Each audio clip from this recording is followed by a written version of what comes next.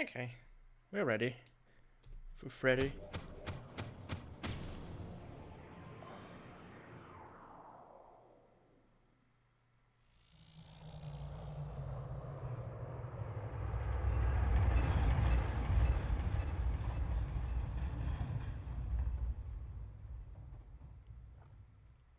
Design, art, and code. You know, my three favorite things.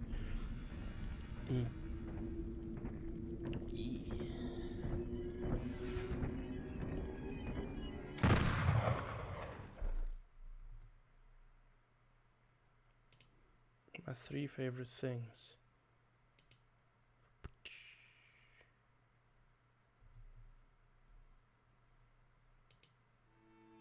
There we go. Let's get to it. When we left off, murder mysteries.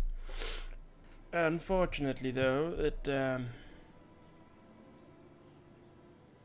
did not quite work.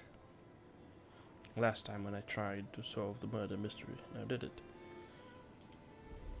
So we're gonna pop a little teleportation, and I could go to Roseboro. Actually, why? Why did I pop that? Do that, please. Thank you very much. Okay, he's dead. He's dead, yes. The game, yep. The skulls, we could do that one. Cedric, failure. Okay. Village guard, Valor's despair. Those, of course. I have to do those at one point. Eric's obsidian, the lost burial ground of the Iron Clan, and retrieve the Duden stone. We're gonna do that. Find out what happened to the Black Mountain Clan. We still don't know what has happened. King Praetor. What? King Praetor wants me to find his daughter. What? Ancient Elven Amulet of Ntala. Okay, that's not it. And that's not it either. Okay, but like what? I have the quest? What? Okay, that's new. Whisper wants to gather an essence from the rare Volaris Wisp, okay. Village of the Dark Elves, we gotta find those. Mingorad and the Village of the Dark Elves, and Telltale Raven. Horror among the Dark Elves, yep. David Witt, discover what is killing his rabbits. Find proof for Hieronymus Maxim that his heavier than air machines actually flew. Except this one. Finding the murderer. Lillian Misk. Didn't I should have completed that one. Half Ogre breeding being done on Half Ogre Island. Adam Maxwell at the Underground. The Ancient Book. Okay. Bucko, anything interesting? No, he doesn't have anything interesting. Okay. Right, well, let's tell the Lady Misk. One moment. Have your moment.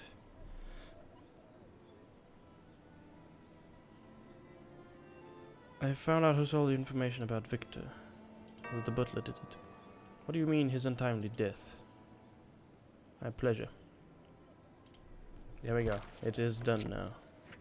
Good meme. So we have something that I can actually do here. And that's something that I'm gonna do. I'm gonna go to the crash site. The remains of the crashed blimp. And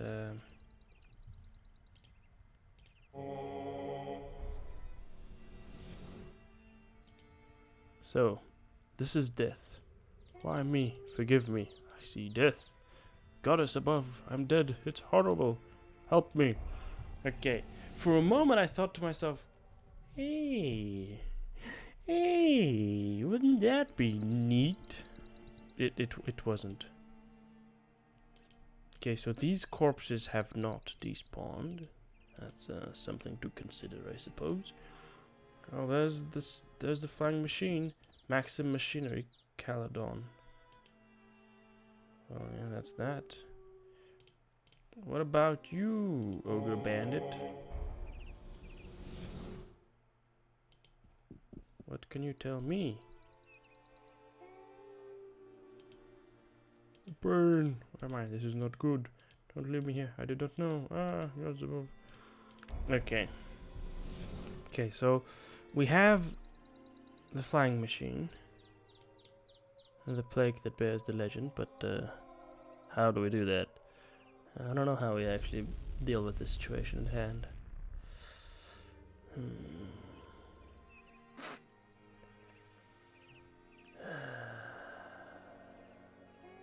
Bit unfortunate. Let's go to Caledon then. Alright, and I think it would not be a bad idea to walk on over here and advance time to evening. You know, the window is still open.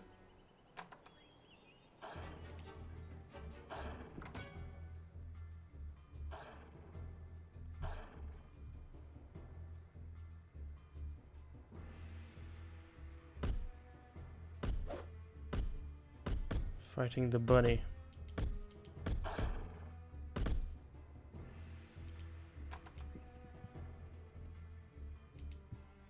Yep. She just loses consciousness.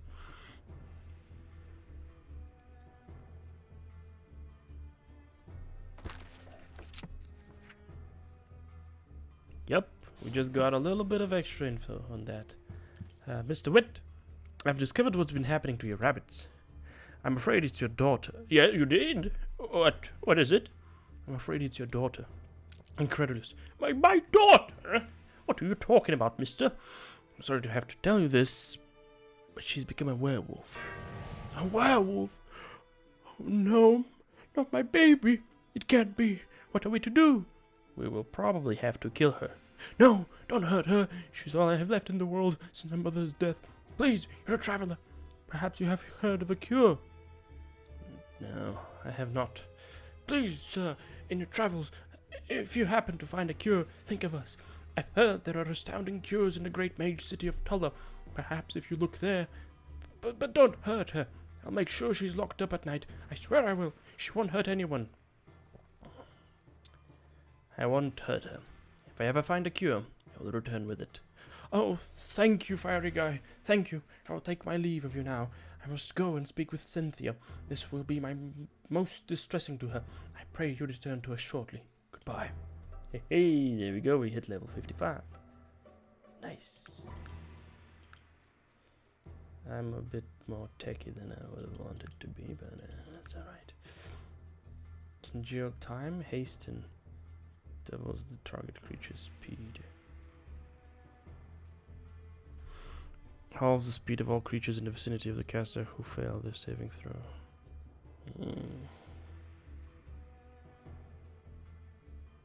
I'm gonna not do anything. Find a cure for Cynthia Witt's werewolf curse. Okay. One moment though. One moment. Now we're gonna have to take part in the exercise once more. And when I say the exercise, I'm of course visualizing the endeavor that is the moving. Or rather, not the moving. Oh. What's going on? These guys are just standing here. They're just standing outside of the unlocked doors. Weird. Okay, yeah, the endeavor is increasing the brightness of my screen on my screen. That's the thing. Alright. Apologies.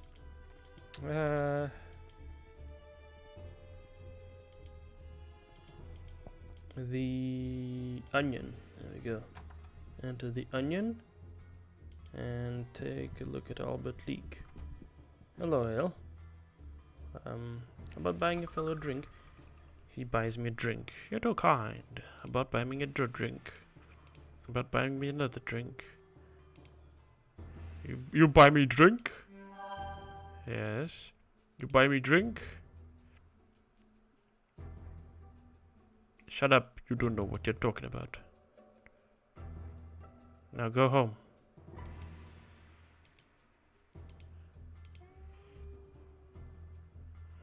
Hi.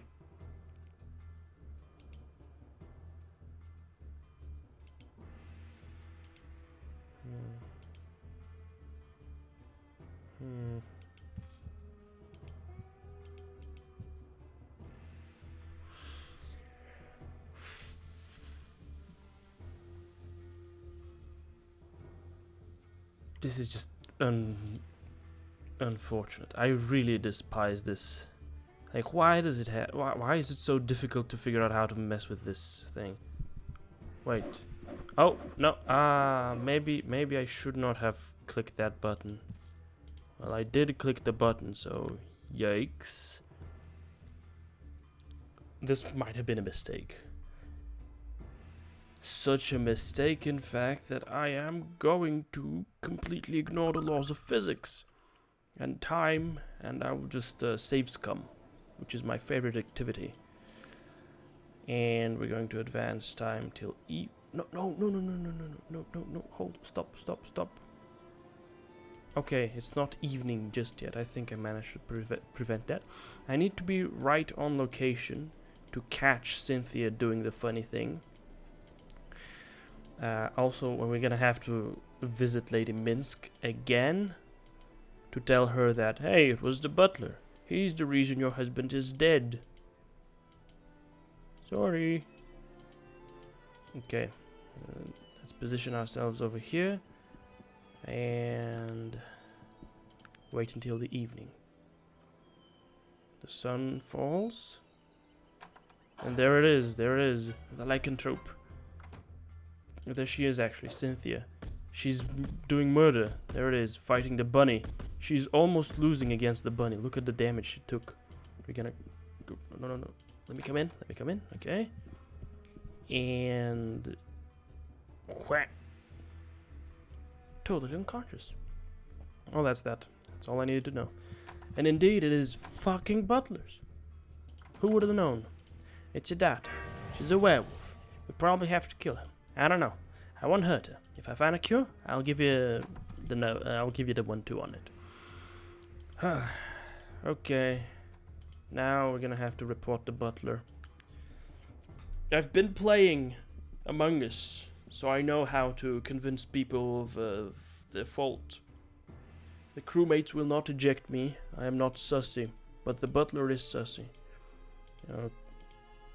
You know the meme with the murder mystery. So a guy was killed. There's the butler, there's the gardener, so on and so forth. And oh, it turns out it's the butler.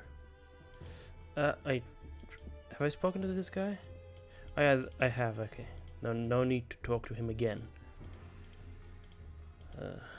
But I'm feeling a little too paranoid at the moment because I really want to figure out the murder mystery. Whew. Ah, shit, excuse me for a moment.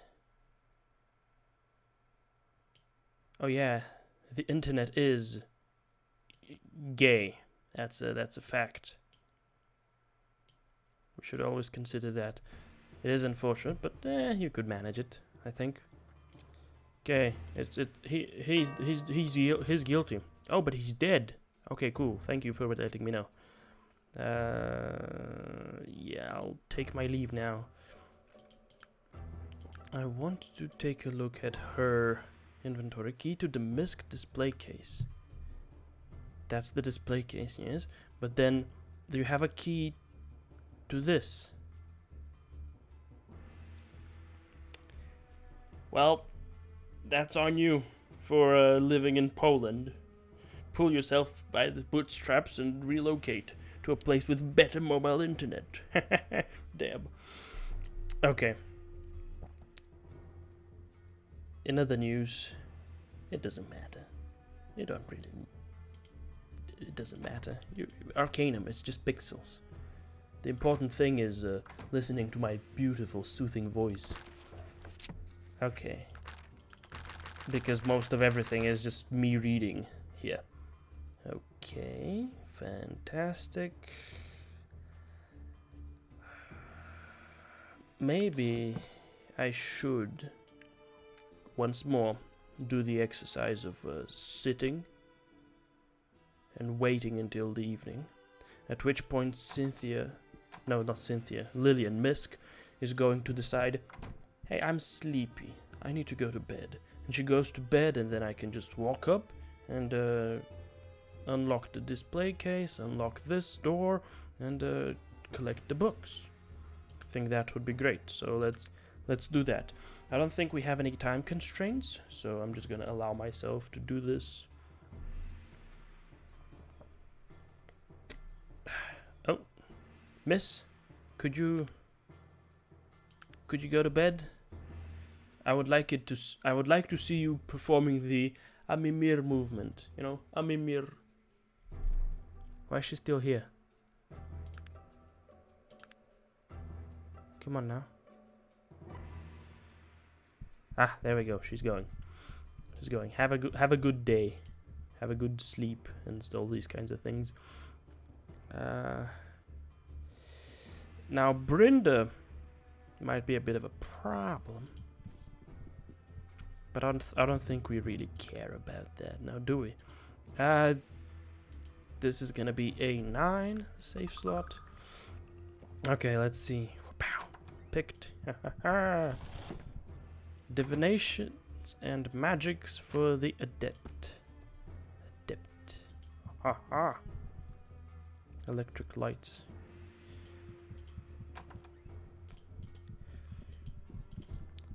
Hey, you wanna go to bed? No, she does not want to talk to me. And Lillian, in the meantime, she's just sleeping. She's very sleepy. Alright, we're gonna be reading a book now. Divinations and magics for the... no. First, we're not gonna read this book. We're gonna be trying to open this case.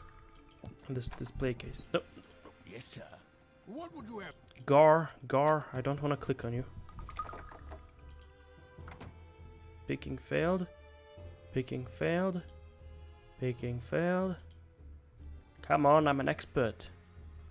At the highest possible skill level. -2. This should not be beyond my abilities. Do I want to force it? It's not jamming itself, but we'll just keep trying. Oh, it jammed itself. Sheesh, that's just unlucky. In that case, we're gonna have to steal. I think I'm about to steal, as the meme goes. That's a very high possibility. But then we don't have YouTube. Haha, look at that. Pickpocketer extraordinaire. There it is, the Book of Duden's Truth. There's no book anymore, and it wasn't me. Trust me, I am innocent. Until proven guilty. And I will never be proven guilty, because Lillian likes me. Alright, now we have 2 books to read. The Book of Duden's Truth, and that's a train. A bit of a delay. I wouldn't be able to tell. Okay, I think we're gonna read Divinations and Magics for the Adept Wizard, but I was thinking I'm gonna read this, and then it's a single page. It's a single title. There's nothing else. Damn, that's disappointing. That's very disappointing. Hell of a book indeed. I'm just, wow, worth it. Oh, the Iron Clan. Okay, that's exciting. That's exciting. The Book of Duden's Truth. Search you for the truths of Duden. You seek the shape. Oh, okay, second sentence and I immediately messed it up. Search you for the truths of Duden. You seek the stone and shape. Then walk the path and know the path he follows in its wake. Have you found the place of voices? Have you heard the message clear? I think you have. I know you have, for else you'd not be here. The road from here is not much longer. You've traveled far to see this light. Your heart keep strong, your courage long. The morning will be bright. Now travel to the vault of iron, and bring with you the key of glass. The door swings wide. The door swings wide, and there inside you'll find your truth at last. Okay, a short little book. Short little booky book. That's fantastic. Well, I now know for certain that a place of lost voices or silent voices is exactly where I want to go. So, the book of Duden's Truth. Let me just write that down. There we go. BAP. Fantastic. And I think this place is also going to help Magnus figure things out. But again, I'm very unhappy about the kerfuffle with divinations and magics for the adept. I am so unhappy, in fact, that I'm going to open up my web browser of choice and I'm going to look up Arcanum books. And I'm going to look for that book. Wait, never mind. There's like...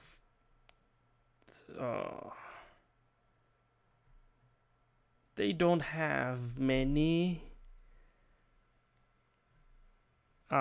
Shit. They don't have many books at all in the wiki. That just sucks. Yeah, it sucks a little bit of ass. Sheesh, okay. It's a very shit wiki, frankly. Yeah, I'm just barely capable of understanding what it's trying to tell me. The game is more legible, even though the game is purposefully obtuse and secretive. Okay, well, I'm guessing divinations and magics for the adept is just that. It's just divinations and magic for the adept. Right. Let's go through this incredible darkness. What is this? Half-ogre guard? Is he in there?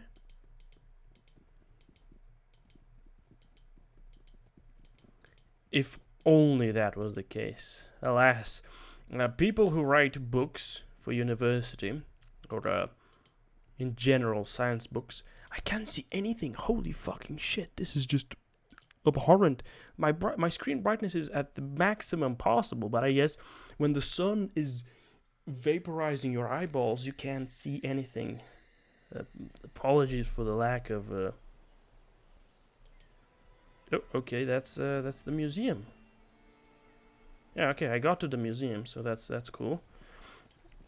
Yeah, if only uni books were that to the point. Unfortunately, the people who write books that end up getting used in a university, they really like stroking their egos, and they have this elitist mindset that their books are being written specifically for a very specific purpose, for a very specific set of people, and as a result of that, they use language that is not convenient or understandable for the mass variety of human beings, which just ruins the quality of the book overall. You have Kant, Hegel, you have Nietzsche, all the philosophers and all these psychologists, everyone, they just speak, though it's more like farts coming out of their mouths. It's just horrible.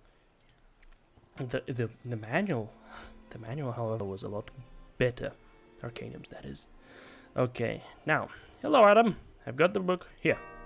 Well done. Here's the 350 coins we agreed upon. Thank you for the help. Your dedication will be mentioned to the underground. Thank you, Adam. Anything else I could do for you?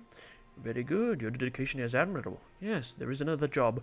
It will be more difficult. There is a priceless necklace. The necklace of Queen Canacea, kept in a safe at the Caledon Museum. We have a client who is very interested in obtaining the piece. Are you interested? I think I could manage that. What's the pay? I must warn you, the museum has employed some type of new technological security system. I don't know the details, but it might serve you well to preview the museum thoroughly before removing the necklace. This is a dangerous mission, so it pays 550 coin. Do you accept? It does sound dangerous. I would like 750 to the heist the jewelry. You're the only member I've found willing to take the risk. So yes, 750 coin is acceptable. I'll have them moved in no time. Well, there you go. I got the necklace. Yeah, take it. Wow, you're extremely talented. Nice work. Here's the 750 coin I promised. To the ground, thanks you.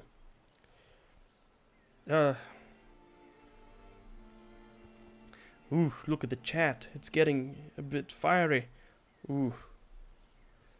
Actual engaging yet controversial topics. Let me just, my 2 cents. Bizarre breeding experiments.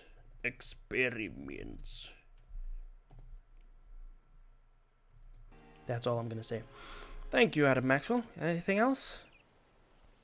Tell me, why did you have me retrieve a blank book? Ah, very observant of you. It has been hidden, so it will not be discerned by those without the appropriate knowledge. Do not worry, though. Our client is well versed in its use. He will be extremely pleased that you have obtained it. Thank you. Ah, okay. Well, I guess that's that. Alright, we've completed another task. We have the Book of Duden's Truth, which is just, hey, you need Heartstone. Where do I get Heartstone? I don't know. Suck my ass or something along those lines. I really want to get some Heartstone so I can make the Key of Glass so that I can then... Oh, wait. Wait. Maybe I don't need the Key of Glass. Maybe I don't need it at all. Maybe the only thing I need the Key of Glass for is to open the safe in Tarant, in the Tarantian Museum. And I opened it with a fate point, so like I think it was a fate point well spent, frankly. But again, I don't know if I actually need the Key of Glass to access the place, or if I can just live my life. Rosemary, interested in trading, my dear lady?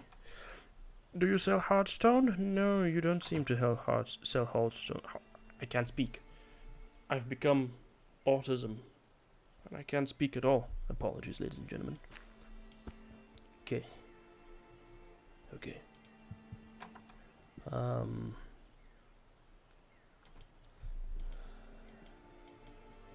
The murder mystery, however, still plagues me. I really want to figure out how to deal with the murder mystery. I really do want to figure out how to deal with it, but I don't know. I don't think it's gonna work out for me.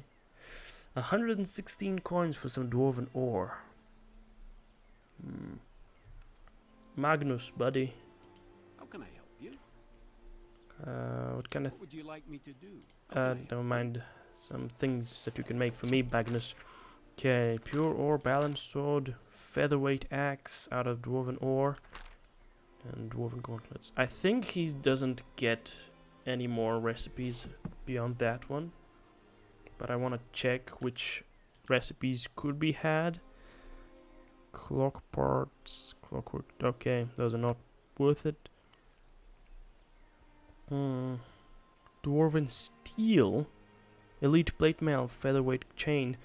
Ah, dang it, Magnus! You could have been so much more amazing than you already are. You are currently incredibly amazing. I mean, just thank you very much. That single statement of Magnus's is so incredibly beautiful that I'll never find anyone better than Magnus to be, a follower of mine. In fact, I feel so strongly about it that I'm gonna go in.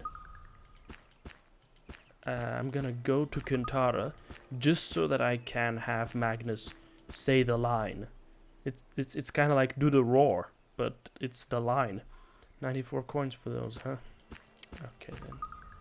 75 coins for pure ore, and you're gonna sell it to me? Okay. Well, that guy, he doesn't like me. So, here's the problem. I could be incredibly good at persuasion and haggling, but I just sold that one to him for a very low price. I could be very good at persuasion and haggling, but I need to be beautiful so that prices are actually affected. Because otherwise, prices are gonna be only slightly affected by my ability at haggling. Expert haggling. I mean, in persuasion. I mean, what do you want? Right. Yes. Let's go to Kintara and have Magnus do the line. We need to have him do the line. Secret entrance to the Iron Clan. Also, it's not the place of lost voices. Oh. Okay. I see. Yes, sir. What would you have? Oh, no, Gar, not you. How can I help you? Magnus. What do you need to know? Ah, come on, Magnus. Guess we gotta go up. There we go. We're up. How can I help you? What do you need to know? Kintara, home of the elves. I don't know anything, nor do I care to. Thank you very much. I'd rather not speak of it anymore. The way he pronounces it, the little bit of accent, the intonation, it's so beautiful. Thank you very much. Thank you very much. Thank you very much. Oh, come on, do it again. Do it again. Do it again. What do you need to know? Kintara, home of the elves. I don't know anything, nor do I care to. Thank you very much. I'd rather not speak of it anymore. It's sublime. It's sublime. I think this is just Zoomer humor or something along those lines, where my brain just doesn't work anymore. It's been fried totally. But I just love it. It's fantastic. Okay. Okay, what are we looking at quest-wise? I shouldn't be looking at my quests in that manner, but I'm just looking at them because why not? Okay, what do we have? The cure for that. The murder, yes. That. We gotta go to Roseboro. We gotta go to Roseboro to continue the quest lines. I think, because everything else is just... Or maybe we could go to Half Ogre Island. Maybe I could go to Half Ogre Island. Yeah? How about I do that? How about I go to Half Ogre Island? Start over here. Wait. What? Oh. I am unable to teleport to this location. Something is blocking me. Well, in that case, let's go to Blackroot. And, oh, maybe I can buy myself a boat in Blackroot. Maybe I can buy myself a boat in Blackroot. Who knows? And maybe I can sail this boat all the way over to the place. Let me just... I'm on the hunt for heartstones. Do you have heartstones? No, you don't have heartstones. Do you want magic beans? No, you don't? Okay, that's a shame. Would have been more interesting if you had been interested in magic beans, but alas, you are not. And that's going to be it for the day. Oh, is the boat ready? You have a boat for sale? Not at the moment. Jeez, you've been finishing this boat up for like... When did Arcanum start? When did Arcanum start? So Arcanum started in 1885. It is currently 1903. It's been 18 years. It's been 18 years. And you still have not finished up the boat. Way to go, I guess. Okay. Hello, buddy. I'm looking for a passage to Half Ogre Island. bastard will cost you 100 coins a head. The fare is high. Isn't there a better fare available? And he's like, oh, well, do you have a way about you? Yep, that's good business. 50 coins. Let's go to Half Ogre Island. Let's uncover the secrets of the bizarre breeding experiments. There we go. There we go. It's just a barren wasteland by the looks of things. Astounding. Just perfect even. And yeah, the bean market is kind of tough, but I'm actually a winner when it comes to the bean market.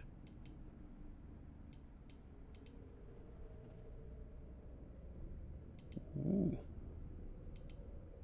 Cages with bones in them.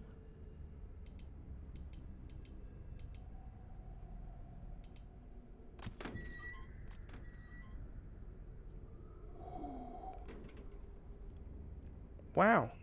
Okay. I'll have you know that I have muted the sounds of this application, so I cannot hear anyone saying anything other than myself. So I'd advise you to use the chat functionality as I'm uncovering the half-ogre breeding scandals, or rather conspiracy. Okay, where are the secrets? Where are all the interactables? I can barely see anything.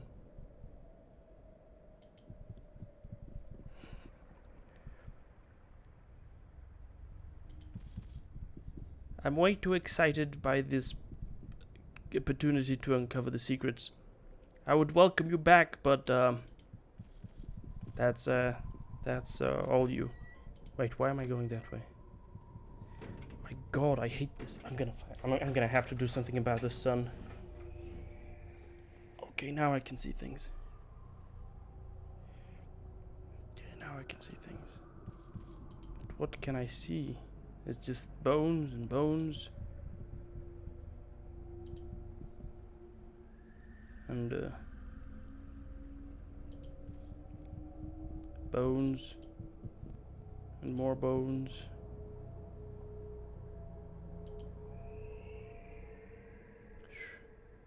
Why isn't there anything that I can interact with? What's going on?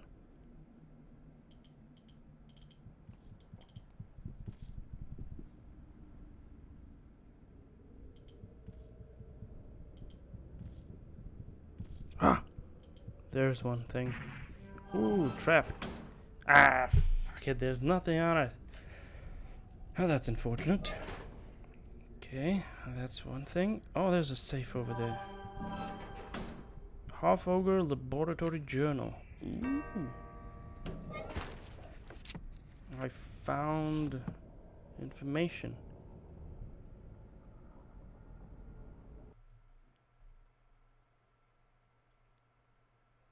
Ah, God dang it. He's gonna force me. He's gonna force my hand. You force my hand. I'm uncovering bizarre breeding experiments. I was too excited. Forgive me. Yikes.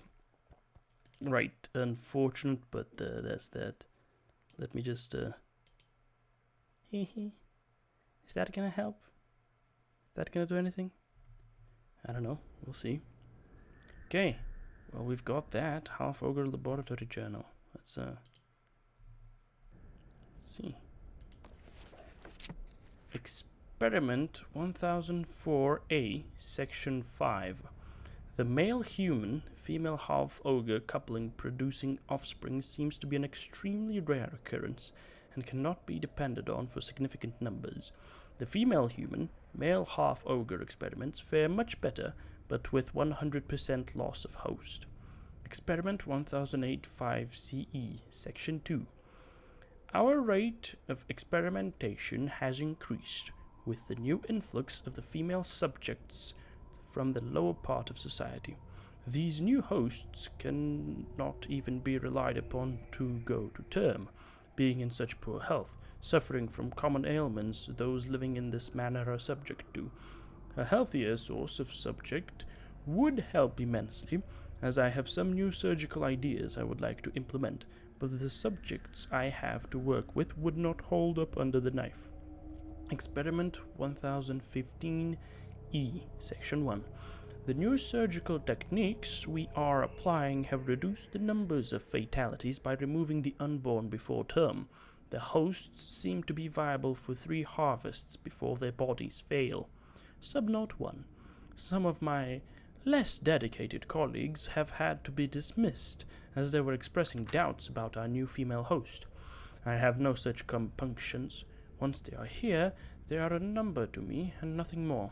Scientific advancement would never occur if the weak-willed were to have their say. Yup. Half ogre. I am an ogre. Half ogre laboratory journal. Fantastic.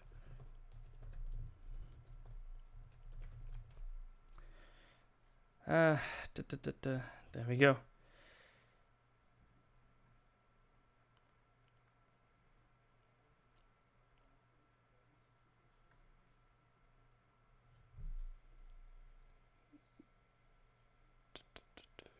Okay. Well, that's that. I might have missed a once-in-a-lifetime opportunity, but I have uncovered a conspiracy the likes of which conspiracy theorists in real life can only dream of. So it's actually okay. Right. Oh my god, that was just unfortunate. Okay, well, we've got that. Now we can give it to somebody. Probably. There are no bodies here, but this is fancy. Oh, I got a fate point off of that as well. Neat. Alright, let's get out of here. This place seems to block my attempt to teleport. Sheesh, okay. Well, guess we gotta go back to the ship. Fortunately for me, the fellow whom I hired is very dependable. And as a result of that, I can just do this. Just come back. Are you ready to return to Caledon, sir? Yes. Wait, Caledon?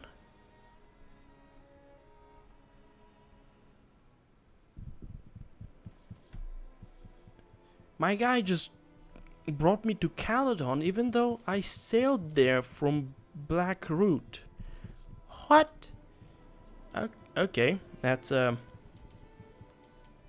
very strange. It's very, very strange, but we could give that to the person. Now, I'm almost certain that okay, I'm not certain. I kinda know, unfortunately, I know. This whole thing, this whole plot was a little spoiled to me by some videos I watched pertaining to Arcanum, but... Ah, it's a gnome. And my boy is not here. I am glad you are here. You were working with Tyron, were you not? Who are you? Where is Tyron? I do not know. I was meant to meet him here. We were to exchange information. Oh, really? And what information would that be? Information that is dangerous to possess. I have been on the same search as Tyron and his colleagues, but I believe I have gone much deeper. And what have you discovered? I should be asking you that. You have recently acquired something damning to certain parties, have you not? No. What makes you think that I have? Ah, I see you are wary. That is smart, as the trail we are following is a dangerous one. He thinks for a moment. Very well. I will share with you the information I have gathered, and you can decide for yourself whether to believe me or not. I'm not certain how much of it I believe myself, but this is what I've found out. I'm listening. About 55 years ago, a group of gnomes from various parts of Arcanum began to acquire large amounts of money from investments in the new technology. As their wealth and perceived influence began to grow, age-old prejudices began to surface. Gnomes were thought to be miserly thieves. The other races did not trust them to gain power. Go on. There were thefts, beatings, and threats. Mysterious letters in the night, warning the little gnomes to keep to their place. The gnomes tried human bodyguards, to no avail. Any human that would be a bodyguard to a gnome at that time was, by definition, an untrustworthy, shiftless sort. At first they tried, unsuccessfully, to breed elves and orcs into some bestial magic hybrid to do their bidding. That would be the Siamese twins, huh? Exactly. But you know all about what happened with them now, don't you? It was a foolhardy idea to begin with, at any rate. Orcs have a natural dislike for gnomes, and the gnomes needed something much more docile. I'm listening. The next obvious choice seemed to be the half-ogres. Tired of being hunted, and the promise of large amounts of food gained the gnomes extremely loyal bodyguards. But there was a problem. A half-ogre was a very rare thing in those days, and with good scientific reasons for being so. And the gnomes, without bodyguards, were used as leverage against those protected. Please continue. The greatest concentration of these gnomes were in Tarant, which was still a monarchy at the time. They pleaded with the king for his help, but the last thing the king wanted was a group of rich banker gnomes with power in his kingdom. The beatings continued, and the king and his court turned a blind eye to their plight. That was when, well, let's call him Mr. X, decided to act. Mr. X. I wouldn't be against beating bankers, but if they were banker gnomes and they were being beaten just because they're gnomes, well, that's a little stinky. However, beating bankers, I don't know, you know, capitalism breeds certain things. Breeding. Well, let's hear about Mr. X. Yes. He hired a prostitute to go home with him one evening, and he locked her in his basement, where he also happened to be keeping a full-blooded ogre. You can imagine what happened then. She died giving birth, as was to be expected, but Mr. X now had his future bodyguard. He recruited some other gnomes, and the kidnappings began in earnest. Oh dear, what happened then? For safety's sake, they set up a breeding laboratory on the island you visited. Their plan wasn't working out as well as they had hoped, as the women all died giving birth, and the more prostitutes that disappeared, the more the authorities were looking into their affairs. They decided to try surgical means of delivery, but the women were too sickly to survive that. This is when the king's hirelings discovered what was happening. Unfortunately for the king, though, the gnomes had become incredibly rich in this time, rich enough, in fact, to purchase the king's murder and the kidnapping of the queen and her young son. Rumors began circulating immediately, pointing to the queen as the killer of her husband. The queen was brought to the island, wasn't she? Yes. She was the patient in the first successful operation. She mothered 3 before she passed, I believe. Soon after, the Industrial Council gained power in Tarant. The disappearances of prostitutes began to slow down, but a mysterious rash of disappearances of the wives and daughters of the political enemies of the council began. That's horrible. They only lasted for a short time, however, as they had now bred enough half-ogre females to no longer need to rely on human breeders. They have hundreds of them now, kept in cages in a breeding farm somewhere. They keep this whole thing in a cloud of mystery by releasing half-truths, lies, and even real information through unstable individuals like Tyron. So no one believes any of it. Exactly. Everyone believes it to be the imaginings of madmen and paranoids. Is this all true, though? That's a good question. We must not be too anxious to believe it because we want it to be true, or too anxious to disbelieve it because we want it to be false. We must remain neutral in our decision as to whether it is true or not. That's a little absurd. I mean, it's either true or it isn't. And I believe in my hands, in that journal, and in that there, on that there Half Ogre Island, I found concrete evidence, concrete proof. So, then none of it is true. Well, maybe some of it is. I'll bring proof to the press. I'll expose this whole thing. What do you have? Nothing. You have a journal that was left for you to find on purpose, which could have been written last week. What have you seen? Why, I believe you saw an abandoned warehouse, nothing more, save what your twisted imagination made it out to be. Why are you doing this? We always need more converts to spread the word. You might have had real information, but now you don't know anything. What have I told you that is real? Feel free to tell anyone everything I have told you. I'm sure the press would love to hear a story. Perhaps. Good day to you, sir. It has been a pleasure.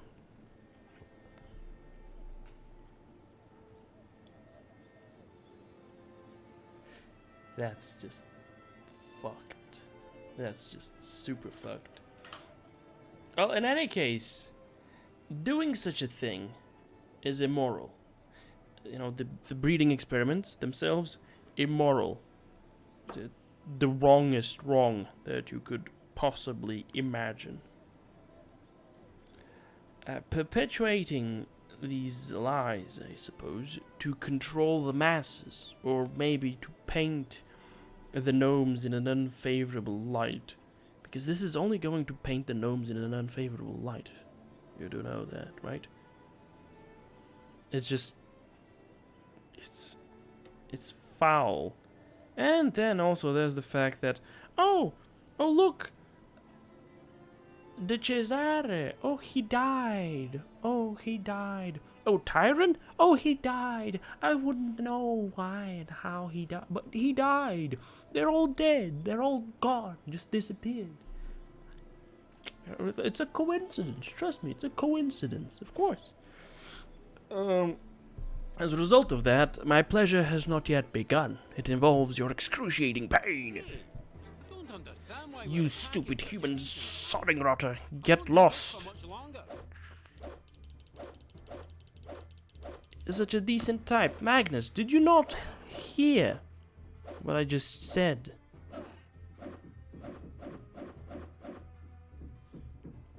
Did you not hear what I said, Magnus? What we spoke of with this fellow?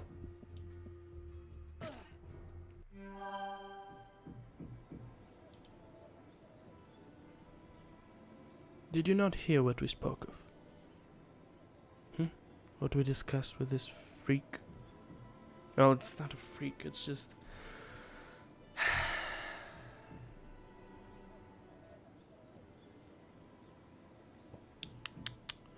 Nah, that's not it. That's not good. I don't like this. I actually really, really, really like it, but I don't like it. If that makes sense to you, ladies and gentlemen. I just find it very, very foul. The fact that there's seemingly nothing I can do about it. And then... Well...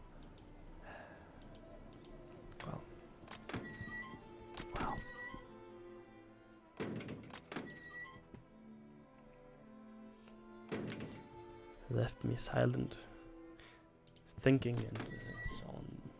Oof. That's so fucked. That's so fucked up.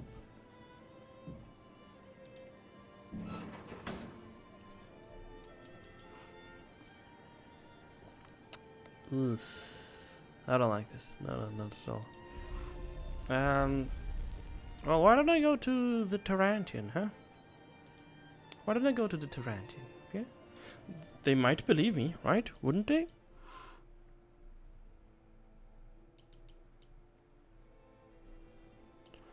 Actually, maybe I should have asked Sog to tell me about it, but, I don't know. Sheesh.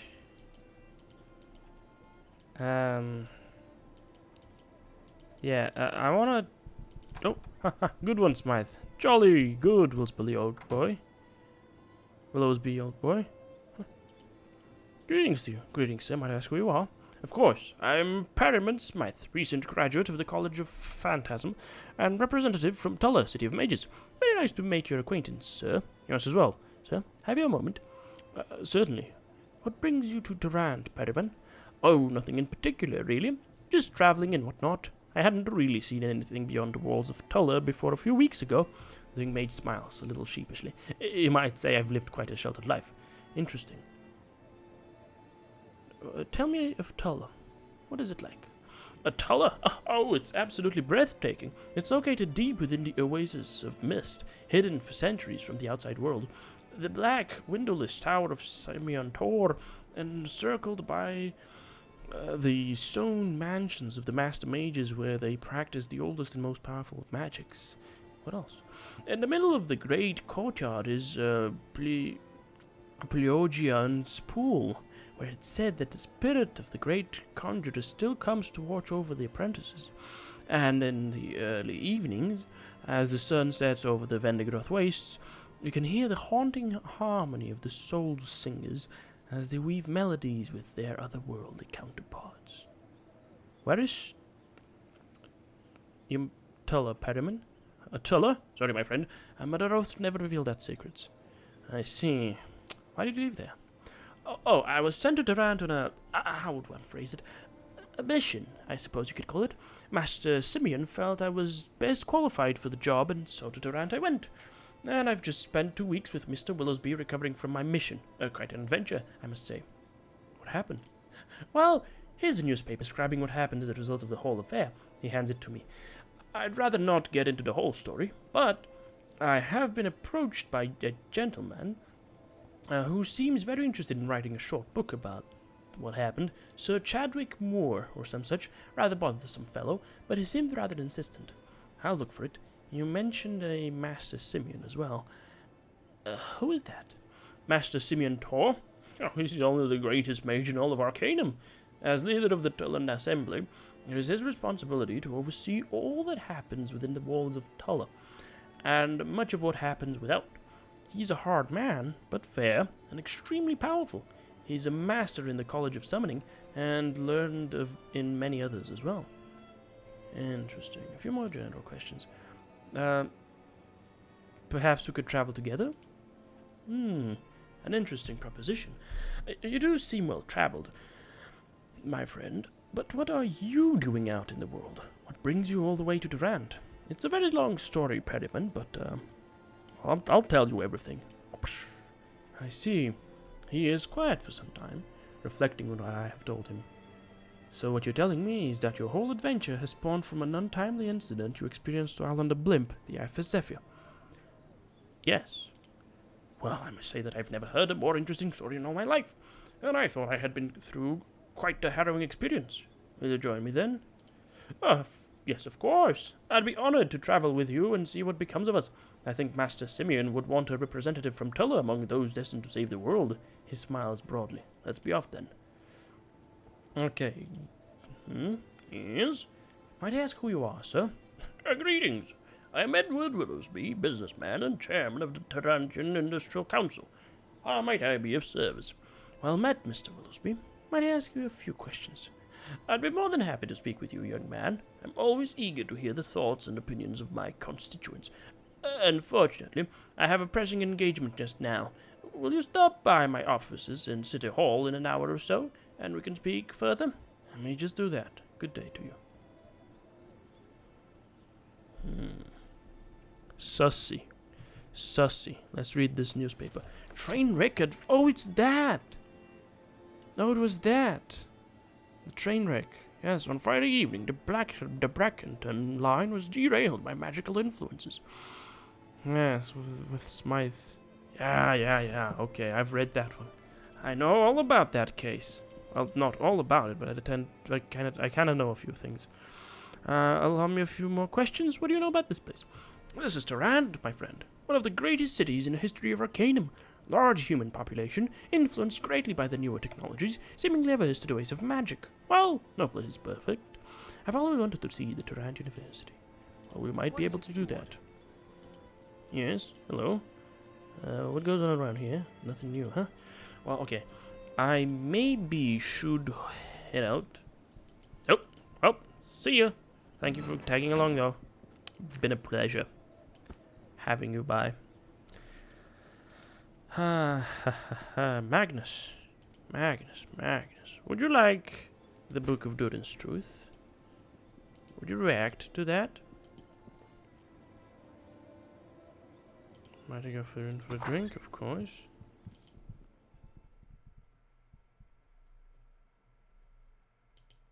Good day to you, friend, he says. We have nothing left to say to another friend. As far as you're concerned, you've never met me. Yep. In addition to that, as far as I'm concerned, De Cesare is no longer here. And no one will ever say anything about him. Never again. That's quite fantastic. Well, in any case, let me just walk on over here to the Tarantian, yeah? Hello, Mr. Wright. Hello again, Mr. Wright. May I have a moment of your time? Is there any more work? Well, this is the Tarantian. Here's our business. Well, I think it's about time I share that. I am the sole survivor of the IFS Zephyr. Does that qualify? No, you? You are the sole survivor from the IFS Zephyr? Of the IFS Zephyr tragedy? What a godsend. I must have your sword. I'll pay you 500 coin on the spot if you'll answer my questions. 500? You've got yourself a story, Mr. Wright. Ask away. First of all, I realize it was a very traumatizing experience. Please, take your time. If you need to stop for a few moments, I fully understand. Are you ready? Yes. Thank you for your understanding. We can begin. So, Fiery Guy, you are the sole survivor from the horrendous IFS Zephyr disaster. Yes. I am sorry to say that no one else survived the impact. Do you have any idea what caused the greater airship to plummet? There was a tremendous explosion. It shook the entire vessel. Yes? I didn't see anything in the air, but I heard the sound of gunfire. Gunfire? At that altitude? How is that possible? I also heard engines. I believe there were 2 different ones. Engines? The Zephyr was one of a kind. What else could have been up there with you? There was wreckage also, near the blimp. Some strange craft. More flying craft? Incredible! He's writing notes frantically. So you don't think it was an accident or sabotage? You're telling me that the IFS Zephyr was shot out of the sky deliberately by some sort of secret aircraft? Yes, that's as much as I've been able to piece together. He looks very strange, a mixture of shock and elation. Fiery Guy, you've just given me the story of a lifetime. Thank you so much. Here's the coin, I promise. You've more than earned it. I've got to get this to the presses immediately. Goodbye. Wait, I know you're in a hurry, but is there anything else I can do? No, I'm sorry, Fiery Guy. That was all I had available. Right, thank you. Goodbye. Oh, and now this what? I have evidence of a conspiracy you may be interested in. A look of suspicion crosses his face. What do you mean, conspiracy? Is this some type of jest? The Industrial Council has been illegally breeding half-ogres. Ha! And I suppose you have proof of this? Yes, I do. I show him the journal. By the gods! Quick, put it away. He hands it back to me. This is dangerous, do you hear me? I can't take it here. Bring it to the office in Caledon. Sam Longwell will help you with this. It is at 7 Saints Avenue. Hurry! Don't tell anyone else about this. I'm on my way then. Oh, so it is gonna work out for me. It's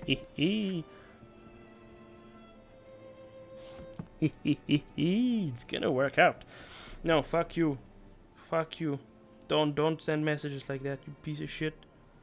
You piece of ass. Damn bastard rat cunt. Rat cunt. That's me being a bit too nasty. Verbally, but don't care. Don't care. Don't care. I want to read a little book. Yeah, I think I want to read a book. Another book. And also I'm going to check in on the ogre endeavor. Oh, wait, City Hall. City Hall is right over here, so I can chat with this fellow. Yes? Who might you be? Hello, Mr. Willoughby. Have you time to talk? Ah, yes, I do enjoy conversations with my constituents, lifeblood of the city and all of that. Do you know anything of the politics here in Tarant, young man? No. Might we speak of them? Tarant is ruled by the Tarantian Industrial Council, of which I am the chairman. We're a group of businessmen and politicians who make laws based upon what we feel is best for both the commercial and cultural future of a city. Has Tarant always been ruled as such, or was there once a king? No, the monarchy, well, how should I phrase it, became outdated about 50 years ago. We don't speak of it much here in Tarant. I can tell that it makes him feel uncomfortable. Suffice it to say that the city has prospered under our new system of government. Do you know of the Unified Kingdom, friend? No. What is the Unified Kingdom? The Unified Kingdom is an alliance of two major kingdoms, those of Tarant and Ashbury. We share trade resources and military strength. And there are many cities that are currently looking into joining the Unified Kingdom. Negotiations with prospective members are a part of my job. I see. I have a few more questions about Tarant, if you don't mind answering. So what sort of government does Tarant have? Tarant is ruled by the Industrial Council. Oh, he has told me that. Yeah, Unified Kingdom. More questions? What are the major industries in Tarant? Tarant has many industries. We are the foundation of Arcanum's economic stability. With Gilbert Bates here in town, we supply more steam engines and technological machinery than the rest of the continent combined. Along with the railroad and our shipyards, we control the lion's share of products and resource exports, or for all of Arcanum. Is there no city to rival Tarant? Of course not. We are superior in all aspects of commerce. Well, he lowers his voice, leaning towards me. I suppose you might mention Caledon. Just in passing, mind you. They are an upstart kingdom, and nothing more. I see. Some more questions? What would you like to know about? What, in your opinion, are the major problems in Tarant? Oh, we've many problems here in Tarant. The rise of criminal activity in the Boyle is one of them. I'm taking personal measures to alleviate that problem. We've also a rising Orcish and half-Orcish population here in Tarant. They've created unions, he spits out the name, and have caused general unrest among the laborers here in the city. What personal measures are you taking in the Boyle? He clears his throat, looking as if he thinks he's said too much. Oh, nothing. Let's forget I never said that. I never said it. Come on, old Willsby, old boy. You can trust me. He chuckles, winking it back. Yes, perhaps you're the sort of chap I might bring into my confidence. I've a man who works for me. Sebastian's his name. I've contracted him to take care of things in the Boyle. If you're the sort of man who's interested in assisting in that sort of endeavor, have a drink at Caleb Malloy's in the Boyle. He's usually around. Okay. A few more questions about Tarant. Major problems. What have the labor unions done? The labor unions? Oh, they've done nothing but bring manufacturing efficiency to a screeching halt. Always with their protests and their equal rights. Not a one of them values those decent days' work anymore. Okay. What does your job entail, Mr. Wilsby? My job? Oh, I have many responsibilities, being chairman of the Industrial Council as well as the owner of my own considerable enterprises. As of late, I've been monitoring the negotiations with Caledon. Caledon, you see, is considering becoming a member of the Unified Kingdom. Really? Have they agreed to do so already? No. We've hit a barrier in the negotiations, and we're not quite sure what to do. We are in desperate need of a skilled diplomat to approach the king's advisors with their newest proposals, and to make sure that the decision is to recommend Caledon join us. We're having trouble finding a man with the skills to successfully do so. I might be the individual you're looking for. You know, I thought I recognized you. Word has floated down from Ashbury about your speech concerning the building of that monument. You were successful, yes? I thought so. You might just be the man we're looking for. I can't emphasize enough the sensitivity of these negotiations. The individual we choose must be well versed in all the issues involved. I'm confident that I'll be up to the task. What needs to be done? Oh, I see. Well, perhaps I will send you, if you're acceptable of my terms. You will be paid a sum equal to your performance, if in fact you are successful in convincing the king's advisors to agree to membership in the unified kingdom.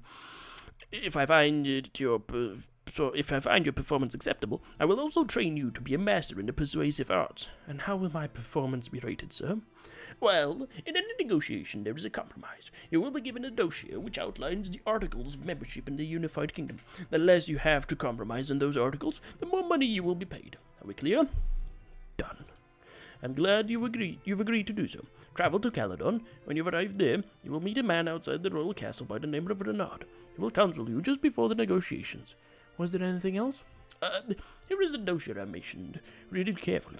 You will need to know it intimately before the meeting with the king's advisors. Renard will tell you where to meet me once the negotiations are done.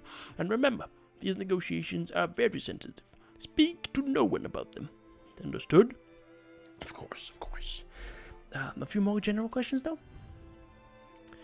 Of course. How may I help you? You said you were chairman of the Tarantian Industrial Council. Tarant is ruled by the Tarantial Industrial Council. Yep, okay. Actually, I don't care about these anymore, though. Alright, now, we have a book to read. The dossiers. The book with dossiers in it. Though I'm not going to immediately start going at it. Excuse me there, my good man. I couldn't help but notice that you came out of the offices of Mr. Edward Willoughby, the chairman of the Industrial Council. Must have been quite an important piece of business. Yes. Who are you, to be asking? Just a concerned citizen. I know that Mr. Willoughby is involved in much of what goes on in our fair city, so I make it my business to know what he's up to, and who he's talking to. You didn't answer my question, though. Who are you?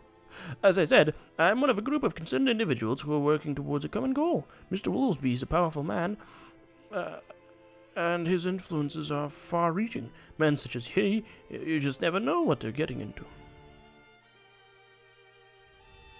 What exactly are you insinuating, sir? Nothing. It's only that a man might be talking to Mr. Willoughby, and then Mr. Willoughby might tell you something. The next thing you know, you're involved in something you don't completely understand. Something political, perhaps. Do you know what I'm talking about, sir? I don't know what you're talking about. Awfully protective of Mr. Willoughby, aren't you? Perhaps you two are sharing some sort of secret. Something you don't want the rest of the masses to know about. Sounds that way to me. I'm sorry, how did you say you were? My name is Heinrich Jenks. I represent a concerned group of citizens, both here in Tarant and abroad. We've made it our business to keep a close look at the political power structure in the unified kingdom, and to make sure that it's working toward a mutually beneficial end. Can I assume that you believe Mr. Willoughby is not doing so? You might say that, friend. I know that he's currently involved in negotiations with Caledon, and that he's very interested in making sure that they become members in the unified kingdom. I believe this interest supersedes any other concerns he might have, including the interests of his own constituents. I find this troubling. Are you saying that Caledon's membership is a bad idea? Perhaps you're interested. Are you saying that's that? Let's look at the facts, sir. Tarant, with the unified kingdom, is the most powerful kingdom in all of Arcanum. We have natural resources, shipping and railroads, as well as the most stable manufacturing framework of a city in the world. Much of our great wealth comes at the expense of cities like Caledon in the form of taxes and tariffs. So, what are you saying? So, Mr. Willoughby and his cohorts on the council are in effect taking away a great source of Tarant's wealth and power by allowing a kingdom like Caledon to join the unified kingdom. Caledon is dependent on us for resources like lumber and technology. If they are allowed to join the unified kingdom, then we lose that advantage.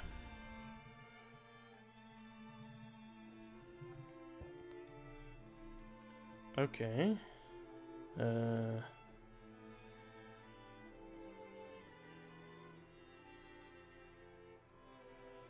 I'm gonna say, I see your point. Don't get me wrong, friend. It's men like Willoughby who made Durant what it is today. Men with vision and the backbone to do whatever it takes to see the vision to its end. Durant was not always so powerful, and to make it so had a great price. What price? What do you mean? That's another story for another time, and not mine to tell, sir. Let us just say that the Tyrannian monarchy was one of the victims of the Industrial Council's vision. As in any war, there are casualties. Well, if you respect Willoughby, why question his actions now?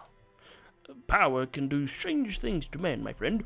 What created Durant was patriotism, but I'm afraid that greed is now the fuel behind her fire. Willoughby stands to make quite a bit of money if Caledon joins the unified kingdom. Remember, he's a businessman first, a politician afterwards. You said before there was a price in making Durant great. Okay, he doesn't want to tell me that. What does he stand to gain? Manufacturing concessions, tax advantages. Caledon would do just about anything for a businessman who holds the power to push this agreement through, don't you think? Perhaps. What are you suggesting be done, Mr. Jenks? He smiles. You see, two men, strangers really, can have a logical, rational conversation, and the next thing you know, things are being done. Good things, mind you, necessary things. Things that make this city great. I've agreed to nothing, Jenks. Have I said that you have? I was just making an observation, sir. It's strange how great things sprout from such insignificant encounters, don't you think? I'm ready to hear what you have in mind, Jenks. Good. He lowers his voice. Most importantly, did you not accept the position as mediator between Caledon and the unified kingdoms? No, I haven't accepted that. I see. Well, if you have the chance to speak with him again, see if you can't get him to appoint you to position. Oh, you'll have to be a fairly charismatic person and a good speaker. Willoughby knows how to choose his men, but having that position will be a real advantage for doing what needs to be done. And that is assassinating King Farad of Caledon. I'm still listening, Jenks. Yes, I begged you for a patriot. We're in desperate need of men like you. The fate of Durant rests in your hands. First, you should try for the appointment from Willoughby. And if I received a position, then you'll have special access to certain parts of the castle that would be inaccessible if you weren't a special envoy from Durant. Places like the kitchen. Am I to meet someone there? Yes, the man's name is Vernon. He will instruct me further. What if I don't get the position? Then you are to meet a man named Bullers down at the Caledon docks. He'll be around, and he'll be expecting you. He'll help you get into the castle, where you will have access to the kitchens. And then Mr. Vernon. Are we understood? Clearly. If you succeed in assassinating King Farad, then return to Durant and meet me at Grant's Tavern.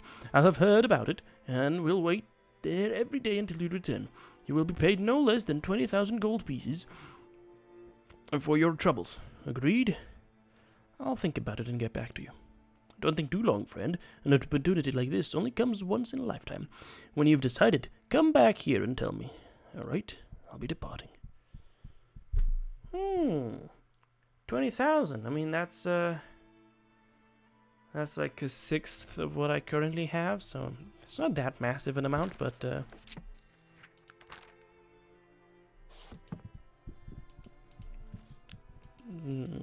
Heinrich wants me to assassinate King Farad. I should talk to King Farad before engaging in any sort of stuff like that, right? Wouldn't be a bad idea to do that. Okay, let's take a look at the Journal of Henry Dauvergne. The Journal of Henry Dauvergne, Esquire. It occurs to me that there is something not quite right in the world these days. When I was a lad, we knew respect for our elders, and for authority too. We knew wrong from right, and which monsters were causing it. An orc was an orc, an ogre, and better a sword in each than to worry about where their luggard ancestors came from. These days it seems such common concerns are too mystical for the young rabble-rousers who go about calling themselves scientists or free thinkers. Those blighters wouldn't know free thought if a mage sapped it into them.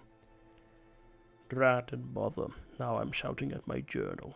The events of today have left me quite put out, it seems. Why? They should. The circumstances were so minor, I do not know. Should I ever come back through these pages to reminisce of this day, I will no doubt be puzzled even as to what I was annoyed about. I must therefore order my thoughts and start at the start. Boothby, my loyal retainer, had served my breakfast over the campfire. Looking back on it now, the tea was not as warm as it should have been, and the eggs too runny for my tastes. It was most unusual, considering Boothby's skilled, if somewhat simple-minded service. Sure signs, perhaps, of a bad day dawning. As the previous pages of this journal state, I was returning from a successful 2-day manhunt for the blackguard Horatio Grimwell, a sorcerer, a cad and a cheat who, some gossips claimed, was known to practice the foulest of necromantic tricks. Needless to say, Boothby and I chased him down and gave him the right proper thrashing he deserved. At around midday, we had returned to our town's outskirts. I don't know about my half-breed servant, but I, for one, was quite looking forward to a long and hot bath. It was as we approached the gates that Boothby pointed out what appeared to be a carnival in one of the nearby fields. I was as curious as the common man, I must admit, so with my ogreish companion in tow, I went to see what all the fuss was about. What I witnessed there was a shameless display of chicanery. A huckster mage claimed, I can scarcely write it down here for my own outraged disbelief, to be able to make a large wheel turn through neither magic nor muscle, but through something else called science. Sheer nonsense. Granted, the man's wheel did move, thanks to some kind of hissing magical apparatus that was attached to it by means of lengthy belts. But what wonder is there in that? How is this technology any less magical than a necromancer's night's work in a cemetery? What makes a whistling whoozit any more special than a good old-fashioned wand? As if such shenanigans were not insult enough, I then overheard some of the youths present engaged in a debate over whether orcs were related to humans. And what next? I ask. Theories that dragons evolved from parakeets? Or that elves come from the same stock as humans? What a grand joke this science thing is. Really, it's quite ridiculous. Why the city guard chose not to run blighters like that in, I'll never know. Okay. Interesting is what I'm gonna say. That's a little bit of a book. The Journal of Henry Duden. And he's just unhappy about the appearance of science, I guess. Yeah, that's just weird. It's weird. That's what I'm gonna say. It's just weird. It's just a little weird.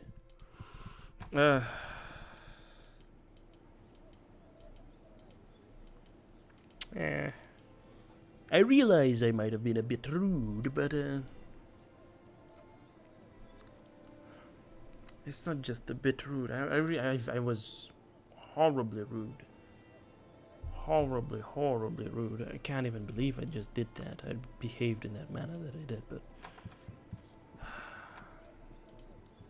Oh, actually, I should talk to this fellow. I haven't spoken to him. Hello, miss. I'm looking for Dr. Tristram Fenric. Oh, he's around here somewhere. His office is just here to the right. Take a look around, and you're sure to find him. Thank you. I'll do that.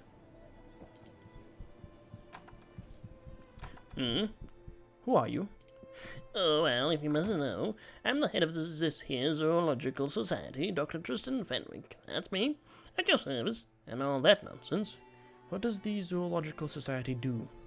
Well, according to the catalogue, we deal with animals and animal life, including the study of the structure, physiology, development, and classification of animals. Some would say we just waste the taxpayer's coin. Might I ask you some questions? Ask away. I have no questions. I guess I have no questions. Ancient iron chest. Baby, it's locked. It's locked, baby. This is a replica. That head over there, it's a replica. It's not actually Bellerogrim's proper head, because Bellerogrim's proper head is in Bellerogrim's journal. Gershwin, you wish to speak with me? Yes, of course. I found the skulls, but I need to speak with you about them. What about? Please give me the skulls. I need to have them. My reputation could be made by studying them. You don't understand. It is dangerous to have the skulls. I do not care. I will pay you double my original offer, 200 coins. Well, in that case, here you go. Here you are. Splendid! Here's your payment. I'm going to commence my research right away. Thank you so much for your help. I'll go now. You cannot have the skulls back, so you may as well leave. Oh, can I not have them back?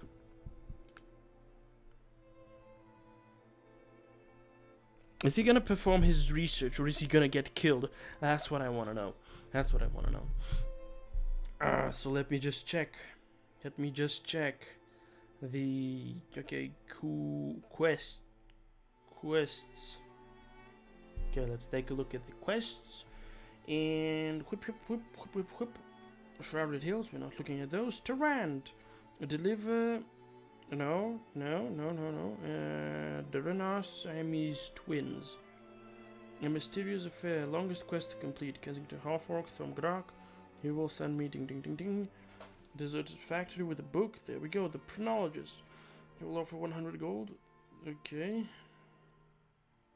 To complete these, I must start this quest before I have started the other quest. I can also get more money for the skulls from him after completing the other quest. Okay, killing any of the people in the quest and talking to their spirits yields no further information. I can pickpocket the book back, but there is no further use of it.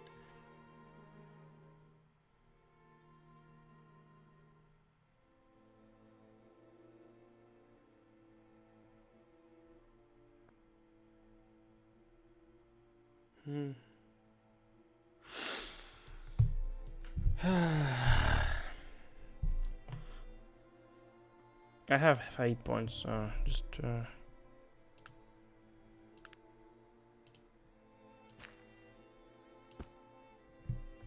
thank you very much.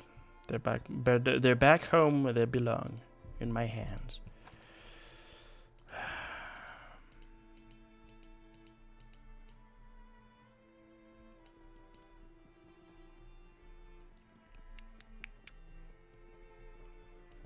Okay, well, let's take a look at the half-orc thing.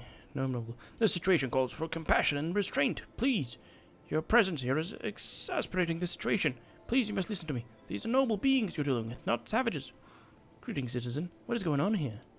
The totalitarian Captain Wheeler has some noble orcs who are striking for their rights trapped inside this factory. Captain Wheeler? What can you tell me of him? He's the captain of the Tarantian Guard. He believes the orcs are unfit to live, let alone have any rights. That's what all this is about. All the orcs want is the right to unionize. I'm trying to keep this from deteriorating into what happened last time. What happened last time?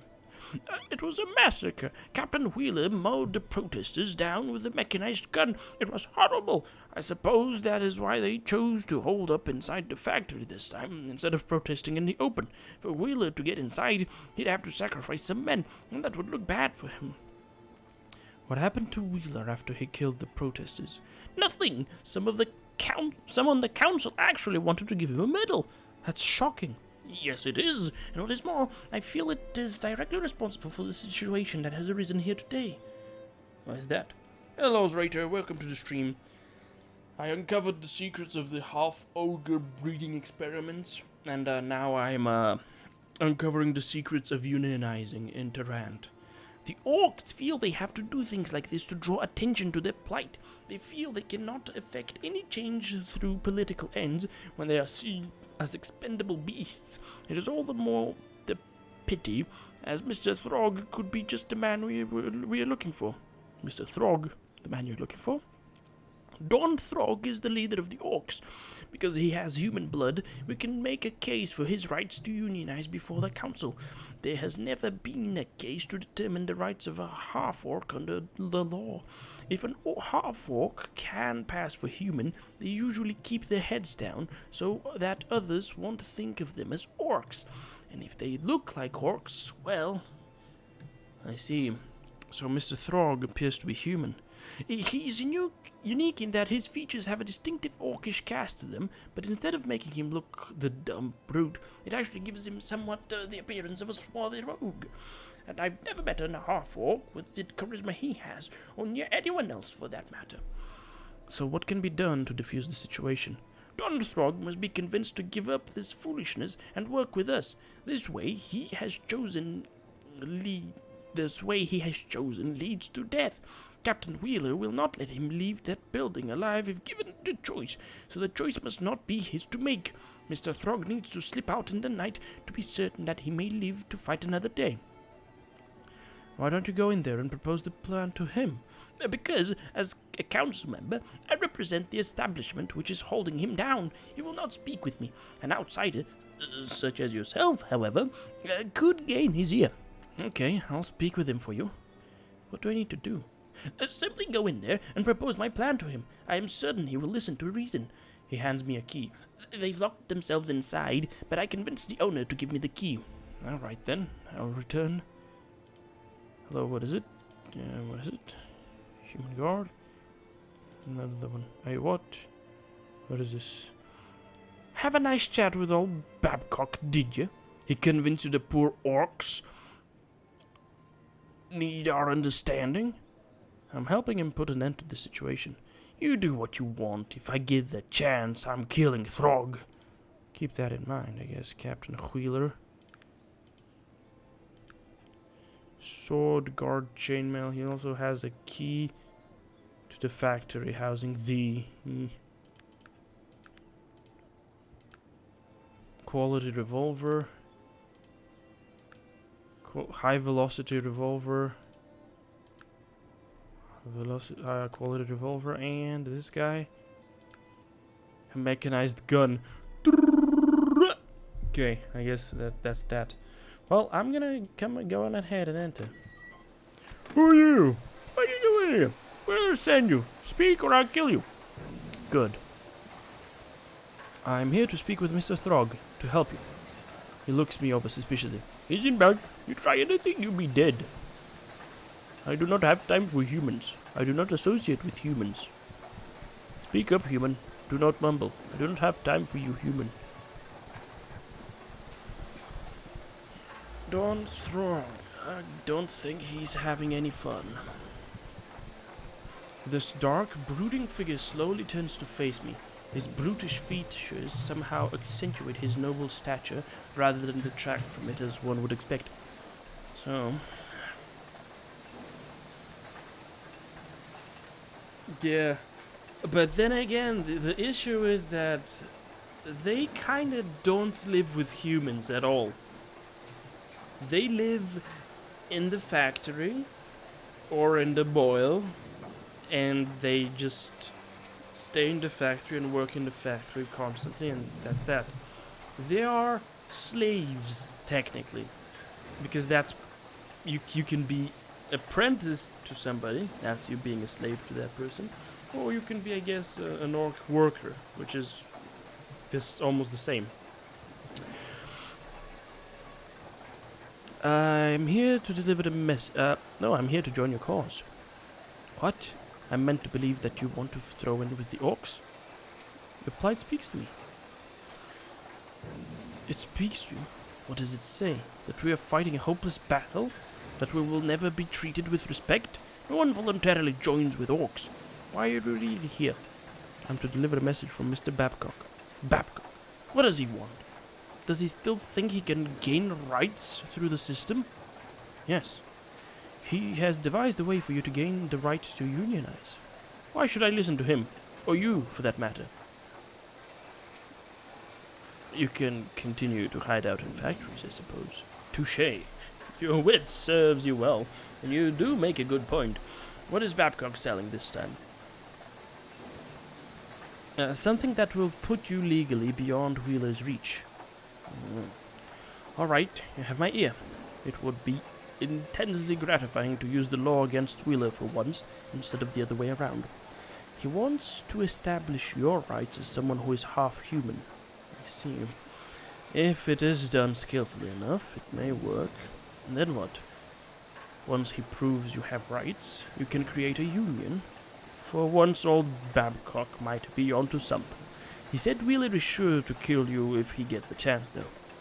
Tell Babs not to worry. I'll slip out of here under the cover of night. I'll meet up with him later to plot the humiliation of Wheeler, among other things. Thank you for delivering the message. Rock. Did I give it to him? Okay. We're still waiting for the opportune moment to slip away from here undetected. Thanks for your help. Okay. I would love to be able to help them even more, but that's that. Greetings, citizen. I convinced him to escape. He'll meet up with you later, he said. Splendid, splendid. Thank you oh so much for your help. You've done the city of Tarant a great service. Thank you. Good day, Mr. Babcock. Greetings, citizen. I'll go back. I will go away. Goodbye. Okay, that was a success. Let's, I guess, read this book. Okay, there we go. There are 10 important points you need to take into consideration when speaking with the king's advisors. The first issue is the construction of a railroad in Caledon. Of course, the Industrial Council would like to control all aspects of the railroads, but we understand the position of the advisors to share ownership of both the railroad and the train station. Offer this and see what they say. Under no circumstances are you to give them control over both. The second issue involves the use of magic within Caledon. As you know, Tarant is a very forward-thinking and technological city. Wherever possible, we've controlled magic and where it is practiced. Although Caledon is a modern city, there are members of the council who still hold on to an antiquated belief in the old ways. Although they don't want magic users to have special privileges, they do want people to continue to have the freedom to practice magic. A moderate stance on this issue is recommended. One of the more delicate issues in the negotiations will be the status of the Bates Steam Engine Company. The advisors understand the importance of technology and are very excited about the possibility of the Bates Company opening a factory there. But they are also concerned about the domination by Bates of their own companies, and so are leery about giving Bates's trade privileges. You should recommend that Bates be given limited trade concessions within Caledon, but not unlimited freedoms. On the other hand, they don't want anything in the agreement that would deter the Bates Company from developing in Caledon, so be very careful about what the terms of this agreement are. The status of the Caledonian military is a very important issue, both to us and to them. We, of course, would like a full dismantling of their military, but it would take a skilled negotiator to convince them of that. According to intelligence, the advisors would prefer that half of their military is sent to the unified battalions, which is in line with standard Unified Kingdom membership practices. The advisors will be happy about this because they spend less on defense, but don't fully leave themselves vulnerable. They do not want to keep a full, standing army and navy. Be careful when speaking of these issues. The success of the negotiations might hinge on it. The Unified Kingdom membership tax is usually a closed issue, but considering the strength and size of Caledon, we may want to bend the rules for them. Tarant, of course, would enjoy seeing Caledon pay an even heftier tax than anyone, but I think that moderation here will win the day. We've been told that Caledon would enjoy a reprieve from the tax for 5 years, and then a reduced rate afterwards, but this may be giving too much. Use your best judgment. If you need this issue to tip the scales in your favor, then do so. The issue of the discontinued use of Caledonian currency is pretty well worked out. Everyone will be happy if you propose that Caledon use her currency for another 5 years and then switch to the unified gold standard.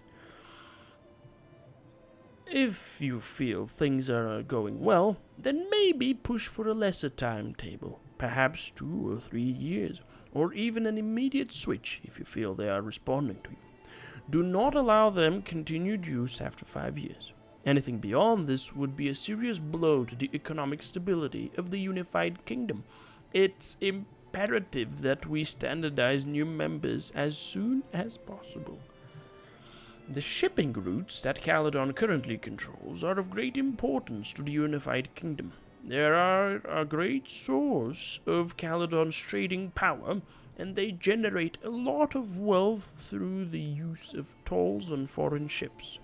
The advisors are going to want to hold on to those tolls as long as possible, and we, of course, are going to want them removed as soon as possible. Offer them 5 to 10 years to continue collecting them. Even the unified kingdom Offer them 5 to 10 years to continue collecting them, even from Unified Kingdom members. Do not allow them to stay in place beyond that. It compromises the morale between other Unified Kingdom members, as well as costing them unnecessary fees. Labor unions are a sensitive issue.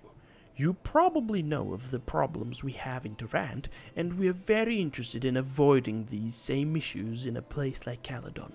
But there are those among the advisors who believe that the unions represent a positive step for workers' rights, so tread carefully.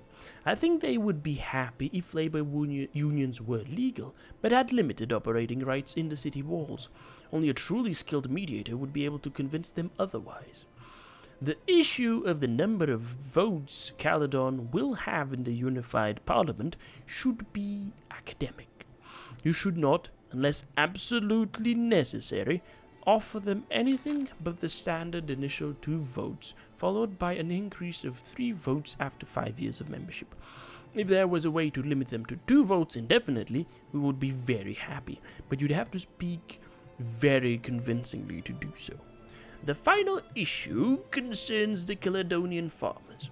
As you might know, Durant is very dependent on them for grain, and they have prospered greatly because of heavy export taxes.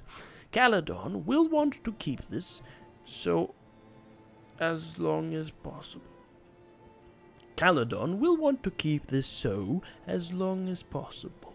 You'll have to decide what is best when dealing with this issue. The sooner the tax is lifted, the better for Durant. Use this final issue as a bargaining chip, if necessary. Good luck. I'll see you in Caledon. Edward Willsby, Esquire. Okay, that was Willsby's directions. Oh! Huh. Willsby's directions. Oh.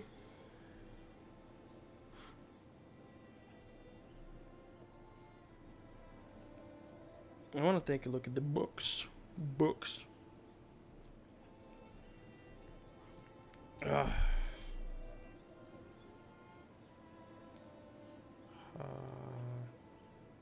Actually, no, this is quests. So actually, we want to take a look at these.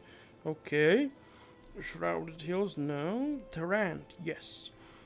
Negotiations with Caledon, yes. 8,500 experience, representative bribes, master of persuasion training, honorary ambassador of Durant reputation, and up to 11,000 gold. Okay, very nice.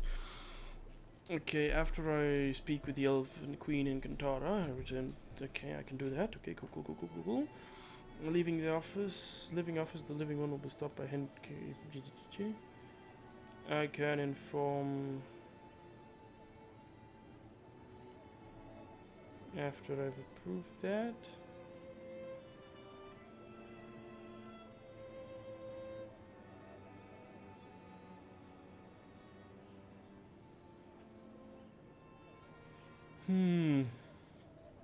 Okay.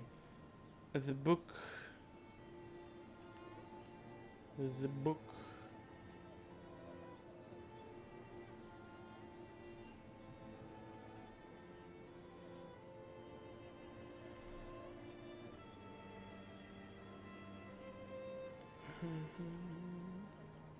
The book is not mentioned.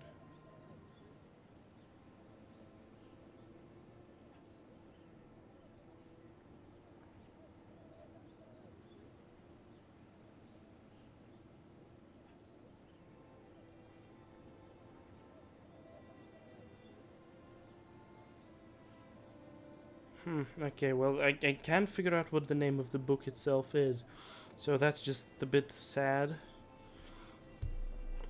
Willowsby's Directions. I'm gonna call it Willowsby's Directions. Willowsby's Directions. Okay, that's that. Willowsby's Directions. That was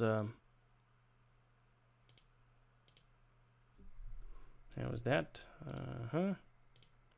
Clicky click. All right.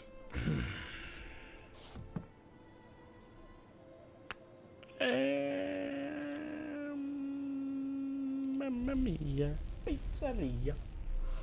I disappear.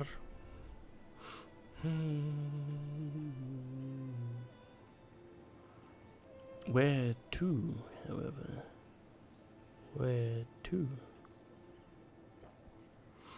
You know, I have this little buddy on my with me, but I don't think I want to have this buddy with me. Let me take a look at his inventory and everything. Give me that. Perryman Smith. Yeah, I should actually just take a look around, go to places. Say Durnholm, maybe.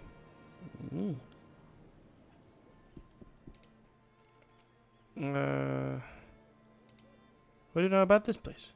This is Durnholm, capital city of the Kingdom of Cumbria. King Praetor has ruled here for more than 50 years, but it seems that Cumbria's power has crumbled over the years. The kingdom suffered a crushing defeat in a war with Durant, and Praetor's father was killed in a conflict. The kingdom was never the same again. Okay. Cool, I guess. Let's go to Ashbury. Oh yeah, the boil. I could go to the boil and do the things in the boil, but Ashbury? Oh, not much, I'm afraid. I know it's a major port, and there's an old castle around here somewhere, a relic from the old monarchy. You see, Ashbury is a part of the unified kingdom, along with Durant. He chuckles. Well, perhaps I knew a little more than I first thought. Okay, cool. I'm gonna go back to Durant, and we're gonna go to the boil. Why are we going to the boil? To chat with Sebastian about it. And, you know, but the boil is absolutely clean. Hello, sir. May I ask who you are? Name's Sebastian. Have you a moment? What is it you need? I've spoken with Edward Willsby about you. Yes, Mr. Willsby mentioned that someone might be stopping in here for a drink. He looks around. I can respect a man who's got the stones to make a trip over to the boil. I suppose you could call me a concerned citizen. He gives me an appraising look. I see. Mr. Willsby told you of his plans over here in the boil? He mentioned them. Perhaps you might elaborate? Well, he lowers his voice, leaning towards me. Mr. Willsby has his concerns about what's happening here in the boil. You know anything about the place? I've been around. He gives me an approving nod. Well, then, I'm sure you know about Clan Morgan Pollock's gang. Sure. Well, sure. Who doesn't? As you can well imagine, Clan Morgan Pollock's gang aren't very fond of each other. There's quite a few disagreements between members of the gangs, and most of them end up with people dead. Interesting. What does Mr. Willsby have to do with all of this?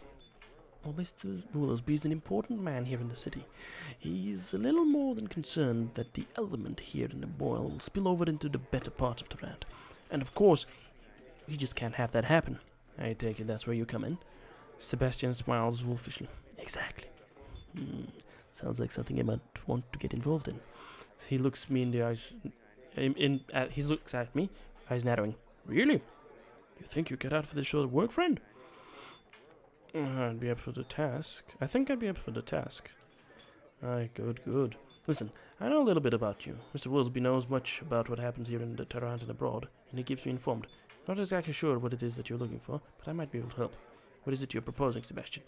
Well, what I'm saying is, you help me take care of my problem here at Boyle, and I might be persuaded to help you with yours. What do you think? Sounds intriguing. Let's continue. He nods his head, then lowers his voice. Well, as you know, Darian, Morg, and Pollock have always run things here in the Boyle. I'm looking to take care of that particular situation. Sorry, old boy. I've killed them both already. What? I'd heard about Pollock, but Morg as well? Sebastian looks dully impressed. Well, it seems you've already held up your end of the bargain, my friend. It was nothing. What about your end, Sebastian? Yes, you seem a fairly competent fellow. What exactly are you involved in? Well, it's a long story. I tell him the story, and he waits a while before continuing. So you're telling me that all of this happened to you because you were the sole survivor of the FSF disaster? Yes. Well, I'm no hero, but I do like a good fight. You seem the trustworthy sort, and I might be willing to lend a hand. So, you'll join me then? The group looks too crowded for me. Okay. Perriman.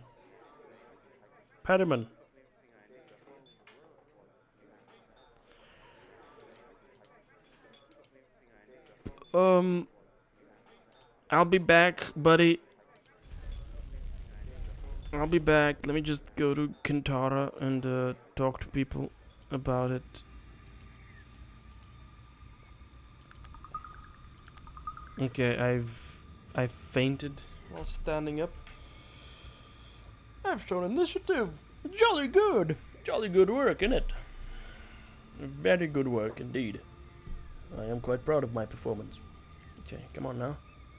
There we go, I can walk now.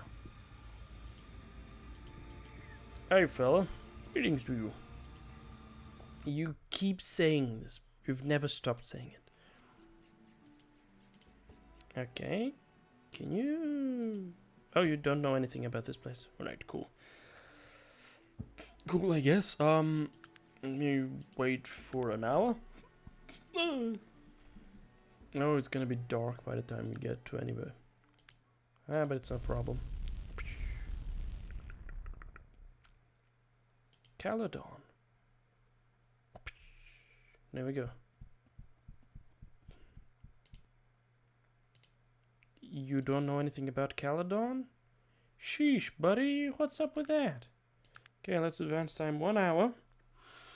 And I think I'm gonna go back to Tarrant. I'm gonna ditch him right over here. Oh yeah, you were kind of funny, but I think it best. Well, I say, this is rather unexpected. Can't say I'm glad to see you go, friend. I was rather enjoying our time together. Who knows? Perhaps our paths shall cross again. Good day to you. Bye bye. Okay, Sebastian. Is Sebastian here still? Sebastian, wanna join me? Surely, friend. Why don't we be on our way? Welcome aboard. Okay, a few questions. What do you know about this place? This is Tarrant. The city's got the most of what you might need. Nice place for a technologist. Sebastian smiles darkly. And always plenty of work for a man who's not afraid to get his hands a little dirty. Okay, good to know. How about we go to Ashbury then? And you tell me about Ashbury, buddy.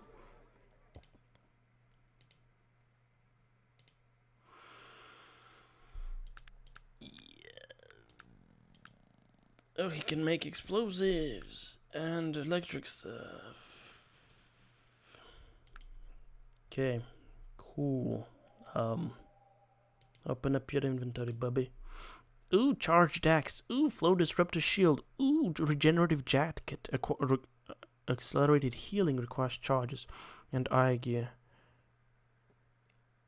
You're too weak to wield that weapon, buddy.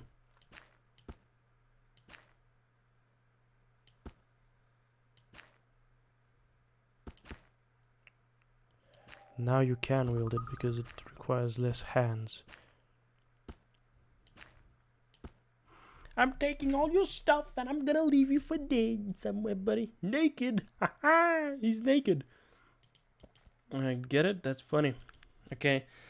We're gonna go to Shrouded Hills and we're gonna, check in with him. No, that's the wrong button.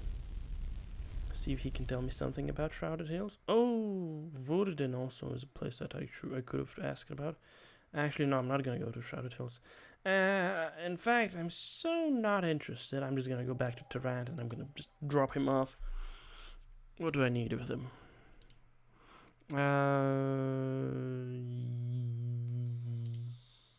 Bye-bye. I see. Well, good luck to you. And he's off. Whoop, whoop, whoop, whoop. Whoop, whoop, whoop, whoop. There's Pettyman. He's like, I'm standing here, butt naked. I don't know what's going on. Okay, let me just take a look at these options here. This is a charged axe. Yeah, it's Judge Dex. 30 armor class and 30 magic resistance. Pretty cool, right? Magic shield. This is not the key.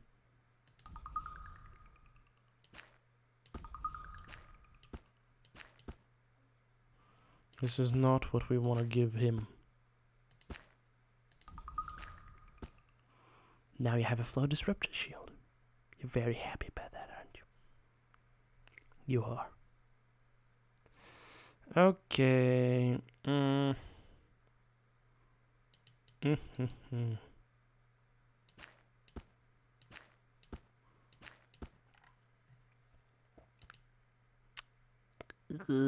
I think I can give it. Or maybe I don't want to give it to him. Maybe I don't want to give it to him. Yeah, I'm not gonna give it to him. Virgil, my dear swamped with riches fellow. Do you want to keep the staff of healing on you? Or are you cool with not keeping it on you? What about you, Gar? I think Gar is feeling himself pretty good, so I think we can just let it be. Okay, so now we advance time to morning. Where does everyone leave his employer naked? Nobody knows. It's a good question. And Virgil is my favorite jewelry chest. Jewelry box, you could even say. Yes. No, I actually don't want to ask anything. Hello, buddy. Yes, sir. Do you have any newspapers? What is the headline of today's newspaper? Local woman. Not hardly. Some of the older ones. A train wreck. Anarchist Cedric Appleby found dead. What? Oh, Outlander finds stolen painting. Haha. Cedric Appleby found dead. That's me. That's me. That's me. 1,000 coins. 2,000 coins for those? Sheesh. I'm gonna sell that even without identifying it, and I'm gonna sell the regenerative jacket as well. He's got the money to support that. These purchases, these sales of mine, so yeah, we're cool with that. Alright. Looking at these, nothing. Why, I can't believe it, sir.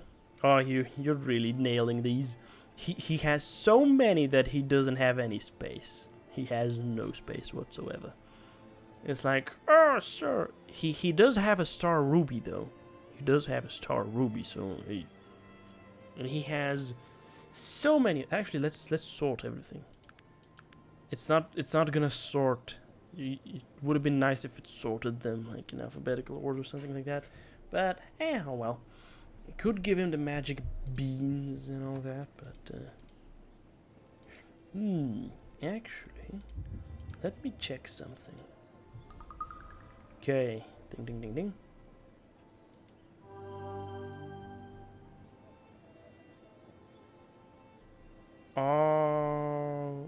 Okay, so the magic beans heal you fully, I think. Well, I guess that's good to know, isn't it? Magic bean. Cool. Good to know. Yeah, good to know. Right, now. I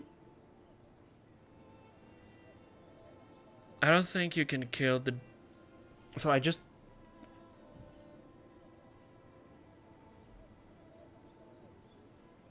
Oh, can they? Well, I guess we'll find out when Virgil dies. Yeah, I happen to know. I happen to know that at one point in time, Virgil might end up dead.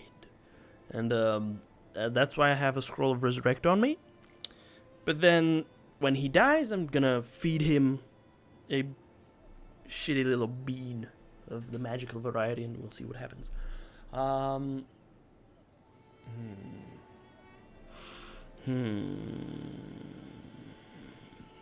Let's do politics. Let's do politics. Let's go to Caledon and let's enter the palace. The palace, yes. Let's enter the palace. And that's going to be our great adventure. Yeah. Oh, but I don't want to become a master at that because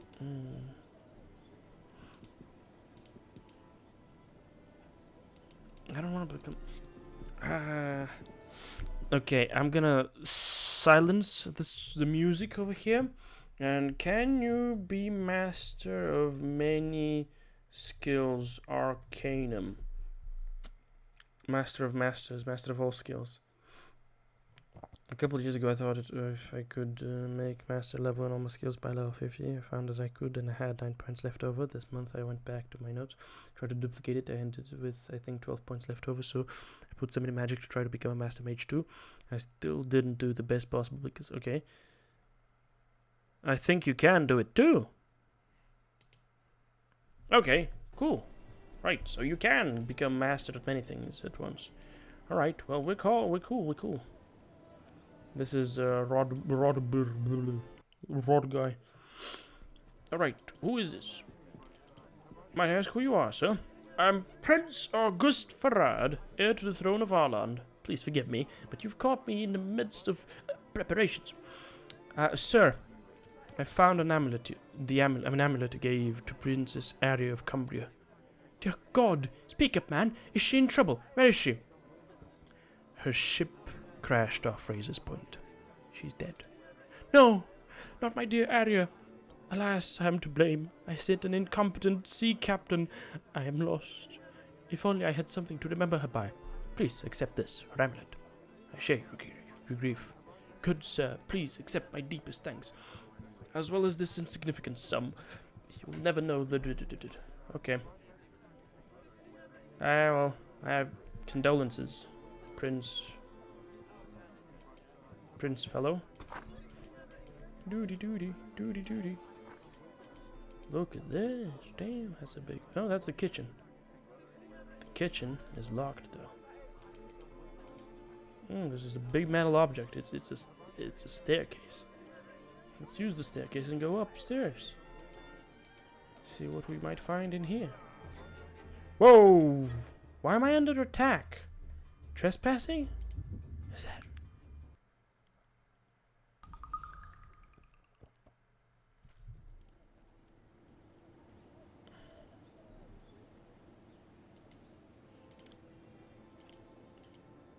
Is it Magnus that... Okay. Nasty, annoying, silly. But it's alright. It's okay. I guess I shouldn't be walking around and doing that kind of thing, huh? I shouldn't be doing that kind of thing.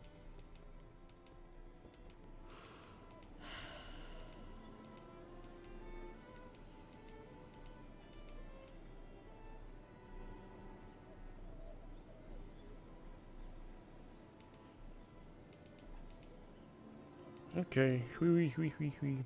There we go. Hello, Prince. Prince fellow.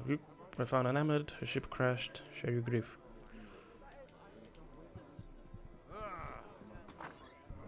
Wait, they wanna attack me immediately. Will you attack me, buddy? Sir, please continue about your business. Okay. There's a guard. There's a guard.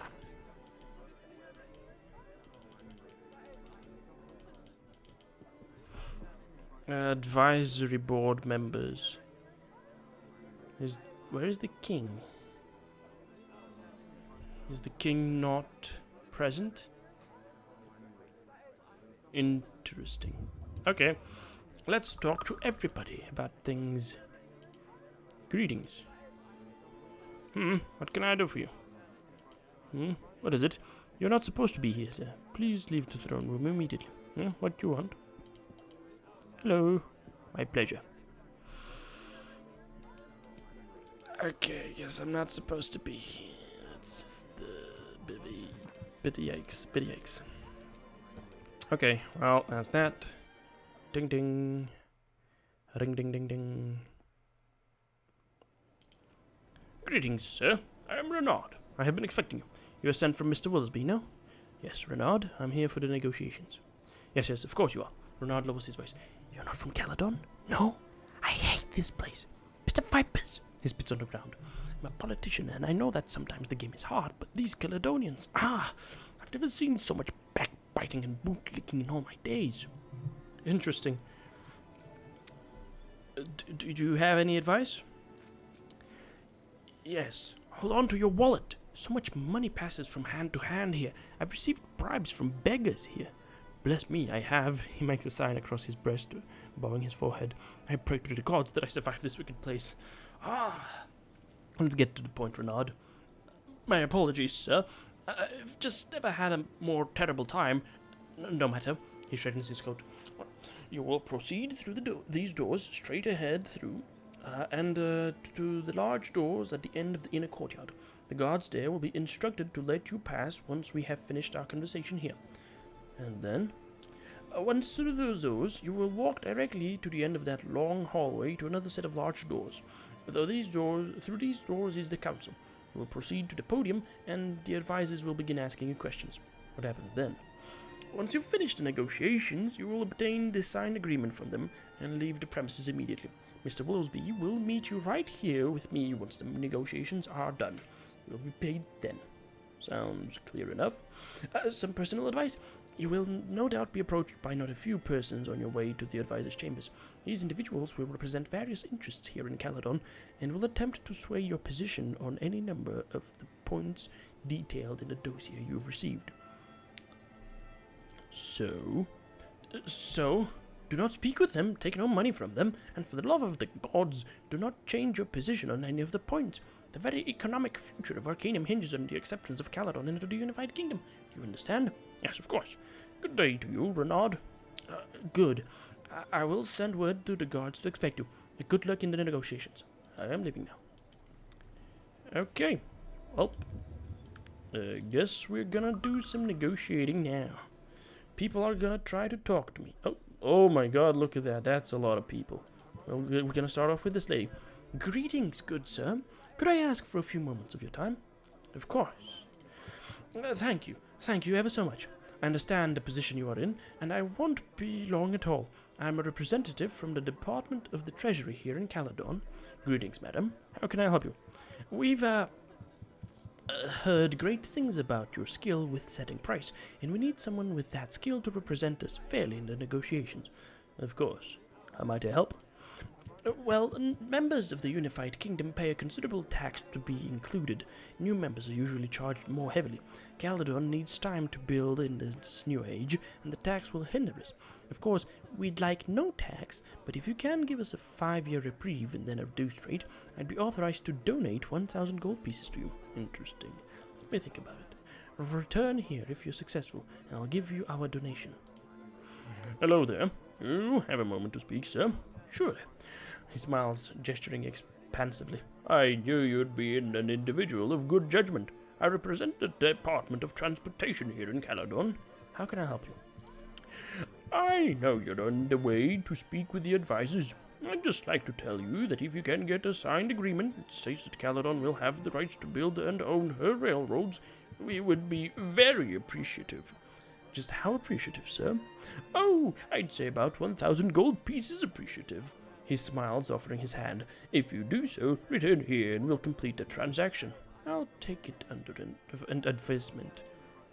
I'll wait here until after you've spoken with the king's advisors. Advisement, not advisement. Hello there, sir. Could you spare a few moments of your valuable time? Of course. Perfect white teeth in his white smile. Your reputation precedes you. Your reputation precedes you, sir. We have heard great things about your abilities and your sense of discernment. I represent the Committee on Technological Research here in Caledon. And thank you for the compliment. How can I help you? The man pulls a small device from within the folds of his jacket, waving back and forth in front of me. Oh, I thought you might be more technologically inclined, but that isn't the case. I don't believe we have anything left to speak about, sir. Good day to you. I'll be going now, then. What was it that he was gonna do for me? So if I was like 50, or rather 40 technological aptitude, I could get a bunch of money. Okay, yeah, this guy is an elf noble. He's a mage, of course. Greetings, sir. Do you have time for a short conference? Of course. He smiles, offering his hand. It is slightly damped. It seems Tarand has chosen her representative well. A good negotiator must know all of the issues. I represent the magic consortium here in Caledon. And how can I be of service? He studies me a moment, making an assertion. I feel a slight tingling on my skin. I'm sorry.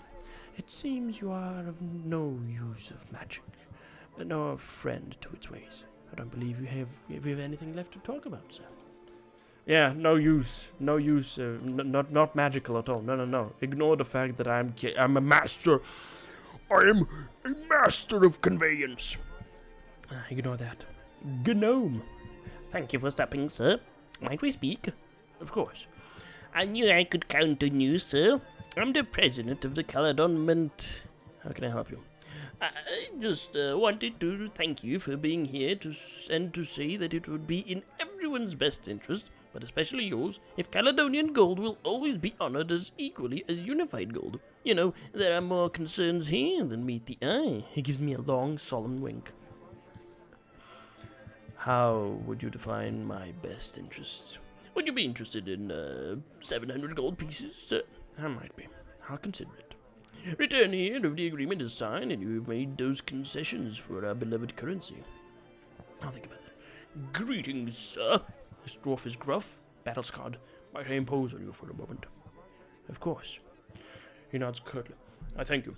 I will keep this brief and to the point. My name is General Veers. I represent the Caledonian military. Hello, General. How can I be of service? He studies me a moment, then seems to make a decision about me. I can tell you're a man well versed in the ways of war. You might just understand our position here in the negotiations, and perhaps be able to give us more assistance. Of course. How might I help? You are aware that the unified kingdom requires that half of the troops of new members must serve under the unified battalions. We understand this position, but we believe that Caledon needs to keep her standing army indefinitely. If you happen to agree, and see that it becomes a part of the agreement, we'd give you a 2,000 gold per piece stipend. He winks at me.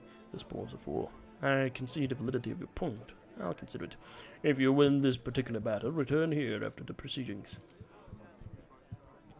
Sir, can I speak with you? Please do. He straightens his tie, then wipes some sweat from his brow. Thank you, sir, for taking the time. I'm from the Department of Labor. I'm gonna do everything in my power to make sure that they get as much union as possible. How can I help you? You may be aware of the growing problems with labor unions in Tarant. They're bringing production efficiency down and driving manufacturing costs up. We can't have that happen here in Caledon, sir. We need the labor unions to be outlawed here. I'm gonna fuck you in the ass, buddy. I'm gonna fuck you in the ass. I believe that we can convince you of the compelling nature of our argument. Yeah, look at this lobbying buddy.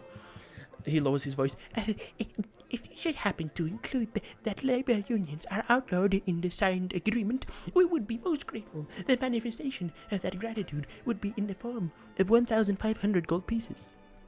Yeah, look, this is exactly what lobbying is, ladies and gentlemen. I'll be here when the proceedings are over, and if you are able to include our proposal. This is what lobbying is, ladies and gentlemen. If you have money, you tell people, we're gonna make a donation if you do that thing, or if you vote in favor of that thing. And then people say, you can change the system by lobbying. Yeah, okay. Me, the guy with no money, I'm gonna try to change the system to benefit people with no money. Oh, yeah, by lobbying, which requires insane amounts of money. Oh, yeah, definitely gonna work out for me. Okay, Huoban. Greetings, sir. Might I take a moment of your time? Please. She smiles almost predatorily. She's quite beautiful. I'm so glad that you're making the time for me, sir. She moves a little closer. I can smell her perfume. I represent the Department of Trade and Export here in Caledon, and how can I help you? Oh, I can think of so many ways, but right now I think that it would best serve everyone if we come to some sort of a compromise on the issue of Caledonian shipping routes. I believe that Caledon is entitled to charge a toll, even to Unified Kingdom members. The toll will be charged indefinitely. She moves closer, almost whispering in your ear. You agree, don't you? What are the benefits if I do? She presses up against me. I feel her womanly endowments through the fabric of her dress. There might be many considerations, but I could guarantee you 800 gold pieces. She gives me a very direct look. Sounds intriguing. I'll put some thought to it. I look forward to seeing how you perform, sir. Return here. Okay, I'll think about that. She is very persuasive. Yeah, okay. Okay, buddy. Hello, sir. Could I speak with you for a moment? Of course. He bows slightly. You're a true gentleman, sir. I won't take up much of your precious time. I'm a member of the Caledonian Parliament. How can I help you? As you know, Caledon is a monarchy, but we do have an elected parliament with limited power. We also understand that the Unified Kingdom has a parliament, and that each member has a certain number of votes, based on size and seniority. If we could persuade you to our way of thinking, it might benefit us both. And what is your way of thinking, sir? Suddenly, lobbying is okay. Suddenly, it's okay. Suddenly, I'll think about it. And what is your way of thinking, sir? We feel that Caledon should have 4 votes from the very beginning. We realize that this is the same number as Durant, but we need to look at the importance to the unified kingdom of a powerful kingdom like Caledon. If you agree, you can make sure that this gets in the agreement. Then we can make sure you're given 900 gold pieces. Call it traveling expenses. Perhaps I'll consider it. Well, we'll anxiously await the outcome of the negotiations. Return here if you're successful. This is another stupid thing. Hey, we're gonna have parliament. Okay, and how's that parliament gonna work? Countries have different vote different amounts of votes. Oh, wow. What kind of democratic process is that? It's not a democratic process because not everyone has equal voting power. Wow. Okay, let me just talk to the half-orc villager. Hello there, good sir. Just a minute of your time, if you please. Of course. As won't take long, I'm a long-standing member of the Department of Agriculture. How can I help you? As you're doubtlessly aware, Durant, and much of the Unified Kingdom is dependent upon Caledonian farming for grain and other food products. Because of this, our farmers make a very nice living, and our economy is very stable. Our food export taxes and tariffs bring in a considerable amount of money. We need to make sure this continues to be the case. And how can we make sure of this? If you can assure that the grain taxes will be kept in place, even after membership, then I'm sure we can find a payment that is suitable for the service. Shall we call it, say, 600 gold pieces? Might just be interested. Return here when the proceedings are over. Okay. We go through these doors and we stand over here as the podium. Now, we slap a little save right over here, and I wanna see something. I wanna check something. Okay.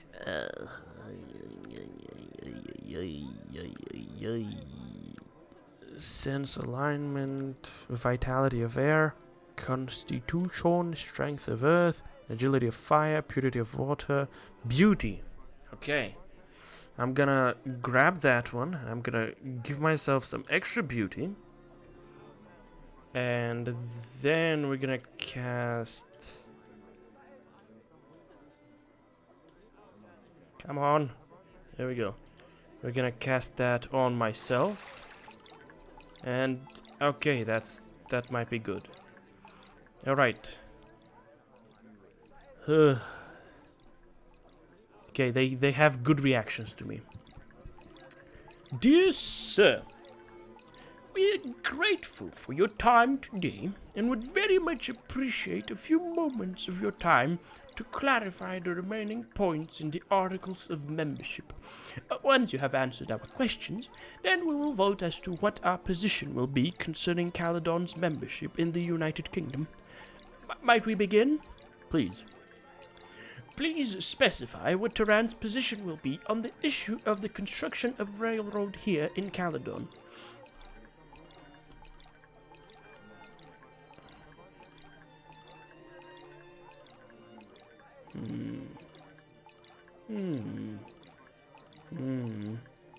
Okay, so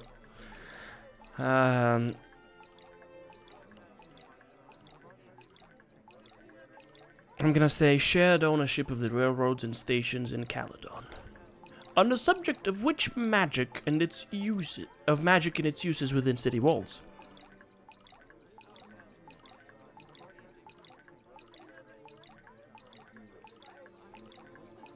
Okay, no use of magic within the city walls. Use of magic must be regulated, as well as where it happens. Magic is a capital offense. We must forget the old ways and usher in a new technological age. Use of magic must be regulated, as well as where it happens.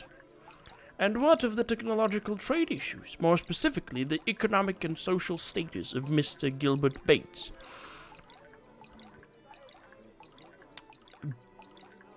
Bates will be treated as any other businessman. And the military? What will happen to our army and navy?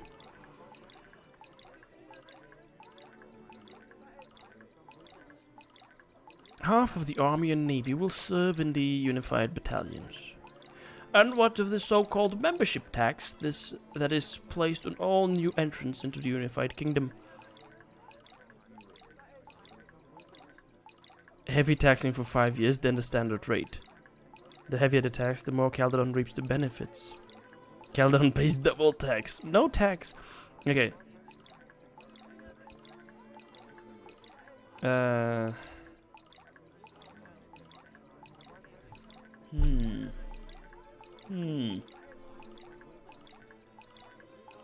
think we're gonna go for that one, maybe.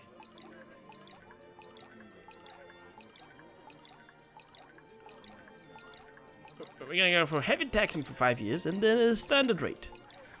And what of the requirement that all Unified Kingdom members must discontinue use of their own currencies and change to the Unified Gold standard? Caledon may use her own currency for 3 more years. And what of the Caledonian shipping routes, who will receive privileges and concessions?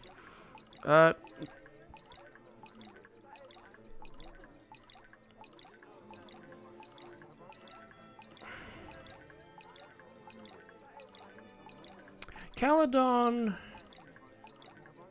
will collect a toll from Unified Kingdom members for 10 years. What about labor unions? What laws might be enacted concerning them? Labor unions will have full privileges in Caledon. Ding ding, that was that. On the number of votes Caledon will have in the United Parliament, where do you stand on that issue? Caledon starts with 2 votes, then 3 after 5 years. It is well known that Tarant is dependent upon Caledon for grain, and they make a lot of their money through taxes on exported produce. What concessions will be made to our farmers who enjoy a demanding market? The tariff will stand for an additional 3 years. Thank you for your candor in this matter, sir. Give us a moment to discuss what we heard today and to make a decision concerning what our recommendation will be. Of course. I hear a slight murmuring again amongst the members of the council. More murmuring. A few members seem quite animated in their discussions. The discussion seems to be coming to a close. There is a nodding of heads. An agreement seems to have been reached by them all. The chairman turns back to me. After some deliberation, sir, we have decided to accept the terms outlined here today, and to recommend membership in the unified kingdom based on them. We will make the king aware of our decision. He will be leaving immediately for Tarant. Thank you once again for your time. We shall speak with His Majesty about this as soon as possible. Please take a signed copy of the agreement. He hands it to me. Good day. Thank you. And good day. Oh, this drained my fucking brain. What are the terms of agreement? I can't read them. So I didn't need the beauty buff that I just gave myself. Did I? I don't think I needed it. So I'm just gonna totally ignore it again. Or maybe I did need it. I don't know. Please, let's go. Shared ownership. Regulated magic use. Any other businessman? Caledon must... Half of the armor will serve the battalion. Heavy taxing for 5 years, then the standard rate. Caledon uses her currency for 3 more years. Caledon will collect a toll for 10 years. Labor unions full privileges. 2 votes and 3 after 5 years. The tariff will stand for 3 years. Of course. Okay, quite animated. An agreement has been reached. Accept the terms, and there we go. They accept the terms. Let's see. Like, Willsby isn't gonna be too happy about this, but I couldn't care less. Let's see what he says about that whole kerfuffle. Okay, everybody's boys. Okay. Hello there, my boy. Well done, well done. I've heard that you secured an agreement with the council. Let me have a look. Of course, here it is. And I show it to him. Oh, this is most disappointing. I was confident that you'd be able to negotiate better terms than that. Both Tarant and the Unified Kingdom have lost much here. He frowns at me, squinting his eyes. Perhaps you were influenced before the proceedings? I did what I felt was best, Mr. Willsby. Perhaps it was my mistaken thinking you had the characteristics of a skilled mediator. I blame myself for this situation, and for your failure. Still, you did best with the limited mental faculties at your disposal. I can't with good conscience train you to be a master in persuasion, but I'll pay you 3,000 gold pieces for your troubles. Okay.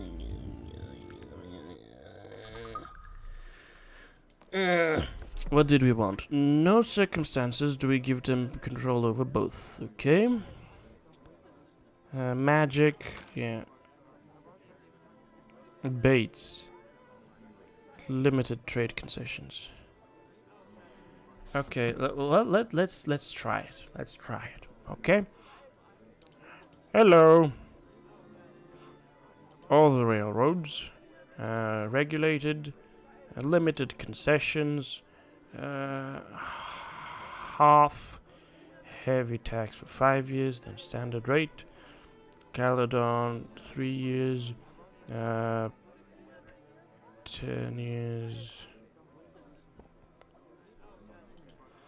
Labor unions, full privileges. Caledon, 2 votes only, 3 years, of course. Bing Bing. An agreement against membership in the Unified Kingdom. Okay. Okay, so I'm being too strict. Let's see if that works out. Okay.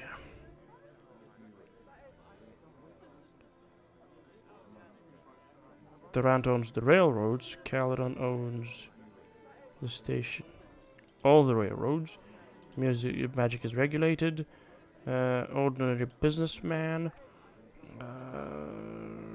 half of the army.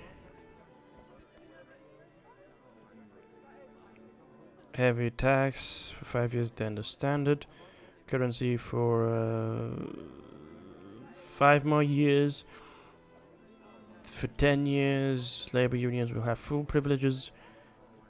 2 votes only. Tariff will stand for an additional 5 years, of course. Against. Do I really need to be beautiful to succeed? I don't like the fact that I need to be beautiful to succeed.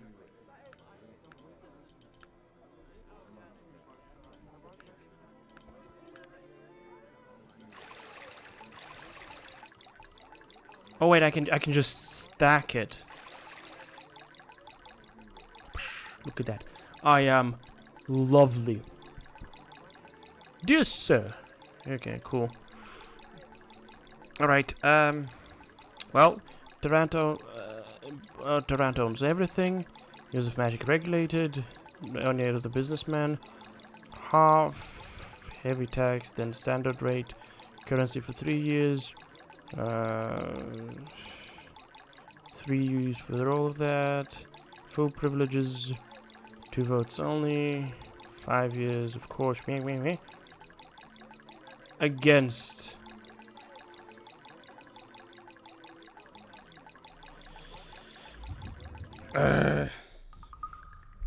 Okay, well, let's see then.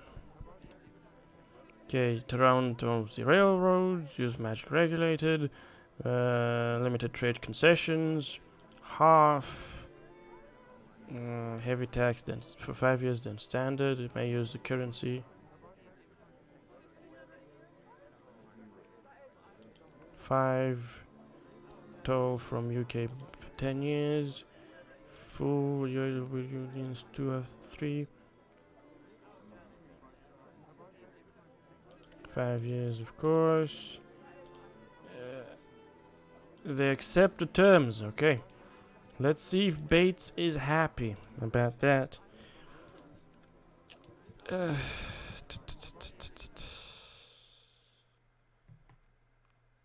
See if Bates is happy. Most disappointing. Sheesh. Can I actually just leave? Can I just leave?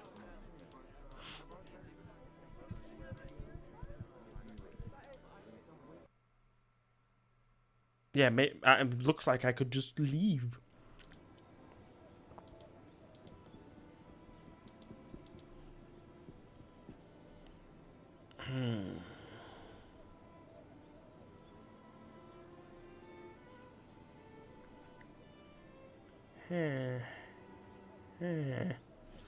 Okay.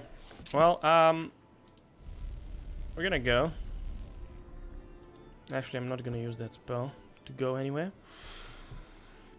But rather, I'm gonna take a look at my quests and see. Okay, strange halfling. We could find another one of those. Okay. Oh. Isle of Despair. Yes. Lost burial ground of the Iron Clan. Yes, we know where that is. We're gonna go there. Found that. Natala. Okay. Oh, I know where that is.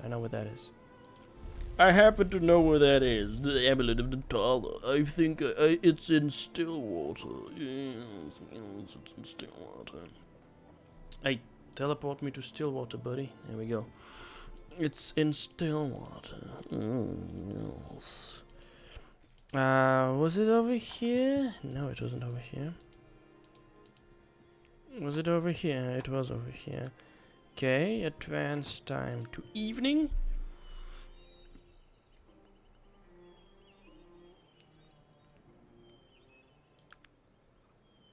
Uh, 4 hours until it's very dark and he wants to go to bed.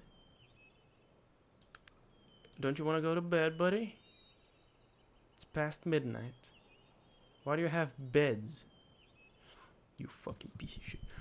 I'll fucking break your kneecaps. I'll break your fucking kneecaps, buddy. I'll break your kneecaps. I don't understand why we're Didn't even save my progress, my brain. Ah, my brain, I didn't do... Okay, actually, I don't need to worry about that. Just pop that one. I just cast it like fucking 3 times. Shoosh. Let's calm down. Okay, come on. Still water. There we go. And I have fate points, so I'm just gonna utilize the fate points and nab the amulet from him. Right, pickpocketing.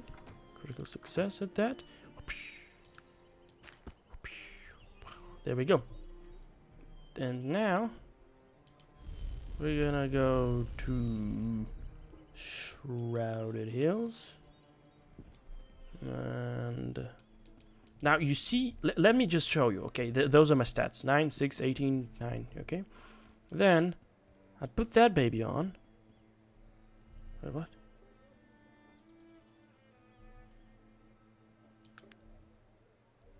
Hold on, hold on. Does it need to be identified? Hold on, hold on. This thing is supposed to give me like 1 to strength, 1 to constitution. Or do I need to identify it? Ah. Yes, 1 to strength, 1 to constitution, 50% to healing. So yeah, it's pretty good, isn't it? Okay. It doesn't actually... Or it doesn't work? What? I don't...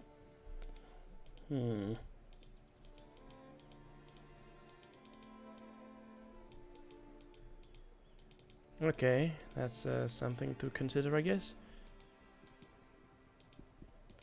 Hello, Galen. The whole town owes me a bet. I have located your amulet. She looks both shocked and elated. You have found the amulet of Natala? I have. An elf in Stillwater had it in his possession. She takes the amulet from me, holding it lovingly. Oh, thank you. I thought it was forever lost. My mother came from a family of healers. This amulet had been handed down for generations until it was stolen nearly 70 years ago. Here is 1,000 coin. I realize it is worth so much more, but it is all I have. Thank you so much, Fiery Guy. My pleasure. Would you know of Kintara's location, perchance? Kintara? She looks thoughtful for a moment. Its location is a guarded secret, but you have done such a service by returning this to me. I will tell you. Here, this is the location of Kintara. Thank you, Galen. I will continue my travels. Goodbye. So it wasn't actually providing any bonus to me. The item in question. So I said, okay, cool. Alright, let's see any other quests that I could do. Those, of course. The Iron Clan and retrieve the Duden stone. We got that. Find out what happened to Blackwood Mountain. The daughter of King Praetor. The Volar's Wisps. The village of the Dark Elves. Mingorod, yes. This one. Those. Yeah, the murder. The murder. And the cure for Cynthia's.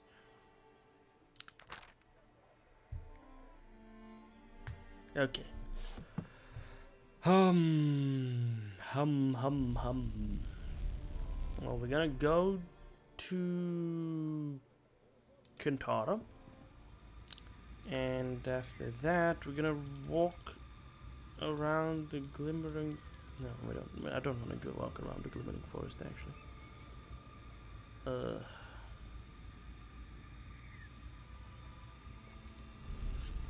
I'm instead going to teleport to the place of lost voices. Oh, a place shown to me by the Iron Clan chest. Oh, I'm stunned by my tiredness. Oh, that's a shame.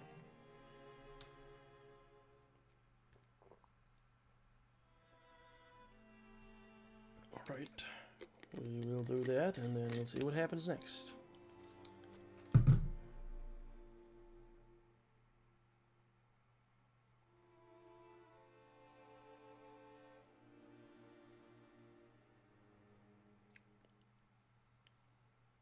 It's so slow. Maybe I need to raise my constitution. Maybe I do need to raise my constitution. Who would have known? Ah! There we go. Actually, no. I should rest a little bit to regain my bearings.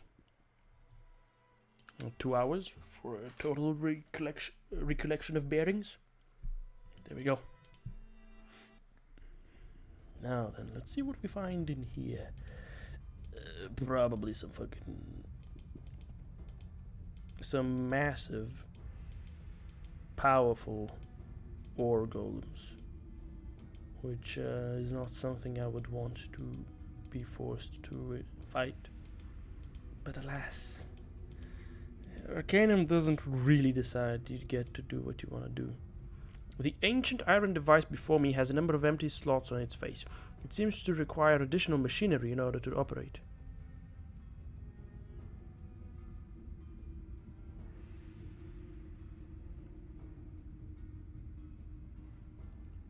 Okay, Magnus. Gimme.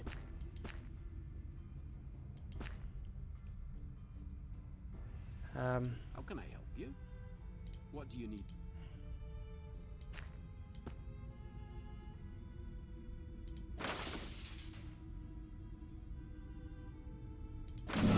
Whew.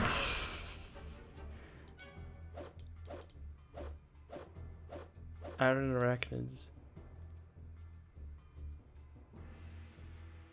It's a lot of them. Well, at least they're not breaking my armor when they hit me. Let's see how the boys handle this situation, though. Doggy kills him in 2 hits. Wow, astounding. Killing him in seconds.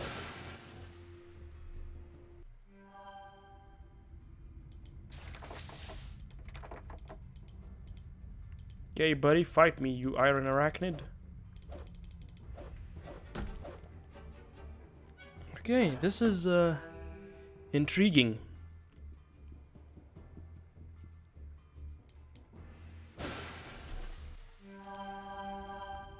So that opened these hatches, but we can't actually enter the hatches.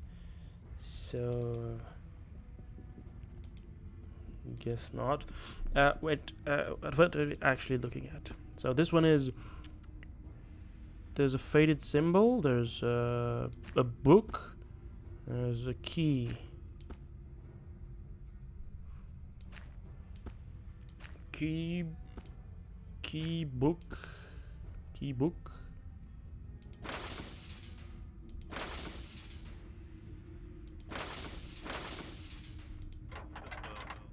Ah.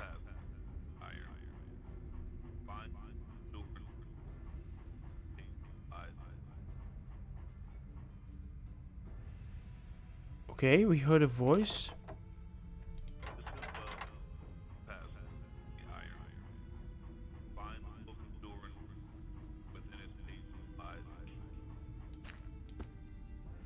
Okay.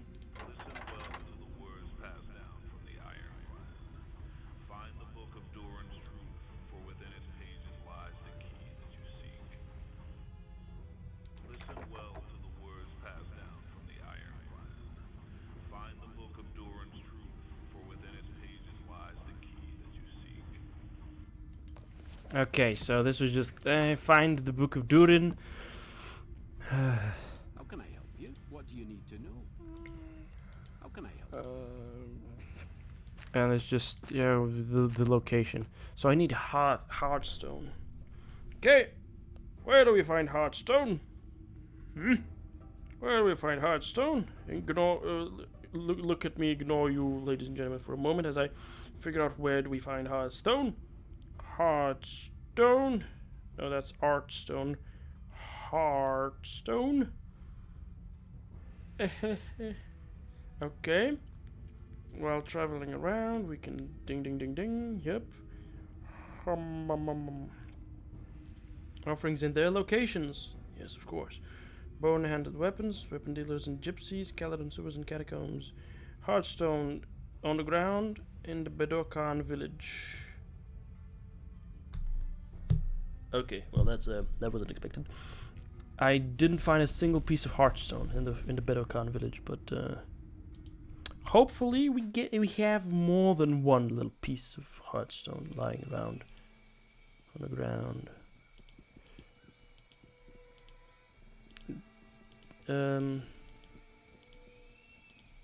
Hello.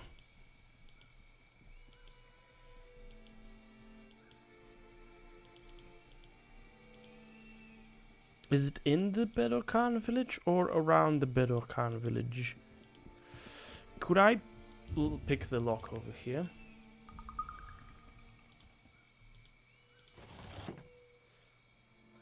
Nope. Okay, well that's not it.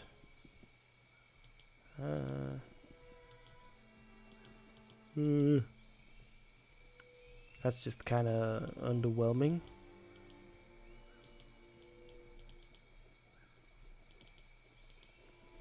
I feel as though my boys would have picked up any Hearthstone that was there, that was possibly collectible,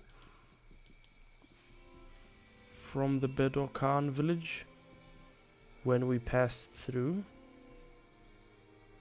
But, well, oh, actually, nah, these guys, they could have also picked up whatever it was that was pick-upable. Hearthstone lying on the ground in Bedokhan village. Huh.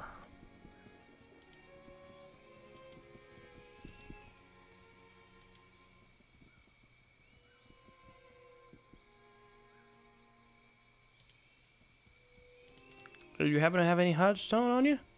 Nope. But you happen to have some vine rope on you. Okay, that's that, I guess. So they do pick up things that they find on the ground. But do they use them? Like, there's no way Warumon has something on him. Right? Yeah, he doesn't have any Hearthstone. Could it be that they've, like, eaten the Hearthstone?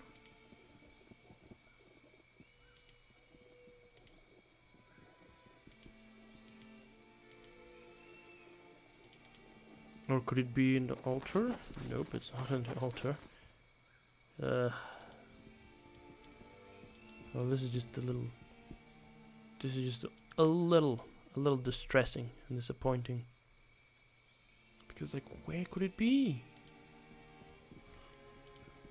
Don't tell me this is just soft locked and I'd never be able to figure it out. Oh, does he have a lot?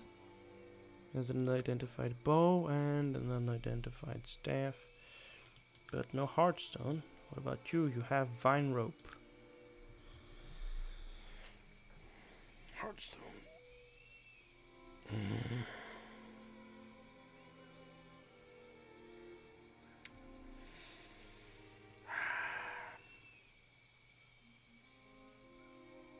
No, it's not. That's not it. It should be here, right? Yeah, it should be here, but it just isn't. Okay, could it be somewhere around here? I can't see anything. Let's sleep until morning and see if there is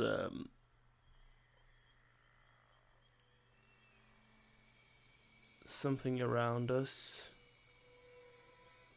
Because we are very close to the Bedokhan village, right?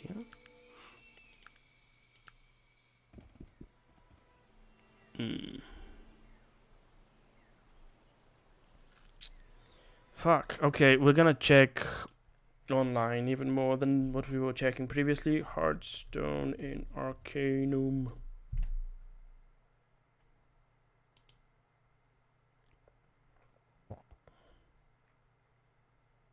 All over that.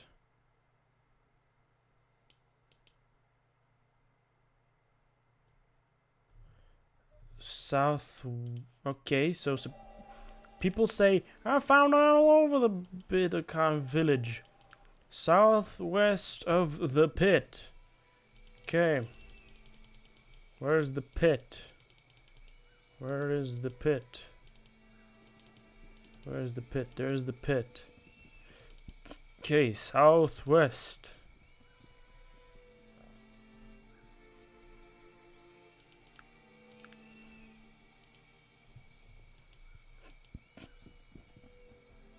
Southwest of the pit. Am I just blind? There's the pit.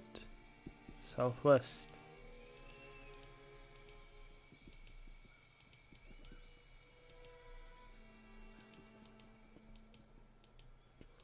Oh, nope. Nothing I can see here. These guys, they haven't picked it up. They haven't picked anything up, right? Because we don't have any.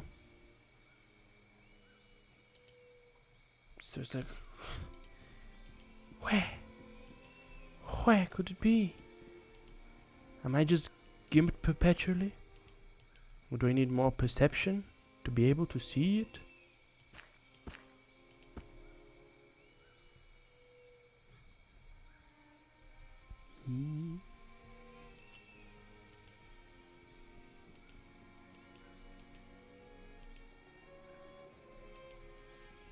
Oh my fucking god, there it is. Oh, there's one. Sheesh, okay. Ah, there's another one. Oh, oh, oh, oh.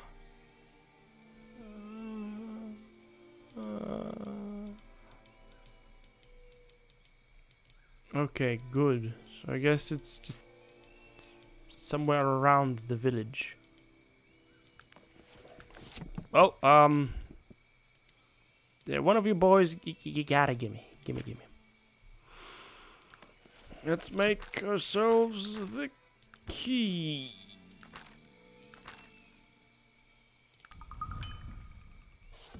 I've made the glass key, the key thing. Okay, so I think I need to keep like 2 of those. I need to have 2 of those for the purposes of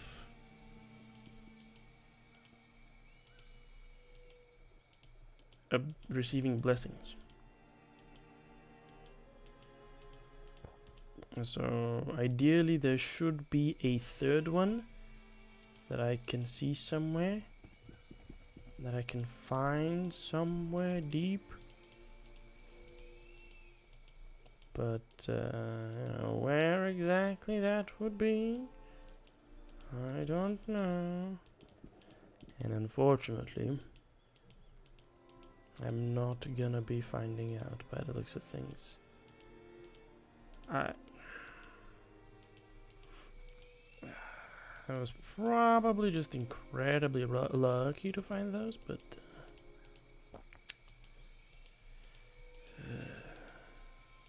okay, I'm gonna mess with this some other time when the need arises. Alright, the secret entrance to the Iron Clan. Ancient iron device and another ancient iron device. Magnus, can you tell me something about this How can I place? help you? What do you need?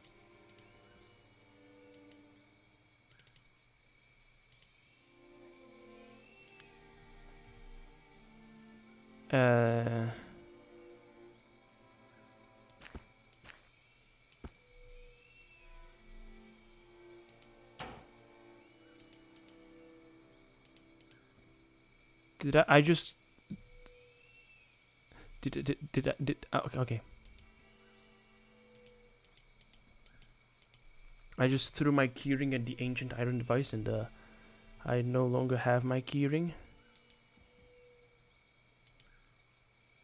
Oh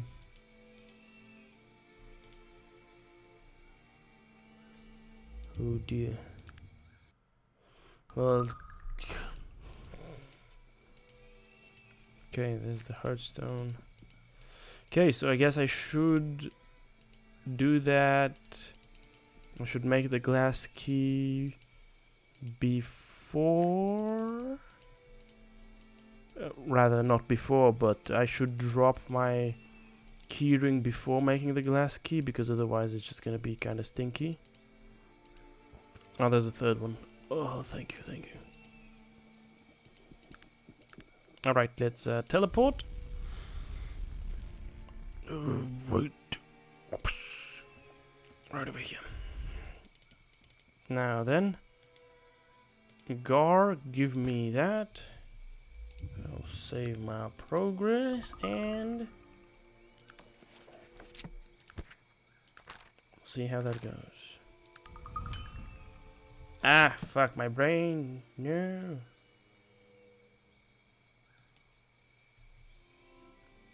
I forgot to drop that. Okay.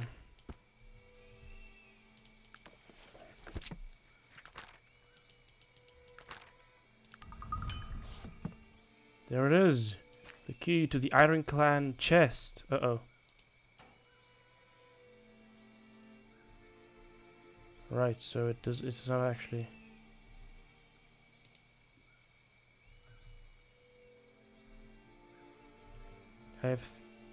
What happened now?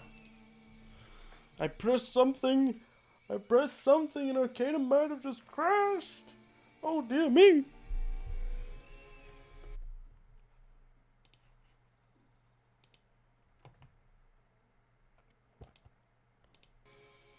Okay, Arcanum is actually just working. As fine as it should be. Okay. Well,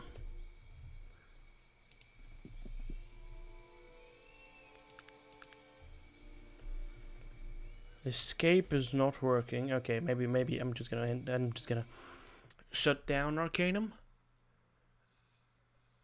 And we're gonna redo that whole adventure. We're gonna relaunch it, as you do.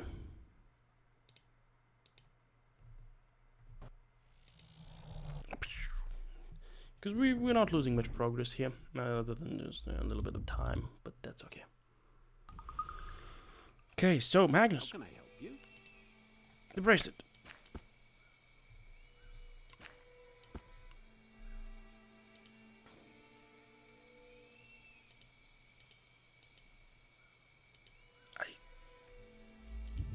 Okay, maybe I should not be throwing it at anything. How can I help you? What would you like me to do? How can I help you? If I were to take your bracelet and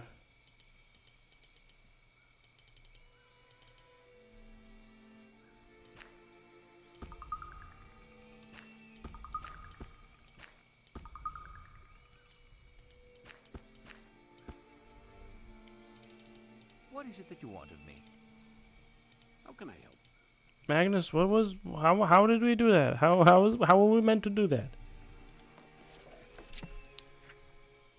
Stone and shape, yep. Have I found a piece of the voice, the place of voices? Yes, I have.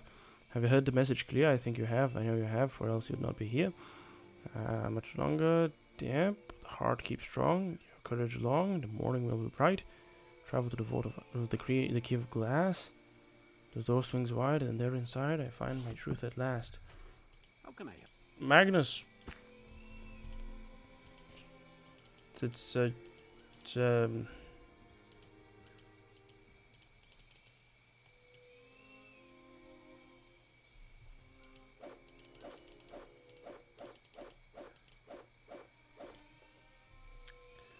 Okay. Maybe I don't have a brain. Maybe I don't have a brain. Maybe I'm not thinking this through. Maybe I need the key still. Okay, so now we have the key 100%. And I have the key now. Okay, we save our progress. We have the key. How can I help you? I have Duden's truth, yes.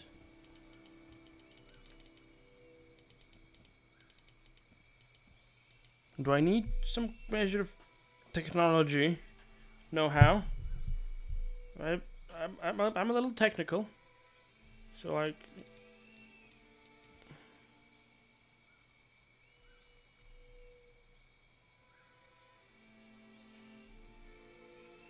How can I help you? I'm gonna give this back to Magnus and I don't know. Maybe go back to the place of lost voices. Cause yeah, it's a voice. It's a voice, it speaks. There's voices, they speak, but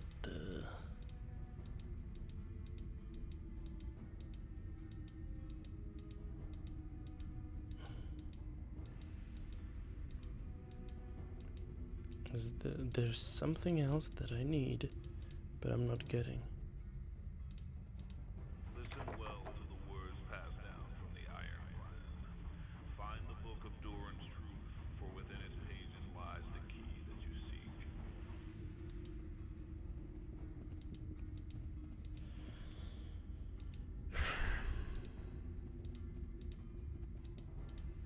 I need another item. I need another item. Something. Where do I get this something that I need? Unfortunately, I don't know. And that does not make me happy about the situation. At all.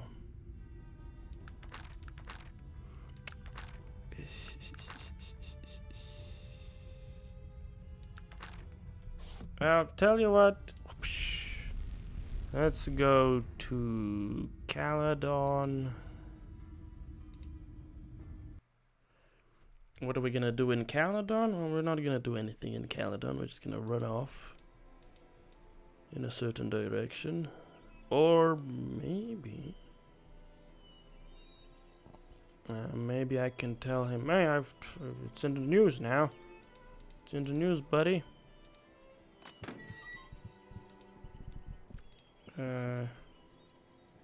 Why did Yoga steal the flying machines? He doesn't know.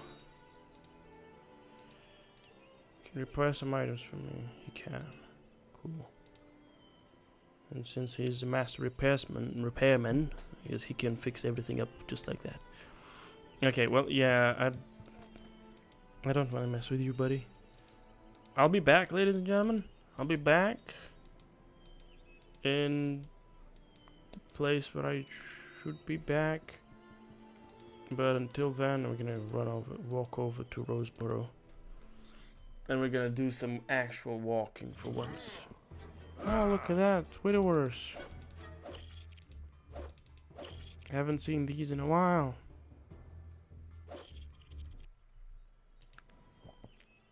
We're gonna have a long, long trip ahead of us. Or rather, we have a long, long trip ahead of us. It's not even a possibility. Oh, Bolo's altar. Hey, look at that.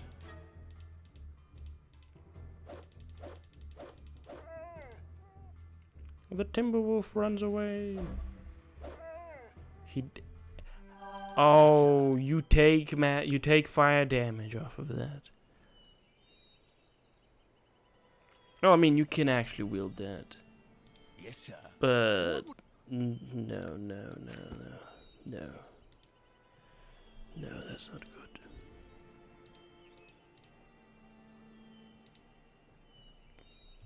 I'm gonna find you a better weapon in the future. But if that hits you and does damage to you, I don't know. Oh, no. No.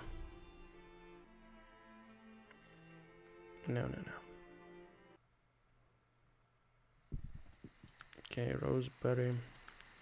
Morning is what we need to mess with Roseberry.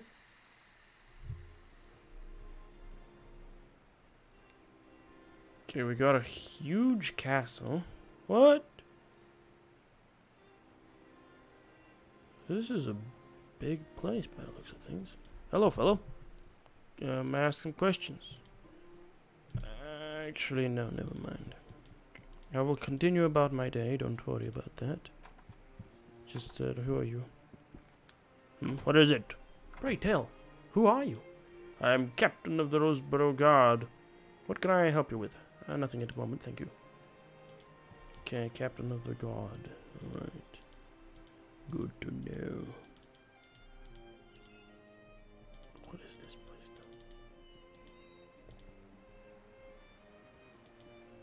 though? Oh, hold on. The plaque reads, this stone was found in the middle of the ring of Brodgar. The meaning of the markings on its face are unknown. It has been moved here to protect it from the ravages of tourism. The MGMT, the management, I guess. This ancient stone, okay, what looks to be old runes and numbers. SW, SENE, SENE, SESW, NW, NESE. This is just southwest, north, southeast, northeast, southeast, northeast, southeast, southwest, northwest, northeast, southeast. Well, these stones in question, I guess. The Roseboro Inn. Oh, this is the inn. Wow, okay. Big and fancy. And these are just guards running around guarding. Right, that's impressive. If I have the ability to make that claim. Roseboro gift shop. Okay, let's take a look at the Roseboro gift shop. It's a gnome. What is it? Interested in trading, sir? Want to buy this? You don't have the money for it. I see. Ask a question. Any gossip lately? Have you noticed the stranger that moved into town recently? He's certainly a rude man. Thank you. Another one? I'm most appreciative, by the way. Thank you. Bye-bye.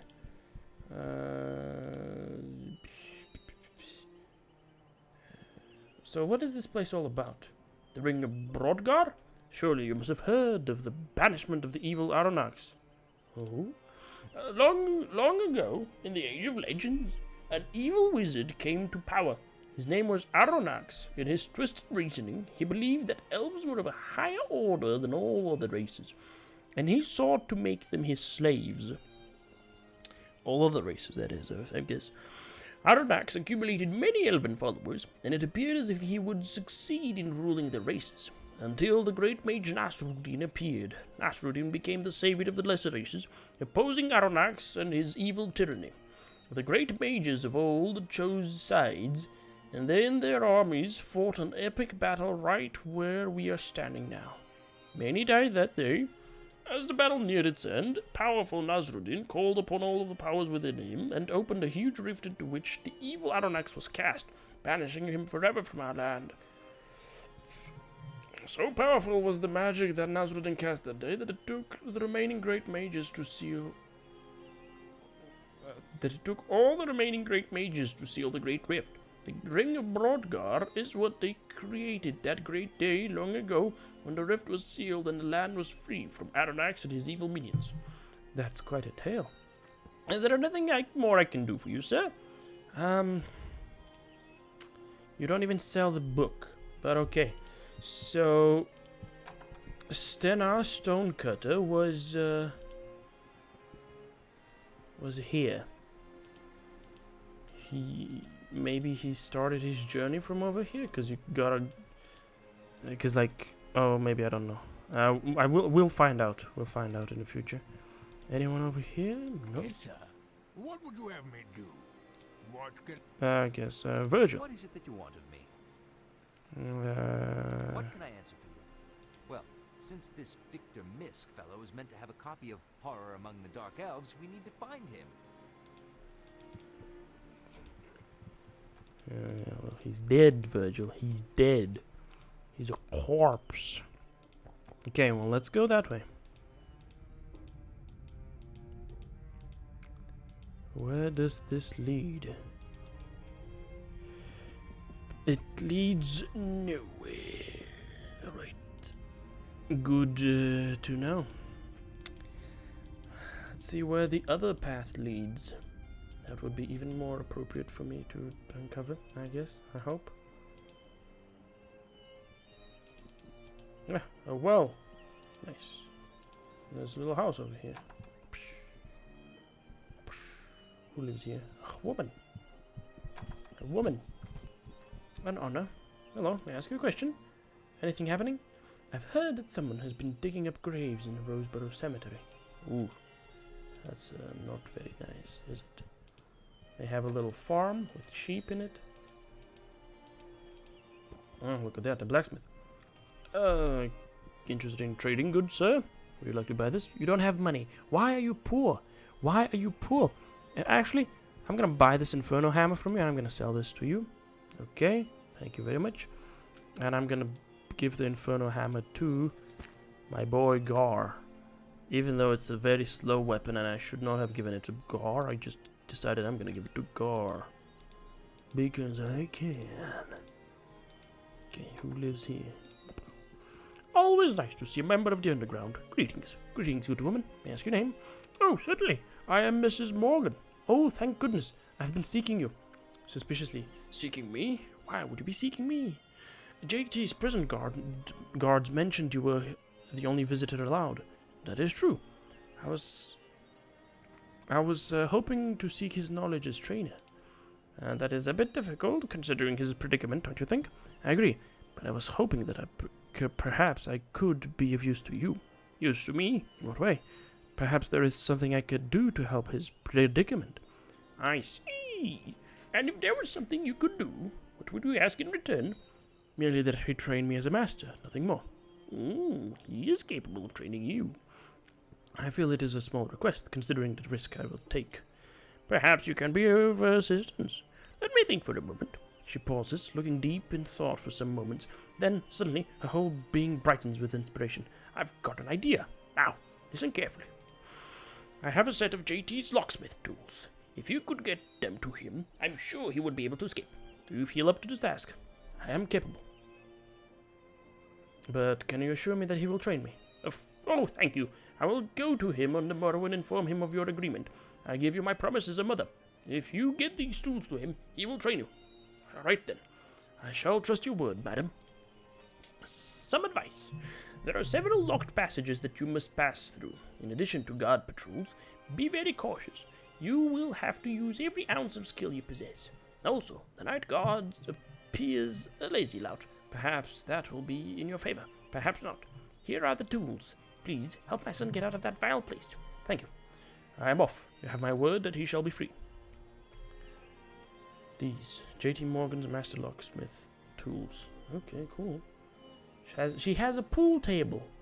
She has a pool table. Probably plays with herself. That sounds a bit weird, but it's a probability. Oh, almost got found out by this halfling fellow. Might I ask you a question? Any news? Have you heard of poor Mrs. Morgan's predicament? Her thieving son received a life sentence in Caledon's high-security prison. The fool actually tried to break into the castle. Thank you for sharing with me. Right. Well, let's take a look at this house over here. Happy to meet you. May I ask a question? What goes on around here, good woman? Have you met Jason C. Guy? He has been spending a tremendous amount of time studying the Ring of Brodgar. Quite an odd fellow. I'm grateful.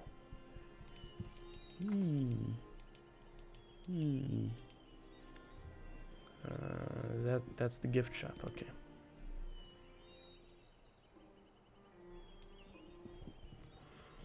Okay, let's see. The ring is somewhere a bit to the. Oh, that's the graveyard. I told you I was sick. Hey, who blew out the candle? Hello, is anyone there? Eat, drink, and be merry. Okay, I might need a shovel. Carrie McGee. Old man McGee wanted to marry. So the devil sent him Carrie. Beloved mother. Precious love, precious one. Freshly filled grave. The gravestone reads, "Here lies Philip Misk." Ah, I see. Johnny Yeast. Pardon me for not rising. Nothing. Okay, who died here? Owen Moore. Gone away, owing more than he could Pay. Quoth the raven nevermore. Step softly, a dream lies here. Grim death took him. Okay, so we're gonna need a shovel to dig up these corpses. What would you expect though? This little house over there in the distance. Let's go check it out. So that's that. Half-orc villager. Why do you bother me again, human? Might I have a moment of your time, please? He seems very agitated by my presence. What do you want, stranger? I only wish to ask you some questions. He looked around thoughtfully and then speaks to me, sarcasm dripping. Does this look like a tavern to you? Perhaps you would like a drink while we hold a lengthy debate? A moment of your time, please. While we hold a lengthy conversation, his mannerism suddenly turns menacing. I have nothing to say to you. Now remove yourself from... What do you have on you? A cure-all.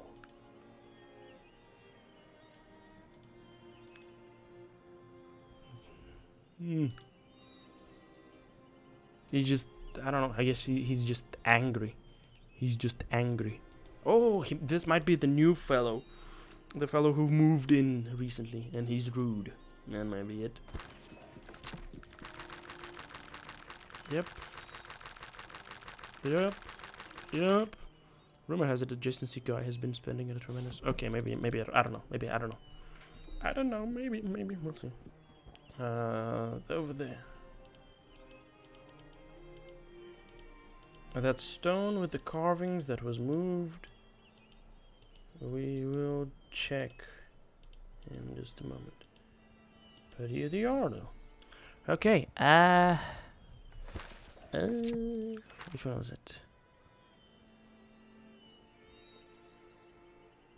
Okay. Well, that doesn't answer my questions. I need to remember the things. Maybe I need to write them down or something along those lines. And when I write them down, I'll be able to then follow them.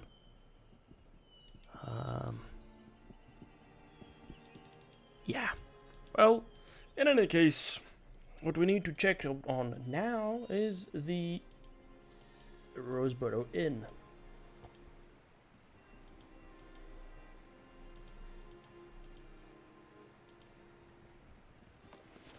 All the runes and numbers. Southwest, southeast. Yeah, let me just write these down.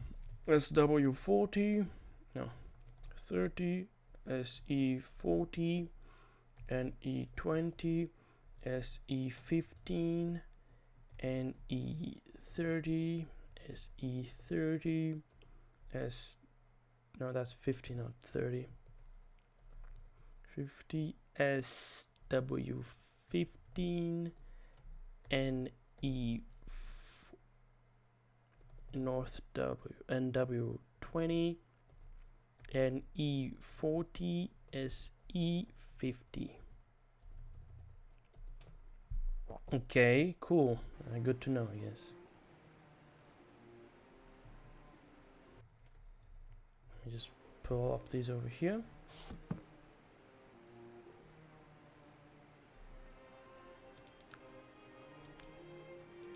I'm gonna cast a little spell now. We're gonna go to Bolo's altar.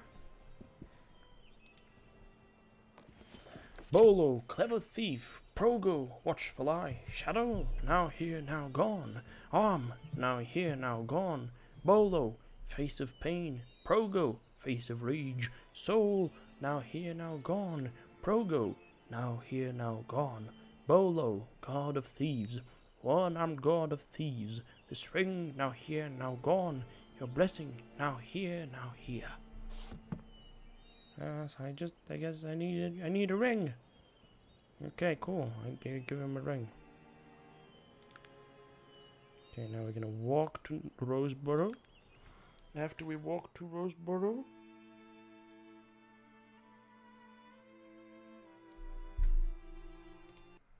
no!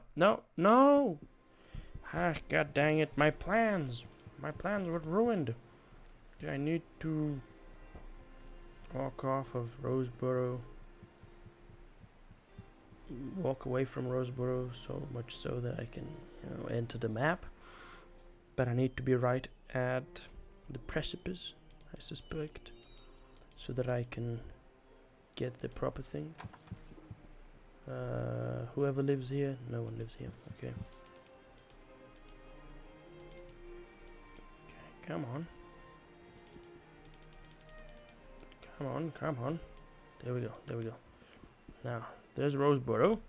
Now, southwest 30. Do I add these numbers? Southwest 30. Southeast 40. Northeast 20. Okay, Roseboro is... Where is Roseboro? Where is Roseboro? Okay, so... Okay. Southeast... Okay, so... 30. Then 40, so 10. West... East 10. Okay, Roseboro is 45, so... let's say 35. Then... again... some more. That's northeast, so south, slightly to the north, but it's just a bit down. Southeast. Actually, let me just mark these. Okay, bing. Southwest 30.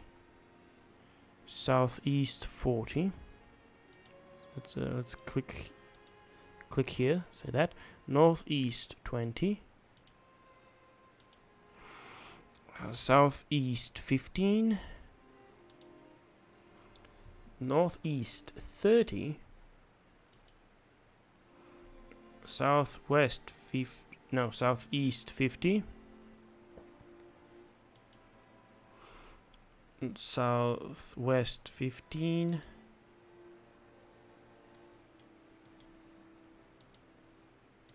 Okay, northwest 20. Northeast 40. Southeast. Northeast 40. Southeast 50. Well, I don't know. Let's take a look. Let's run around. Is that gonna do anything for us? Are we gonna reach any secret location? Probably not, because it's just very, very clumsy. This whole ordeal. I mean, the best way would be to just run around like that, all over. Go. That would make sure we walk all over and we find every single location that could be discovered. But it would also mean we find potential enemies who fight us. So I'm just gonna let them fight it out in real time. Yeah, let's do that. Let's see if we find this secret. Roseboro's secret. That would be nice if we do find it.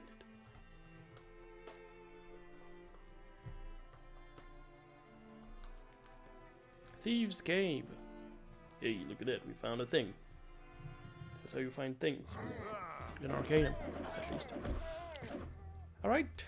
Murder has been committed. Fantastic. Phenomenal. Ah. Greater wyverns.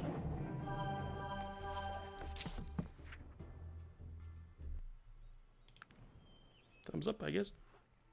Okay. We are not finding anything, but this is interesting. This southwest, southeast. It's a very nice means of messing around, but it's got the problem of not being.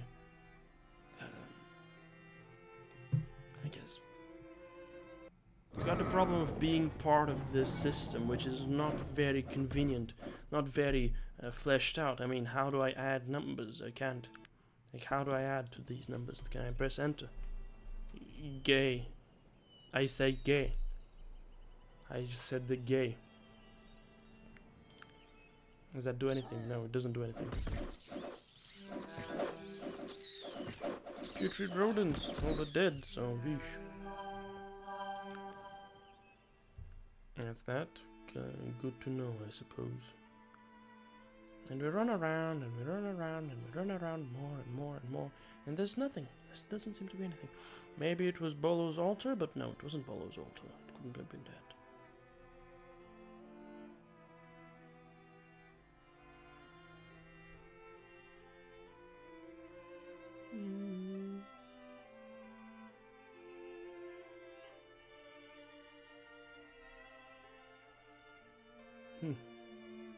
Yep. Maybe I'm just wasting my time doing this here. Who knows? More wolves! Kill the wolves! Oh, they're dead. Fantastic. Thumbs up. Yep, there doesn't seem to be anything actually taking me in the direction that I would want to be taken. Bye bye, wolves. Literally cut in half. The animations for some of those, very nice. Okay, we didn't find the thing. We found a thieves' cave. We didn't find the thing. Not that it matters, right? Not that it matters. Let's enter the fucking thing. Let's enter the Roseboro Inn. Hello, my lady. I am at your disposal. Hello. What can I help you with? Never mind.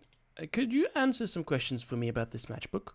Matchbook? She looks at it. Yes, this is one of our matchbooks. What questions do you have about it, sir? I found it on a dead man at the IFS Zephyr crash. Did you know him? No, I do not know anyone. Wait, yes. There was one person who it could have been. Who? Well, it is the strangest tale, really. Late one night, I noticed all manner of strange light and sound emanating from the ring. Oh, not long after the ruckus had ceased, a haggard and dishevelled man arrived here, inquiring about a room for the night. The poor fellow looked quite a fright. Really? What was so strange about him? He had quite an odd look about him, gaunt, clean-shaven, but with the features and clothing of a dwarf. Yet he could not possibly have been a dwarf. No dwarf I have ever heard of would sacrifice his beard to the knife. Even today I cannot say I truly knew of his race. How very odd. Was there anything else? He had no coin about him. I was about to turn him away when he offered me an exceptionally fine dwarven blade as compensation. A beautiful piece it was, inscribed with the initials BMC. It fetched quite a price when I sold it. He most surely must have been a dwarf. Did he say anything to you? The only other inquiry he made of me was for the quickest route to Durand. I told him that this was normally a lengthy journey, but that he was in luck. The maiden voyage of the IFS Zephyr would be leaving from Caledon shortly. It was surely to be the quickest way to Durand. It was not luck that brought people aboard that doomed ship. Yes. The Zephyr was such an incredible tragedy. Oh, yes. I let him know that he would need proper identification to board. He looked the type to be lacking such, so I referred him to a man I had heard of in Caledon, Mr. Razia. Rather a shady character, but helpful when it comes to passports. So, he was going to get on the Zephyr. Are you positive? He thanked me and went to his room. When I woke the next morning, he was gone. He did not say a word, just left. Oh, well, I told you he was a strange one. Anyway, that is the only person I know that would have been on that accursed flight. Thank you for the information. Okay, so Stella appeared somehow at the ring, which was used to seal away Aranax. So the Black Mountain clan is in the void with Aranax? Wild. Well, let's take a look at these guys. It is a good day. Hello, sir. What's your name? The name is Trevor. Trevor Linwood. I'm a journalist for the Tarantian. Quite away from home, aren't you? Yeah, I'm on assignment, although it's not going so well. What's the problem? Well, it was supposed to be simple. Take a picture, get back to Durant as quick as I could. Nothing to do it, right? A picture. What were you supposed to photograph? The elusive Lethe wyvern. Ever heard of it? No. What is it? Well, legend describes it as a tremendous two-legged dragon. Wings, claws, the whole bit. The difference with the Lethe, I've read, is in its attack. What does it do? Apparently, every time it strikes, it destroys a bit of its victim's memory. Some sort of venom or something. After enough attacks, the victim can't even remember how to flee, and Lethe's got itself an easy meal. That sounds like a pretty dangerous creature. Yeah, from my research I've surmised that very few creatures ever survive an encounter with the Lethe, and those that do usually don't remember exactly what or who they escaped from. I certainly don't see anything simple about that assignment. Well, I didn't really believe it, though thought it was all a hoax. I just came up here because my editor, Mr. Wright, wanted a hot story. He thought if we could get a picture of the wyvern, our sales would boom. I see why he'd want you to come. No luck finding the wyvern, huh? Looking pale. No, that's just it. I've seen it. A truly horrible beast. I caught the merest glimpse, but that was all it took. It was gigantic. My heart froze. My skin began to crawl. I'd swear I even forgot which way I should run. Sounds horrible. But didn't you get your photograph? I couldn't even snap one shot off.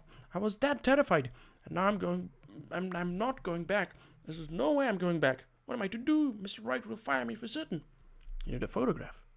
You don't need to confront it. Yes, that's correct. I just need one photograph. He's visibly terrified, though. But I can't do it. I can't tell you. No, not you. Me. What if I were to get the photograph for you? You? You want to risk yourself to photograph the beast? Why would you do that? Well, the adventure for one. Plus, I would be compensated. Right?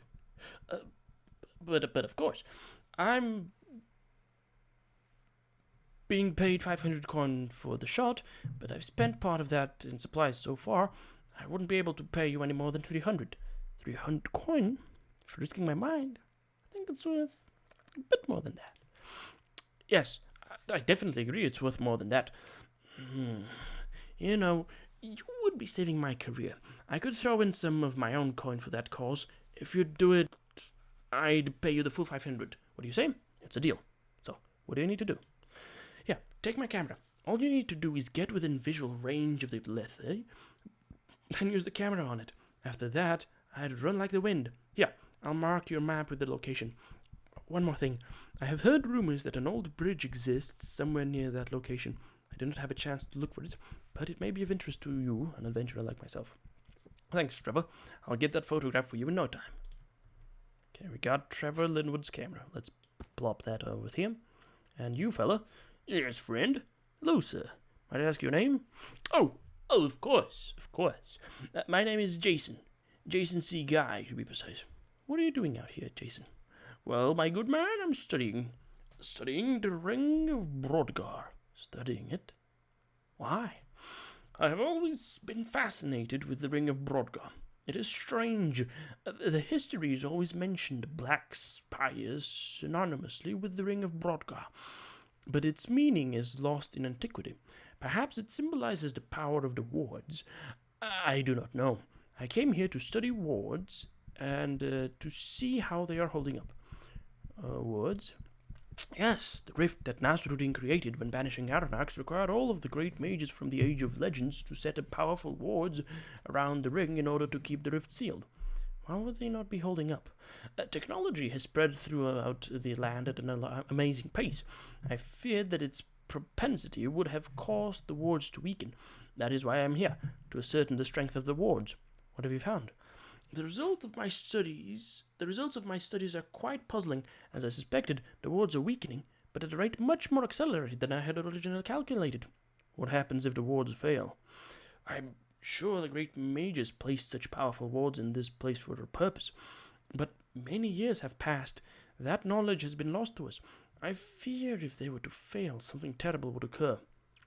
And that is very worrisome. Is there anything else I can do for you, Fiery Gay?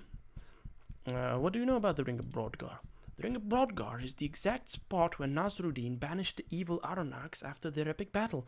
Apparently, the banishment spell created a tremendous opening, a rift, between our world and that of the void. What did they do to close it then? The few great mages that survived the battle had to erect a ring in order to seal the rift. I've read that they placed magical wards of tremendous power throughout the ring to keep the seal in place. Do you feel magic? Okay, those mages must have been very powerful. Okay, do you feel magic technology will ultimately prevail? I have studied many things. I received technological training from the great university in Durant. I have also studied magic in the wondrous city of Tulla. Through all of my learning, I have developed a theory. What is it? What theory have you come up with? I believe that all things work in cycles. Everything natural goes through cycles of ebb and flow. I believe magic and technology are no different. There is only one major flaw with my theory. And what is that? This appears to be the initial appearance of technology. There is no known history that advanced technology existed before.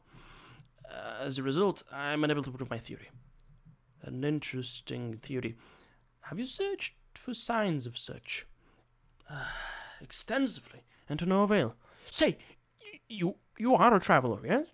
If, in all of your travels, you come across any sign of ancient technology, I would greatly appreciate it if you would let me know. It would really help with my hypothesis. I will let you know if I have any. If I see any. In what area of study have you specialized?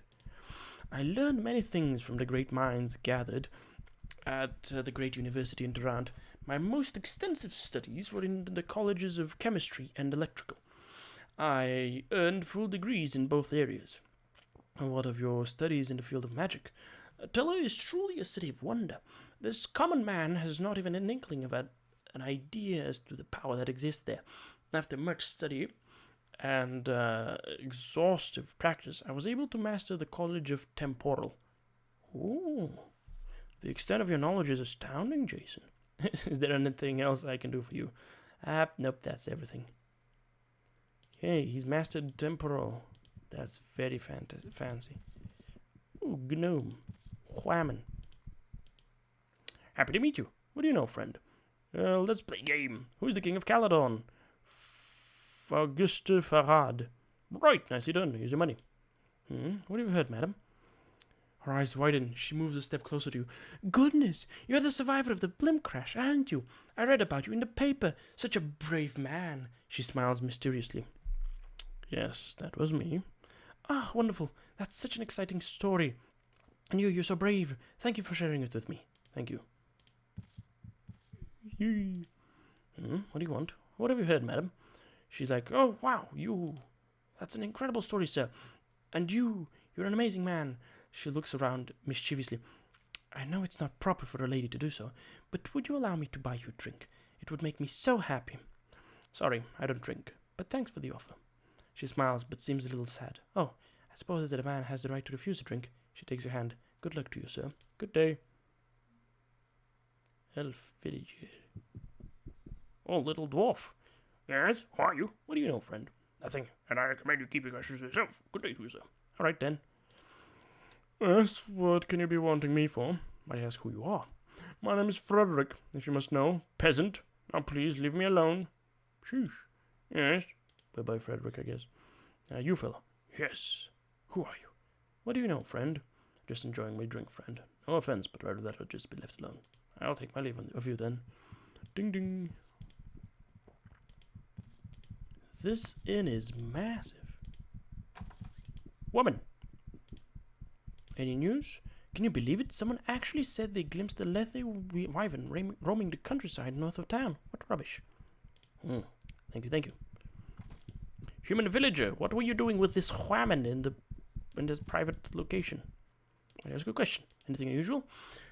I heard an old merchant in the tavern the other night. He was talking about a strange lagoon he's seen on his way down from the Glimmering. It's directly north of here, along the coast, but not that I'd go anywhere near it, mind you. All right, thank you. You've been most kind in sharing that information with me.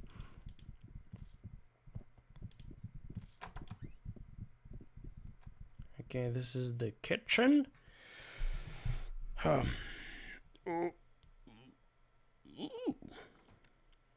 Thank you for the subscription.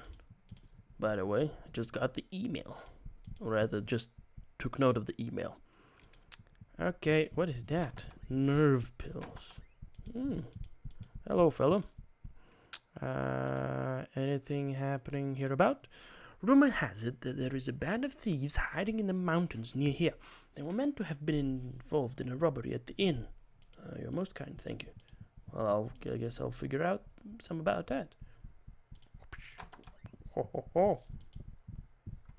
Oh, someone is sleeping over here.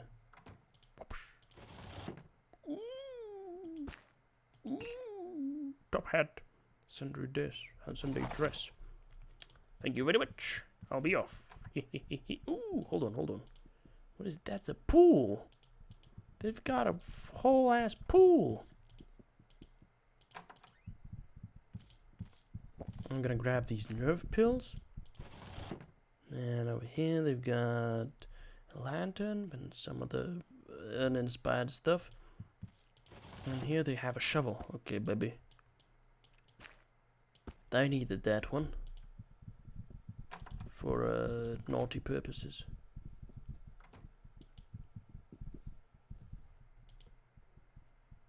Okay, these fellas are just roaming around.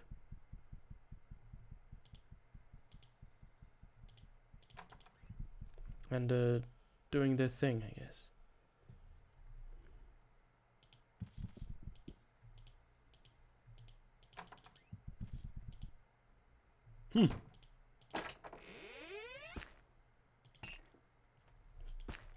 Thank you for your contribution to the cause. Hello, fellow. A fine day. May I ask a question? Any rumors? I'm not one for evil stories, but a friend of a friend told me of this evil place northeast of here. Says it's cold even in the summertime and smells of old dark magics. Gives me the shivers just thinking about it. Most gracious, thank you.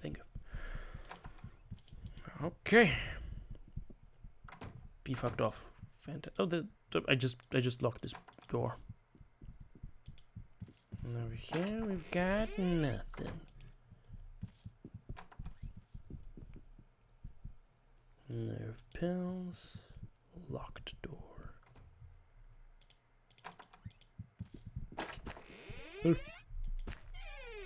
Unintended. The door closed. Okay, it's not closed perpetually. Okay, very fancy. Now then, ooh, book stand. Creature Compendium by Sir Maxwell III. Oh ho ho. And some gold, a bow, and some arrows. Exquisite. Now then, ladies and gentlemen, let's read the Creature the Creature Compendium by Sir Maxwell III. The Lethe Wyvern, appended from the Creature Compendium of Arcanum by Sir Theodore F. Maxwell III. Listen closely to the tale of a horrific beast. Some say it is a true monstrosity. Others, a mere legend. None in our day and age have encountered the Lethe Wyvern face to face, at least none that have survived to tell the tale. Many ancient tomes and texts have been perused in order to glean the description lying before you, and while some differ in their opinions, most agree that this fearsome beast, which walks upright on thick haunches, is nearly double the height of a man and twice as fleet. Dragon-like in appearance, it is often described as being colored to match whatever the surrounding countryside. Expansive wings adorn its shoulders, yet in all of the research available to me, I have found no mention or proof that it has the ability to fly. Diminutive, viper-like eyes adorn the sides of a large reptilian face, yet I pray you do not become complacent with an opinion that this creature cannot behold its surroundings. The tomes I have examined speak much of the Lethe's ability to see vast distances, and even the slightest of motions will send its lengthy neck whipping around to determine if the thing sensed might serve as a worthy meal.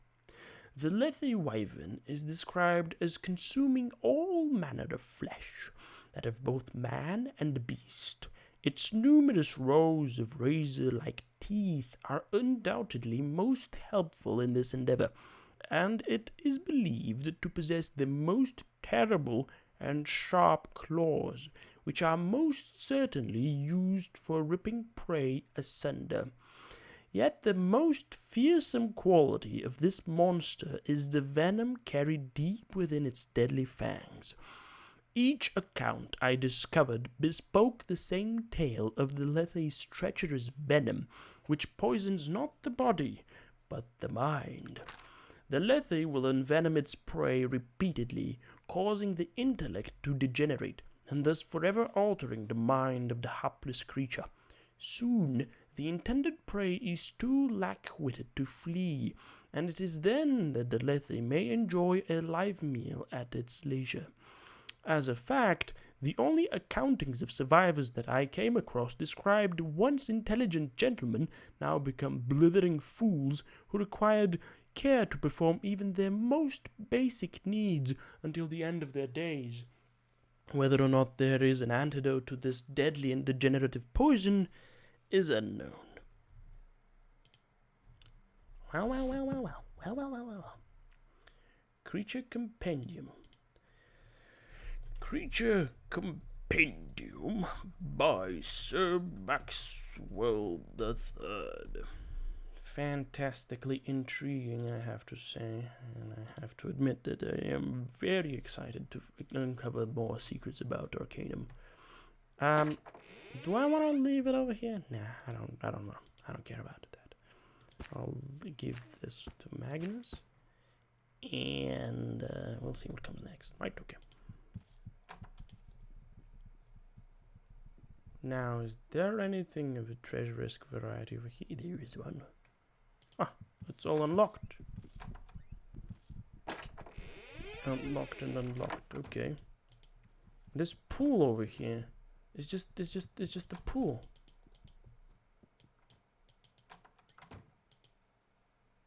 I guess I can't go. I can. That's funky and flunky.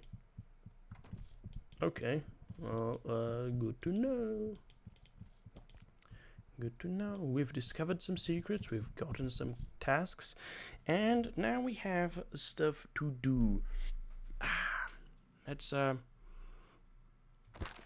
take a look at our quests. Take JT Morgan, his tools. Okay, yep, and the photograph of the Lethe wyvern. Alright, let's well, I have a shovel now, so let's dig around. Let's dig around. Yeah, let's dig these graves up. I am incredibly good. I'm an incredibly good person. Skull, gold ring. Oh, darkness falls upon us. Pocket watch. Ooh. Ooh. And this one. Sword!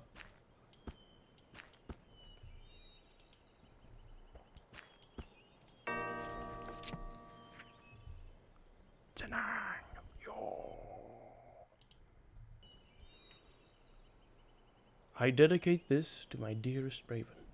I would gladly face again these horrors and 1,000 others for only another moment with you. Dearest reader, it is only with the greatest fear and trepidation that I share this harrowing tale with you today. Even here, safe within the confines of my own home, I am still overcome with dread at the thought of what I am about to tell you, and what it might mean for me or those close to me. And yet I feel compelled to do so, and a great muse guides my pen to this paper, and the words flow forth from the darkest regions of my heart and mind, where they have stayed well hidden until this very evening. I beg of you, give ear to my confession, and, if it please you, take this tale from me and return only your belief and trust that what you are about to hear is only and nothing but the truth. Yeah, streaming Arcanum, come the third. Hello and welcome to the stream. Thank you for the follow. Reading Chenang. Fun stuff, right? My name is Renford A. Terwilliger, born of the outlying regions of Ashbury, not far from the lair of Bellerogrim, where they found the bones of the great dragon. My childhood was a bright one, full of happiness and light, and my parents gave to me all that a child might need. I was schooled both practically and excellently, and when my 18th year came round, I was accepted into Tarrant University, and ultimately found my way into the Tarantian Zoological Society. Archaeology was first love, but my first assignment with the society was with the Cultural Anthropology Department. It was somewhat of a farce, actually, but the society had been given an enormous grant by one of Tarrant's leading philanthropists for a very specific purpose. That purpose was to confirm the existence of the Dark Elves. Every man, woman, and child in Arcanum has been raised on ghost stories and bedtime tales of these strange people known only as the Dark Elves.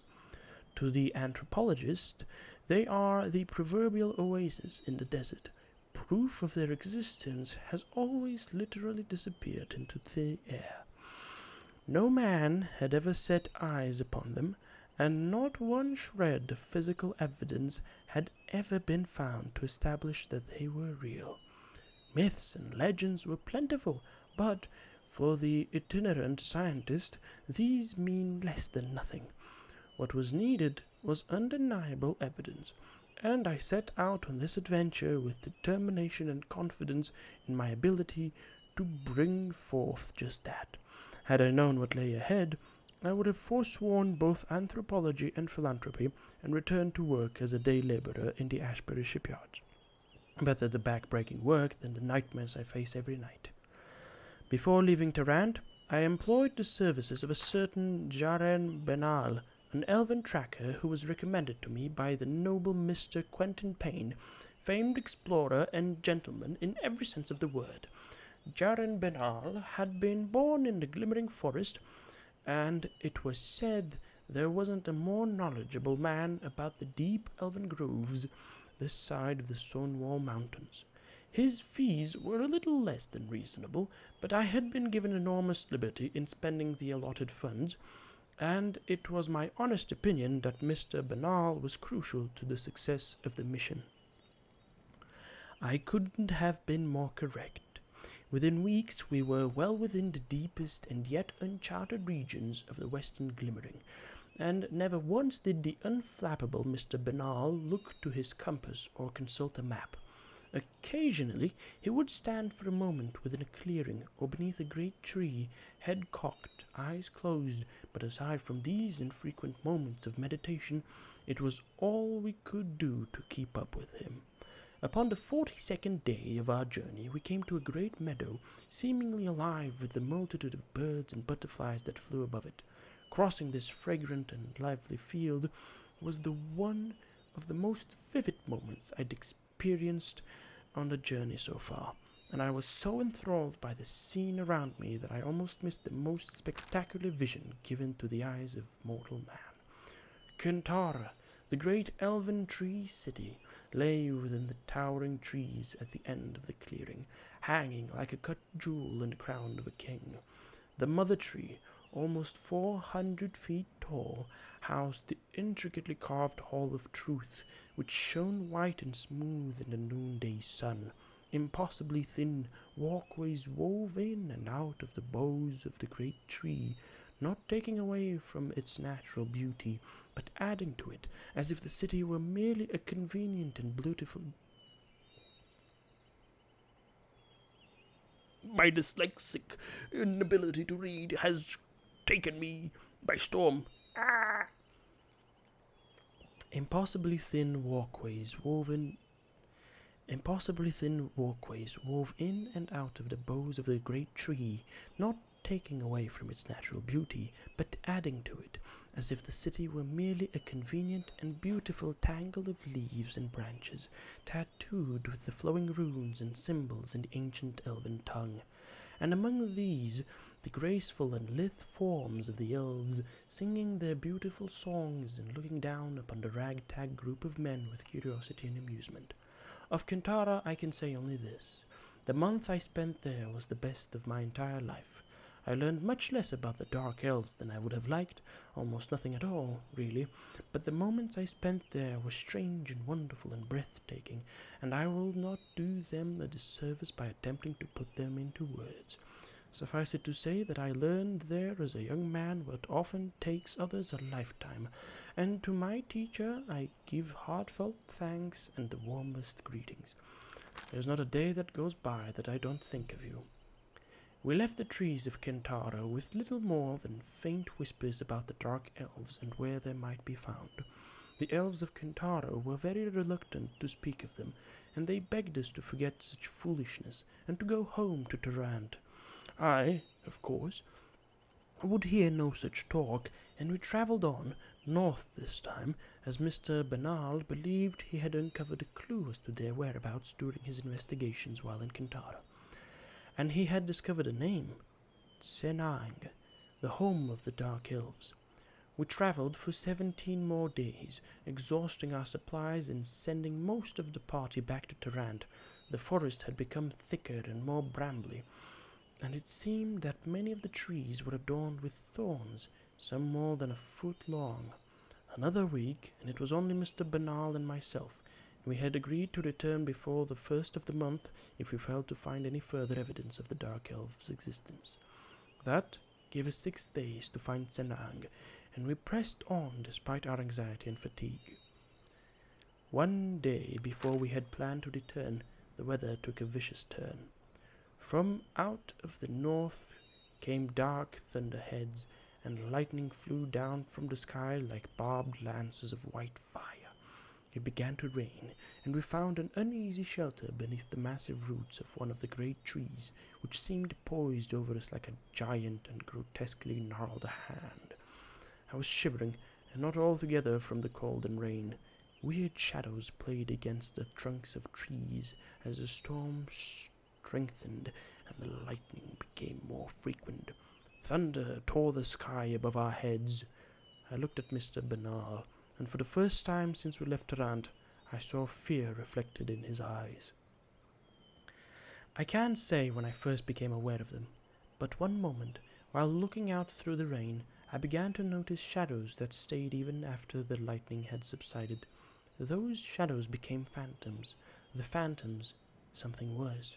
They were stock still, tall and wiry, ghostly faces the color of ivory with eyes of the blackest night. Their hair hung in limp strands against their foreheads and cheeks, and they stood unblinking, oblivious to the storm and its ragings. Bernal screamed something to my right, and then was pulled bodily from our shelter to the roots above. He screamed once more, and then was silent. I never heard from nor saw him again. I ran headlong past the elves in front of me, swinging blindly to clear a path. I was mad with fear, and my feet carried me deeper into the forest. I thought I heard dark and twisted laughter above and behind me, and shadowy figures darted among the trees to my left and right.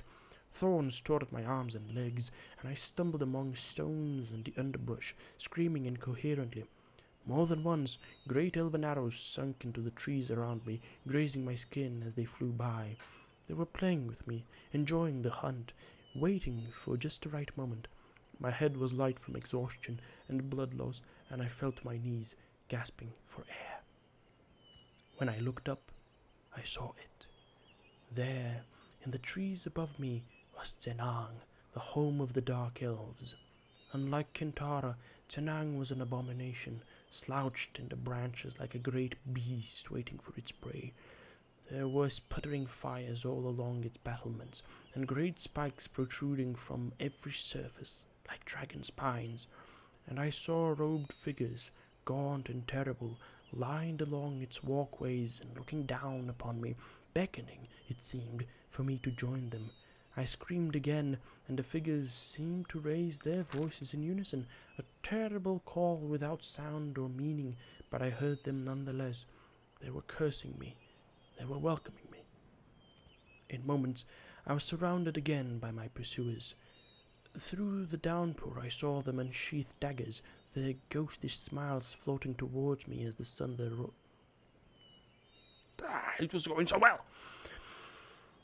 Through the downpour I saw them unsheath daggers, their ghostish smiles floating towards me as the thunder roared above. I closed my eyes, praying to whatever god would hear me. There was nothing else I could do. And then, from nowhere, arrows were flying from behind me and above me. In moments, I was encircled completely with the half-buried shafts of the thickest hunting arrows, and the dark elves around me whirled to and fro in confusion. One pulled his bow from his back and notched an arrow in one flowing movement, but was shot through the heart before he'd raised it past his shoulder. He fell silently, unbelieving. The others looked at me for a moment, the purest hatred harbored in their eyes, and then disappeared into the night, hands conspicuously at their sides. Amazed and spent, I fainted. I awoke some days later, many miles from northern reaches of the Glimmering. I was alone, but my wounds had been treated, and my supplies had been replenished. I was back in Tarant not 2 weeks later. I never met my rescuers, but I can guess who they were and where they were from, and I thank them if they are reading this. Without their aid, I surely would have died there in the shadow of Tenang. And so, dear friend, again I beg of you to believe these words and the man who has told them to you. I do so only to share this burden with others, to gain comfort among those of my kind. At the very least, let these words stand as a warning to you. Often, evil is a tangible thing, and sometimes it is a people and a place.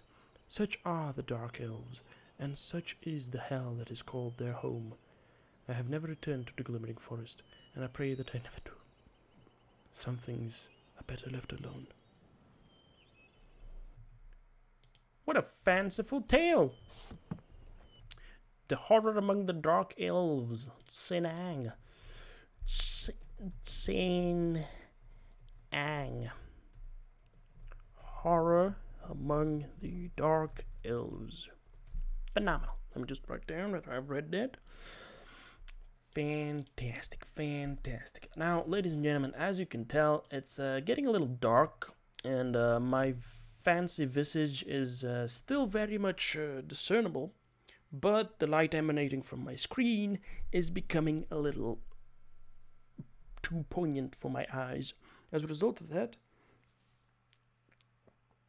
I'm glad you're liking it. That's my goal whenever we get to such a nice opportunity to, read something. That's frankly some of the most pleasant things that could be happening as I get to exploring Arcanum, because through these books you actually get a lot of world building and a lot of lore, and I find these incredibly fascinating. So I'm going to bring about darkness, or rather I already brought about darkness, and now I'm going to bring about light. With my words, let there be light. Hey, look at that. Could you imagine just how amazing I am at, doing that kind of thing? What kind of thing could it be? I'm bringing about light. All right, that was that. We read the book. After obtaining it. That's spectacular. What is it that you want of me? Okay. What can I answer for you? Virgil, what do we do now? Well, as ill-advised as it may be, it seems we need to go and speak with the Dark Elves in Sinang. Yep. It would be very nice if we could speak with them, but, I don't know. We'll see if that works out for us, if we can actually do any talking at all. Right, let me just, I think I should bump up my charisma. so that I can have 6 followers at max. Yeah, I need 20. Okay, there we go. And wait, I currently only have 4. What? Yes, okay. The lore of Arcanum is phenomenal. It just makes me very sad that we didn't get to have it expanded even further, because it's just this setting has so much to give, and unfortunately it doesn't get to give it all. At least so it feels. Well, we done it. We done did it again. Right. We now have a potential task ahead of us. Sinang. Okay, the leather wyvern sighting is all the way over here. Sheesh, okay. I'm gonna go directly north a little bit, then we're gonna go to the place where the wyvern was sighted. What is my path blocked by? Come on now. There we go. I'm gonna walk like this because I want to see if I potentially discover some location. I'd love to discover a new location and then to enjoy it and all the secrets that it might hold. But yeah, that's that. In other news, the secret entrance to the Iron Clan. I'm really upset that it seems that there's some kind of prerequisite that I have yet to meet. And that's just disappointing me. Alright. Now. So yes, there was a bridge. Yes, there was a bridge.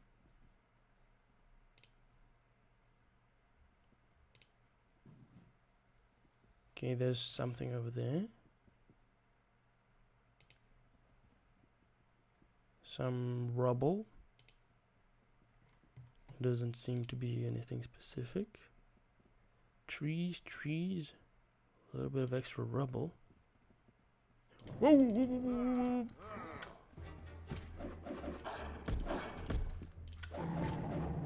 Did I get a picture of the leather wyvern?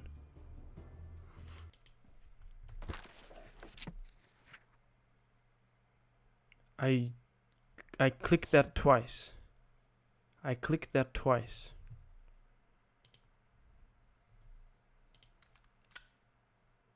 Well, that sounds as though it's, taking a picture. So did I take a picture of the leather wyvern? I think I did. Oh, there's also the bridge. Very convenient. It connects the Glimmering Forest to this place. Okay, good. Good to know. Well, let's, do we want to go back to Roseboro? I would say I want to go back to Roseboro, but I'm not going to walk there, of course. Come on now. I'm going to teleport there. Hopefully I have a photo. I have a photo for him. How do you do? Hello, Trev. I've got it. Oh, you got it. Oh my, I'm so excited. You don't know how helpful you've been. Here, let me see the camera. He takes it from you. Mr. Wright is going to be so thrilled. Glad I could be of service. About my compensation. Oh yes, here you are. 500 coin, as agreed upon. Thank you, fiery guy. You don't know how happy you've made me. Goodbye. Thank you, Trevor. What of the bridge? Did you see any signs of it? I did, thank you. It will definitely save me a lot of time. That is one of your news. I'm sure the existence of that bridge has been lost for years. It will surely speed travel. Well, I had better do something or other. Something or other, but yish. Let's go check on the Thieves' Cave as well, because, the thieves. I myself am a bit of a thief. A bit of a kerfuffler, if you could say so. Come on. Oh! The opening of this cave is only big enough to allow small beings to enter. What? Okay, that's interesting. In that case, we're gonna sleep till morning, and whilst sleeping, You will excuse me, ladies and gentlemen. I've got this pack of what's going on? It's not morning. Did we catch like someone walking by? No. What? Why did we just stop sleeping? I'm gonna have this pack here of biscuit, cookies, stuff like that. Cookies, frankly. And I'm gonna open one of them. I'm gonna open them and eat one of them.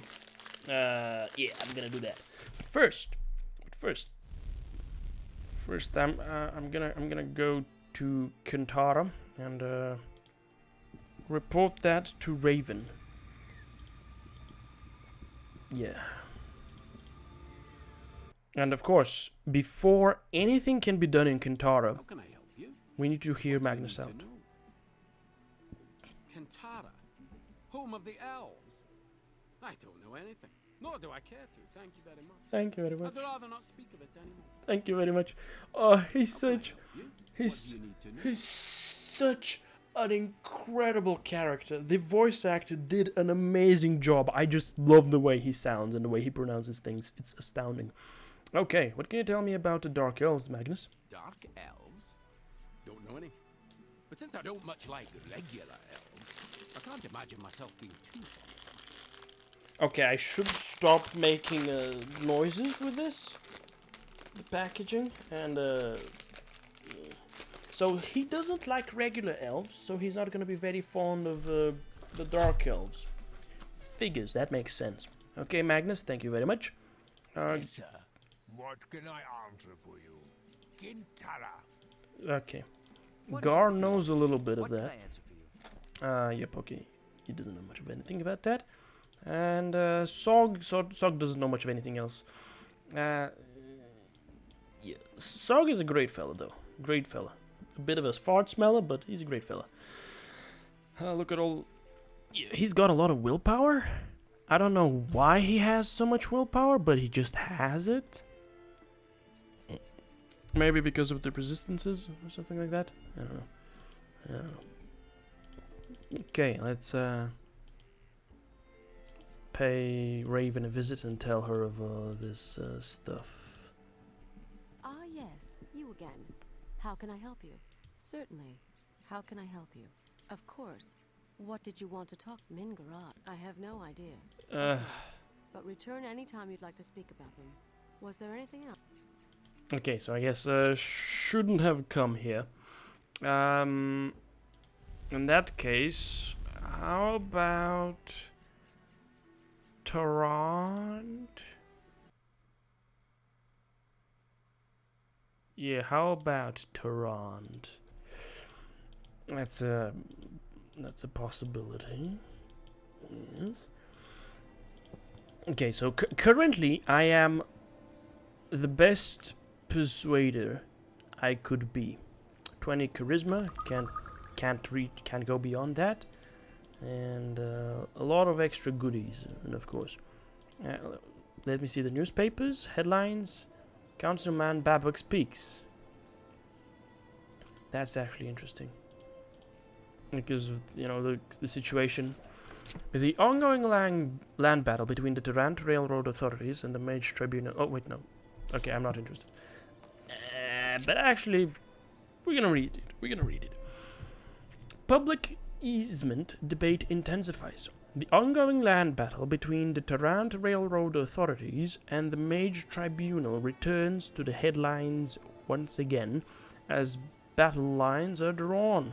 In review, for the past several months, the Tarant Railroad authorities have been petitioning the council to provide them additional lands for the use of public easements. The land in question is none other than Tarant's Magic District. The Tarant Railroad authorities state that this land is required in order to build a much-needed rail yard where additional locomotives and carriages may be built and housed. Many question the motives behind such a petition, accusing the Tarrant Railroad authorities of attempting to undermine the Mage Tribunal, stating that the railroad merely fears the power that surrounds the district, believing that it will eventually interfere with the railroad's operation. In an interview with us, Councilman Babcock made an unexpected comment on the situation. I fear that after reviewing the information provided by the Tarrant Railroad authorities, it is my opinion that it would be in Tarrant's best interest to relocate the Magic District to another area of Tarrant. When asked to comment further, he responded, "Out of our utmost concern should be the safety of our citizens. If there is even a remote possibility that the local of the Magic District could place the railroad in peril, then it should be relocated at the earliest opportunity." My brain, I can't read. Okay. The trash. Let me take a look at the older ones, and I guess take over. Oh, IFS Zephyr Miracle. Yes, it says, gimme. Let me grab Throg's Anarchist Laborer Takes Over Factory, and also the one that Throg escapes. Thank you very much. Let's see here. IFS Zephyr Miracle Survivor Tells All. Man walks away from fiery death. Greetings, fellow Tarantians. It is I, Victor Wright, your faithful and vigilant editor, bringing you an exclusive story that only a paper of this breadth and quality could possibly do. Just yesterday, our humble offices were visited by none other than the sole survivor of the IFS Zephyr blimp tragedy. Please see photograph page 2. And he deigned to share his account of the final minutes of that fateful voyage with me, which I now share with you. Be warned, this story is not for the faint of heart. 'Tis a tale so real and frightening that I recommend it only to those with the most iron-like will and constitution. Upon questioning, the gentleman had this to say about his harrowing experience. There was a tremendous explosion. It shook the entire vessel. I didn't see anything in the air, but I heard the sound of gunfire. I also heard engines. I believe there were 2 different ones. As impossible as it may sound, it seems the Zephyr had been attacked by some other sort of flying craft. Upon landing, the gentleman said that there was wreckage also, near the blimp, some strange craft. What those craft were, the gentleman is at a loss to say. The fate of the Zephyr was sealed only moments after the attack. I am sorry to say that no one else survived the impact. The gentleman said he was still visibly shaken from the experience, and I stopped questioning him shortly thereafter. So, dear friends of the city, what are we to make of this? What were these strange craft? Why did they attack such a noble craft as the Zephyr? Flying bandits, or something even more dark and insidious? Are we not safe even in our fair skies? We at the Tarantian will work to bring you the truth of the matter, and I, Victor Wright, will not rest until we have done so. Fantastic. Right, let's see. Anarchist laborers take over factory. Unlawful assembly declared by Captain Wheeler. Don Throg has led a band of surly orcs to take over the place of employment, a factory at 1510 Hands Alley on the very edge of the warehouse district. At the present moment, Captain Wheeler is on the scene with his elite Tarantian guards. Throg won't escape this time. You can be certain of that, Captain Wheeler stated. He's a menace to our society, to our very way of life. Also on the scene was the Councilman Babcock, who had quite a different view of the proceedings. It is wrong to treat orcs and half-orcs as if they were animals. Something needs to be done about a system of laws and that discriminates against certain races. This reporter feels that... I've read that already. Okay, cool. Throg escapes. Wheeler blames interference of Babcock and an unnamed stranger. After a carefully orchestrated operation in which Don Throg, the infamous labor agitator, was moments away from being apprehended, Councilman Babcock and an unnamed stranger conspired to effect Throg's escape. I cannot believe the esteemed Mr. Babcock had the gall to interfere in a guard matter.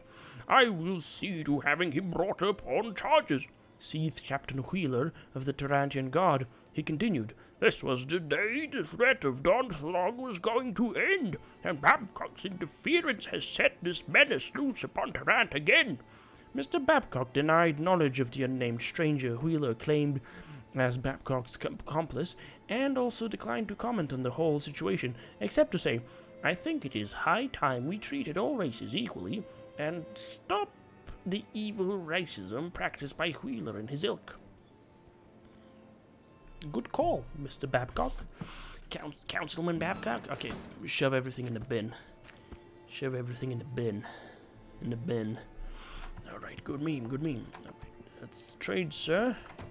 9 coins for the nerve pills, fantastic.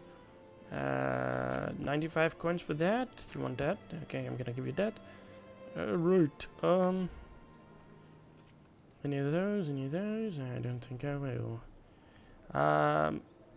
Why did I come to Tarrant? I'm certain that is just like, I haven't found out anything new since then. That's the case. So I'm just gonna go to Shrouded Hills. And in Shrouded Hills, I'm going to utilize the services of one of these gypsy women, wise women, and have her identify some items for me. That would be very, very kind of her. Identify this. Wow. Beauty +2. Wow. Oh, it's the magic power. Ah, okay, I see. I get it now. I get it now. So that amulet that increases, that it used to increase strength, constitution by 1, and increase my healing rate by 50%. Its magic power was so low that I couldn't benefit from a bonus at all. At this point, however, I'm benefiting from +1 beauty off of that because its magic power is at like 40%. So it's like it's less than 1, but more than half. So it's rounding up, I suspect. Also, I should reposition myself so that I am more visible instead of popping up from underneath the screen of the little camera panel that we are observing me through. Okay, would you like to buy this? You would, wouldn't you? Another dark helm. Why are there 2 dark helms here? And the Ring of Dark Magics. Okay, yeah, that one's old news. Old but gold, as they say. Okay. You don't need this? Okay.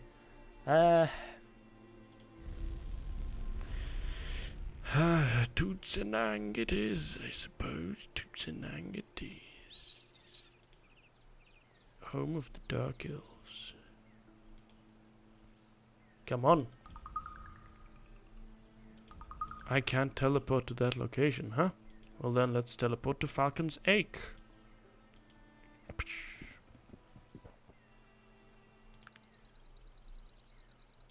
We're gonna walk to be as close to Tsenang as possible, and we're gonna save our progress, and then we're gonna enter. We're gonna see what happens. Ain't that gonna be astoundingly interesting? I suppose it is. Oh.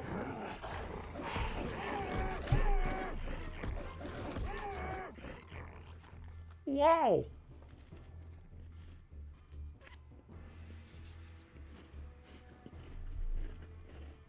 Murder. That's great.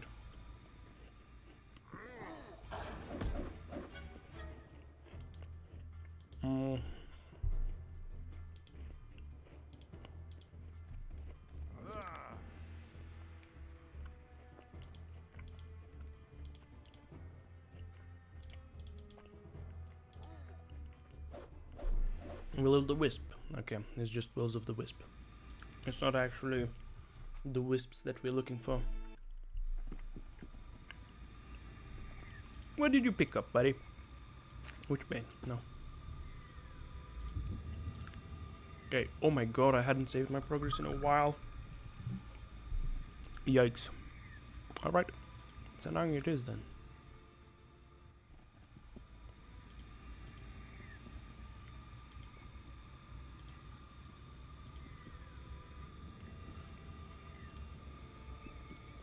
Get on with it, human. I'm here to see Mingorad. You are aware of the procedure. Where is your amulet, Malokian? Here it is. I show him the hand of the Malokian, the amulet of the Malokian hand. You may enter. You have my gratitude.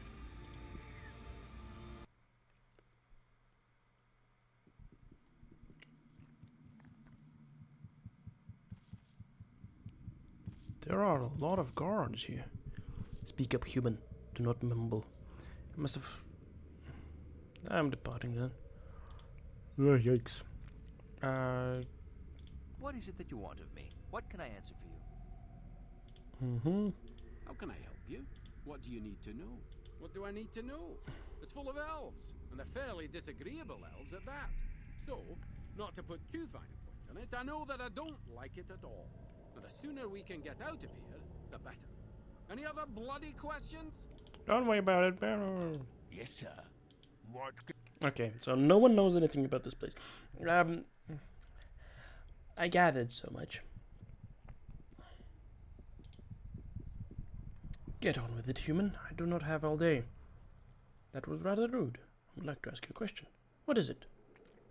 What can you tell me about the Dark Elves? Ask again, and I'll show you something about them. I'm grateful, madam. I don't have time for you, human.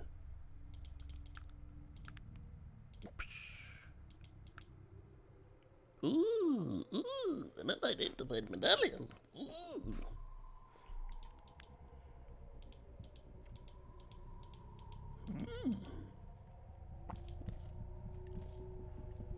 That was rather rude.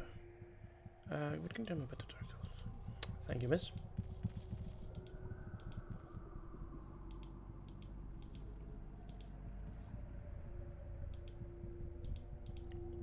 This place is definitely nasty.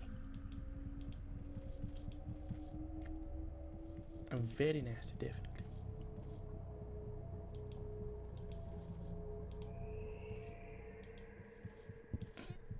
What do you want of me?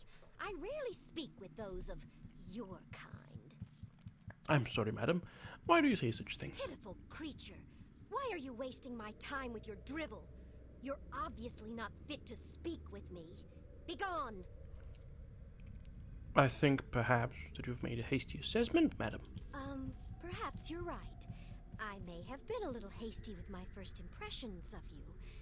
Perhaps we might speak for a few moments. I'm so very glad. Might I ask your name?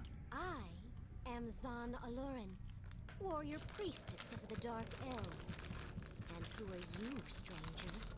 You've never before seen the trees of Senang. Of that, I am certain. You are correct. I am a fiery guy. Honesty. You surprise me. You take a large risk in exposing yourself to me, especially considering what you are. And what exactly do you mean by that? I don't know exactly who you are, but I do know that you don't belong here. Sometimes I see things that others cannot. I know that your road has been long and that you're in grave danger by being here. I suppose you could say that meeting me has increased that danger. Really? For some reason, I don't feel you pose a threat. That still remains to be seen, but unlike many of my brethren and sisters here, I am seeking answers to difficult questions. Blind devotion to a cause is the easiest path to take, and the most foolish. I wish to shed light on the path ahead, and choose the best way to travel. Those answers, I think, begin with you. Really? And why would you think that, Zandalurin? I see things. When you walked into Senang, I saw something around you. A great latticework of wood and iron, and it carried a great weight, which weighed nothing at all. These are the visions I see. What they mean, I don't always know. But I do know that you are somehow important to me. Why? What answers are you seeking, Zanalurin? What do you know of the Dark Elves? Do you know the differences between us and our cousins in Kintara? Yes, I know of the philosophical differences. Then you know that the Dark Elves, like Aranax, want Arcanum to once again be ruled by elves, and elves only. They will stop at nothing to make this a reality. They've already done much, and are still doing so. So, you keep saying they. Are you not a dark elf, Zana Loren? Yes, I am. I am a Dark Elf. Sometimes that is a burden. I don't know exactly what I believe anymore. I see visions, and these visions tell me that there is something very wrong with what the Dark Elves are working for. Something very wrong with all that they have done.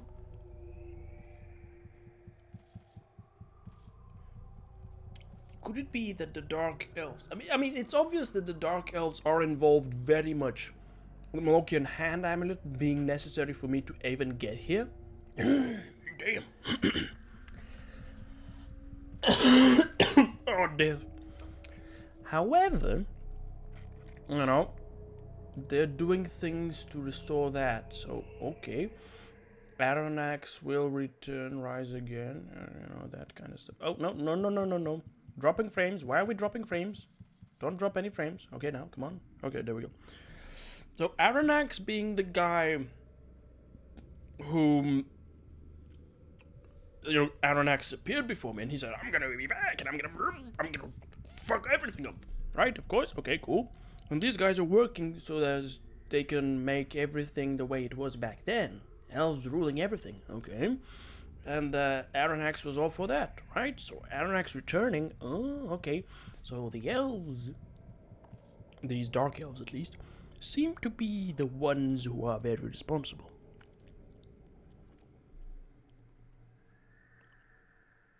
Why? What have they done? I can say no more. All I can tell you is that I do not know if my place is here among them, and that somehow my answers lie with you, and where you are going. But I won't lie about my loyalties. In the end, it is my own answers that I seek. When my choice is made, that is all that will matter. If it's answers that we both seek, then why don't you join me? You would have me, knowing I can make you no promises? Knowing that my own answers will always come first? And you have no idea where we are going, and I will not tell you. Not yet. Not until I am sure of the right choice. Yes? Will you come with me? No, I don't think that I'm interested in traveling with someone as morally rigid as yourself.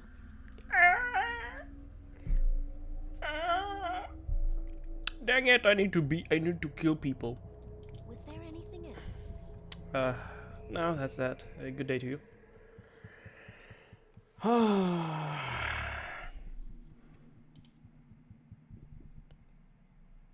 I need to go somewhere and I need to murder a lot of people. A lot of people. Okay? A lot of people need to be murdered by me.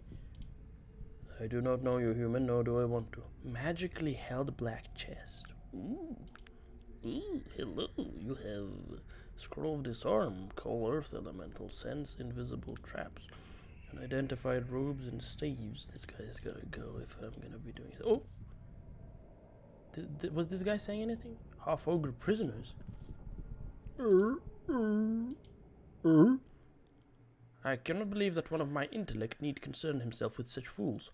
Hello, who are you? What are you doing here? Me is Morg, slave here. Slave? Is that why you allow this insulting creature to treat you this badly? What a pathetic lot. I have nothing to say to you. I see we are allowing all sorts of flotsam these days. Such fat. Get away from me. Leave me be, unless you wish to become like these mongrels. Stand in line with the rest of the slaves, fool.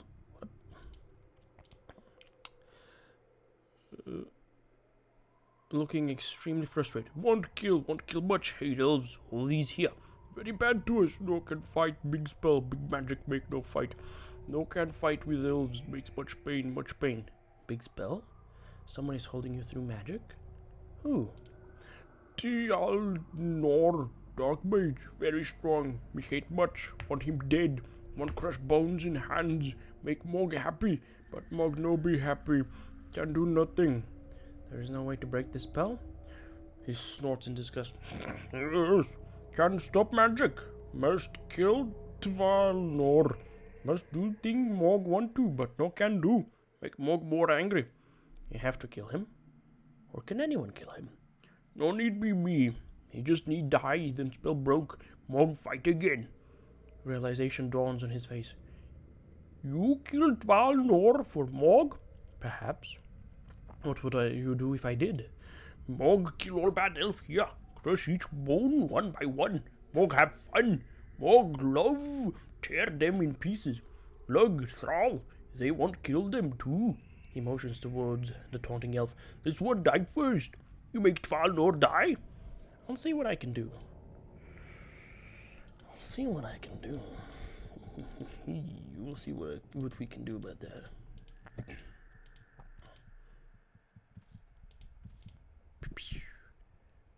That's a dark elf noble. When my guards informed me a foot soldier of the Malokian Hand was here to see me, I couldn't guess what you could possibly have to speak with me about.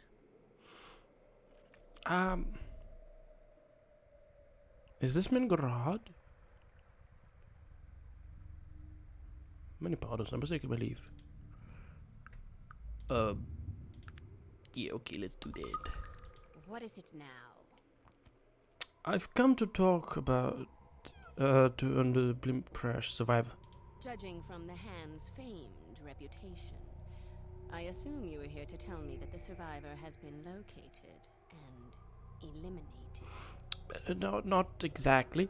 The Panari have become involved. Involved? In what way? She smiles to herself as if I have said something humorous. I cannot be sure, but I think she's toying with me. They believe he is the fulfillment of some prophecy. I don't think we need to worry about the Panari. They are harmless. How can you be sure? I think they've hidden him from us. I think you are searching for anything to excuse the Hand's inability to locate the survivor.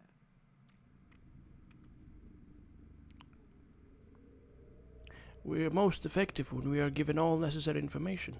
And just what do you think we are keeping from you?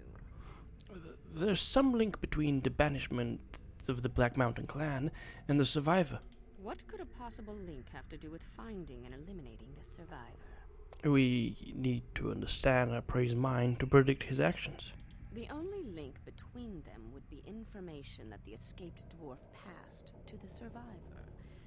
We don't believe they had any knowledge of each other before they boarded the blimp. What is the nature of the information passed between them?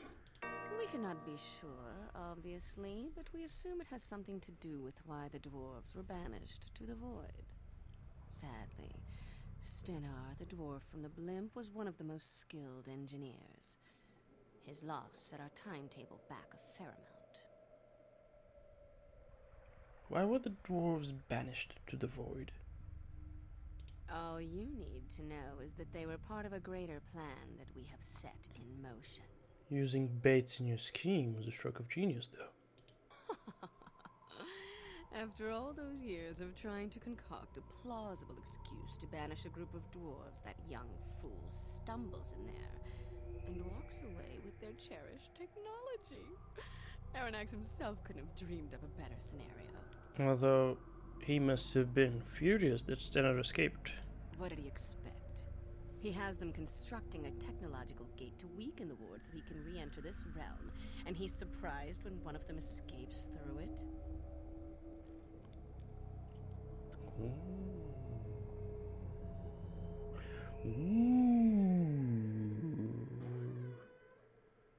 Revelations, not revelations. Revelations. Why hasn't Aranax returned, though? Stenar made it through. Stenar had absolutely no magical aptitude. He was able to slip through the smallest opening without any danger to himself. If someone of Aranax's magical power were to attempt to come through before the rift was big enough, it would be an excruciating death, to say the least. Oh, that's Mingrad. Okay. I think I have enough information to proceed now. Good day. She's a little sus. Alright. We found out what happened to the Black Mountain clan.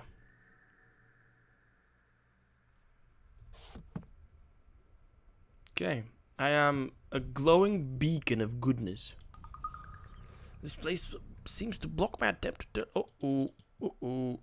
Uh-oh. Skidinkle. I know who you are. The man before me is thin, wiry, with grey, wolfish eyes. He fingers a dagger on his belt. I'm sorry, what are you talking about? What do you mean? You're in the middle of the village of the Dark Elves, and no one is here who shouldn't be here. So why wouldn't I know who you are? Yes, of course, sir. So sorry, sir. Too late for that. Do you think that the hand doesn't know its own? Or... He gave me a pointed look. Doesn't recognize its quarry. So you do know who I am. And who are you? He bows slightly. I am Gideon Lyre, first blade of the Malokian hand. I have sought you for a long time. Here you are, having walked into my very arms. Interesting indeed. Yes, indeed, curious. Why do the Malokian hand want to kill me? Why else? We are assassins, my friend. We have been contracted to kill you. Is there anything else that need be said? But why? What did I do? Sadly, you've done nothing at all. The original contract was for a dwarf named Stena Rockcutter, who was passing as a gnome when he boarded the IFS Zephyr. You spoke to the dwarf, and so involved yourself in his affairs. We've been hunting you ever since. Why did the Dark Elves want to kill Stena Rockcutter? This is not important for me. The Hand are assassins. We provide a service which we perform very well, and we are paid for that service upon completion of our contract. Nothing else is important, my friend. The Hand has no conscience or morality. We are death. That death has come for you now. The Hand hasn't always been this way. He gives me a hard look. What could you possibly know of the Hand, stranger? We have been assassins for more than 1,000 years. Our record is immaculate. Our techniques, those of the oldest masters. You don't know us at all. I know of the Darien Car, Gideon. I know why the Hand left them. What? How could you... You know nothing. A mere scrap of information. An old name. You don't have any idea what you're talking about. Yes, Gideon. I do. And I tell him of the book that Joachim sent me. He's silent for a long time. So you do know of our history. You may very well be the only living person outside of the Hand who knows these things. That we once served such evil ends is a shame to us. Why was the Hand so shamed? Do you have any idea what sort of a monster that Kurgan the Terrible was? He discovered all of the dark necromantic arts. He used to experiment on living souls, killing them and then raising them from the dead.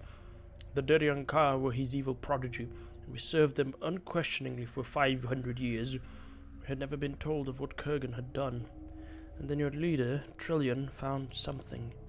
Yes, it is said that he found the writings of Kurgan, which described in detail the experiments he used to perform on his victims. It made Trillian sick with revulsion and despair. He vowed to destroy the Darien Car, no matter what the cost. Hold a moment. I may actually have Kurgan's journal. What? Where did you find it? I was in the caverns of the Stonecutter clan, and it just happened to end up in my hands. Interesting. You seem to know much. He looks troubled. Tell me, what is it you're doing here? What brings you to the village of the Dark Elves? It would seem the last place that you would want to be. That's quite a story. And then I tell him.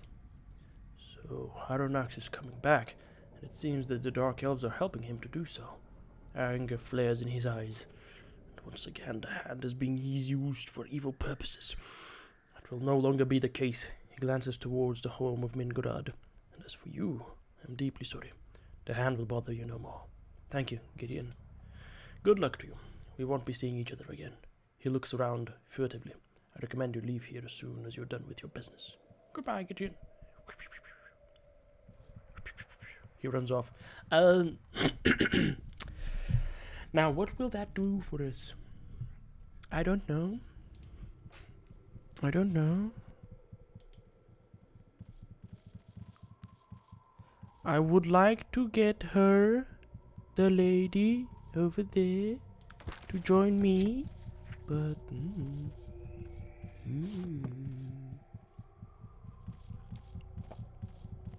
Now, if I were to attack these guys, is she gonna attack me as well?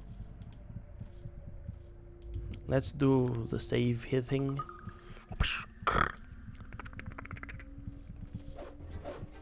Okay, she does not attack me.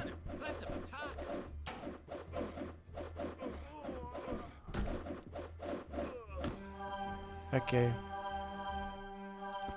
Them dying doesn't actually lessen my alignment meter.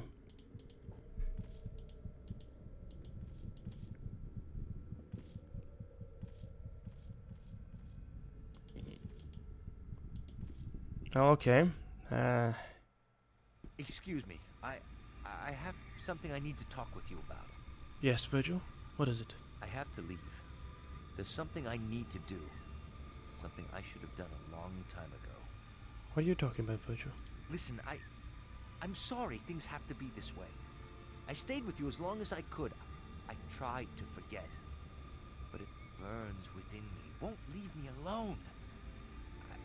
I have to go to Caledon. If I can, I'll return to you. If not, well, I wish you the best of luck. Virgil, please, just tell me. Let me help. I'm sorry. I have no choice. I can no longer live with it. I must go and do what must be done. Farewell, living one. Virgil, wait. Forgive me, but I must go. Oh my shit! Virgil! Virgil! You took all my shit! Well, that happened.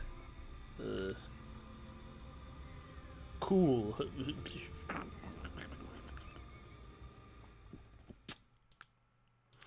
Yeah. Now, I'm gonna do the thing.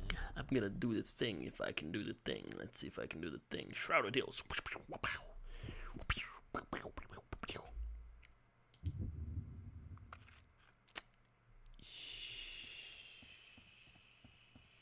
Constable Owens loves me.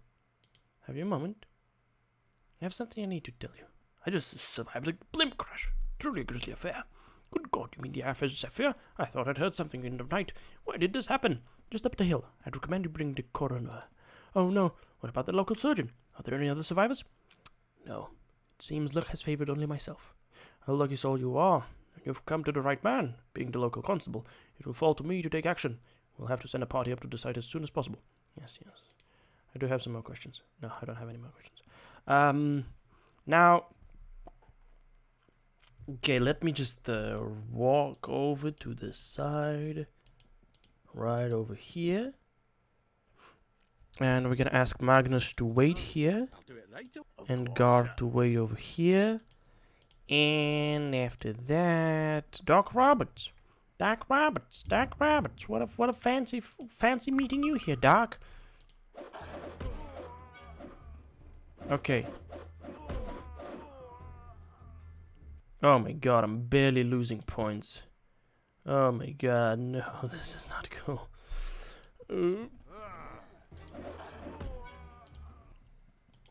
I give up, says the villager.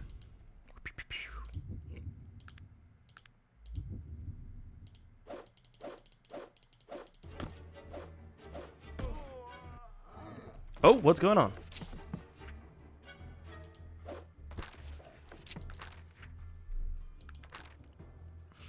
Friend of the Malokian Hand, enemy of the Shrouded Hills. Because of your cold-hearted killing of guards and citizens in Shrouded Hills, you will be attacked on sight if you return there. By everybody, or by specific individuals? Like, still 97. Still 97.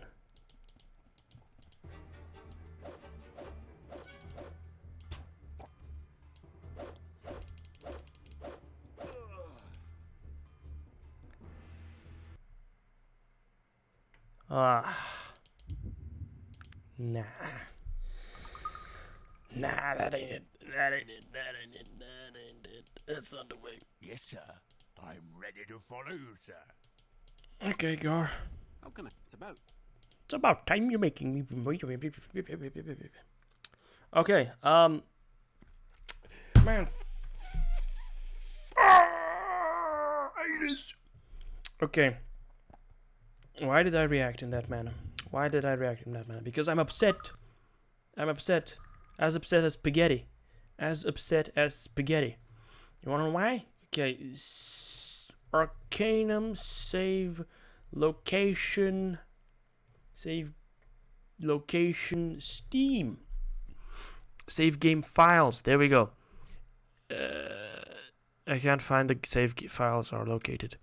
Arcanum local files, browse local files, Arcanum or modules, Arcanum save. Is it actually there? Then I'm just blind beyond reason. Oh my god, please no. Steam China. Why do I have Steam China? Modules, Arcanum. Oh my god, no. No.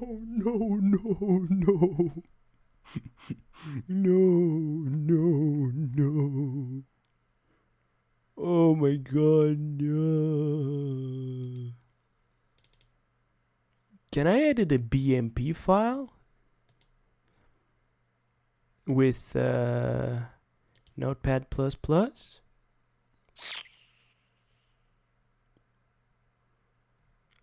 The information that's there.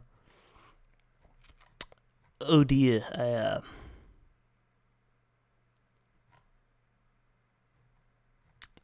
Right. Arcanum save editor, I guess. So give me that one.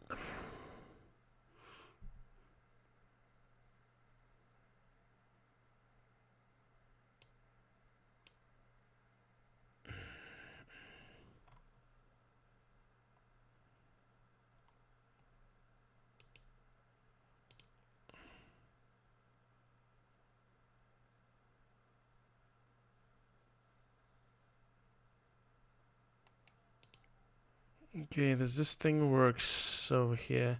1.8, when was that? Touched up. Clicky click. What is it? Okay, yeah, sure, why not? Why am I doing this, ladies and gentlemen? Because I want to be able to lower my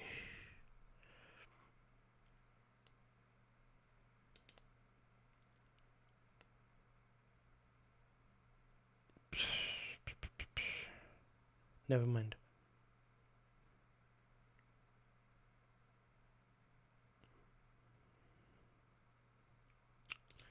Yeah, okay. So the problem that I'm experiencing here, ladies and gentlemen, is that I want to get this opportunity. Which opportunity am I even talking about? Why? I'm talking about the opportunity to lower my alignment to maybe 0, so that I'm neutral. Because it seems as if everything I've been doing so far, it's just, I'm kind of a nice guy, but how can I lower my alignment? How to lower alignment in Arcanum? Is it just killing people? Any quick way to quickly lower that? The Dark Helm gives me -20.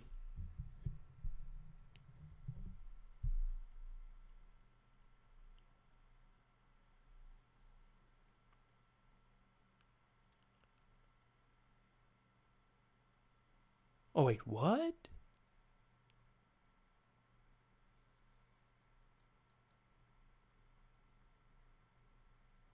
What? Okay, so maybe I didn't need this at all, and it's just... who has the dark helm? Okay, so my alignment 100.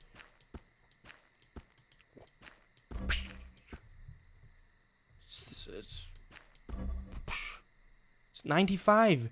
-20.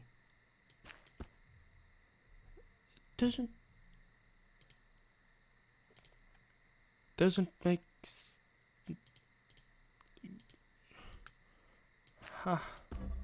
Well, I guess it's fixed, so it's not gonna work out for me. Right, so there is another way, potentially. Find a beggar and just be rude to them until they attack you. So let's find a beggar. Is the beggar living here?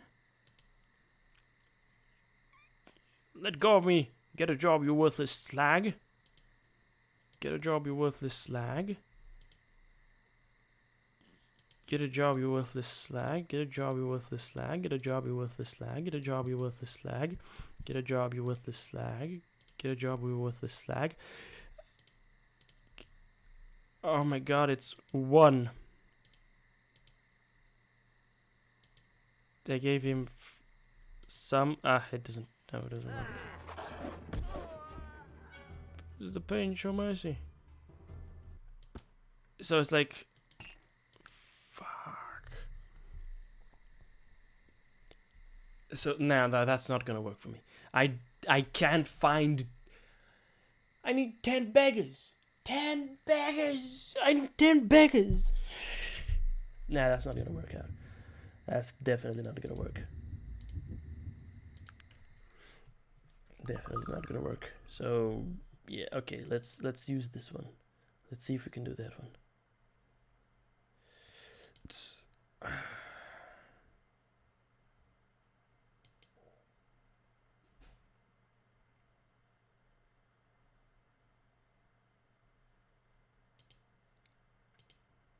Of course. Of course. Of course, makes sense. Okay, Hex editor. Hex editor. Can notepad ++ edit hex. Hex editor. View in hex. Okay, so I can actually do that. Good memes. So let me take a look. Save. Most recent ones to have been affected. Changed. Can't see that this is the one. Right. Open edit with notepad ++. And file view.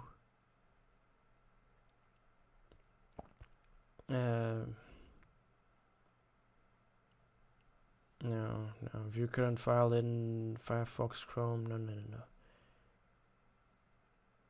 Collapse level, no. Highlights, focus tab, move current, show symbol, no. Editor. Click on plugins. Okay, I see plugins.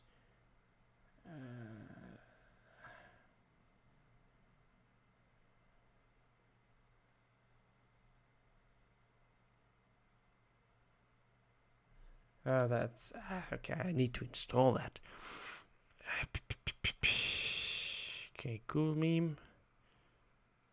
Shit is that. There's the hex editor. Adding the plugin manager from GitHub.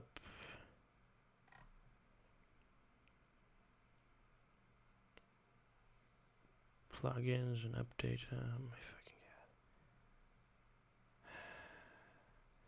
god. Actually, do I have the plugin manager? I don't have the plugin manager.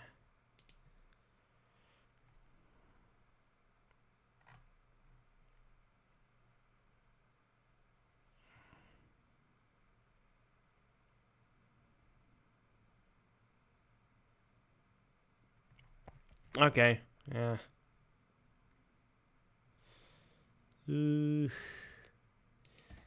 Well, yeah, I don't think we really mind that. We're gonna go to Caledon, and we need to find Virgil.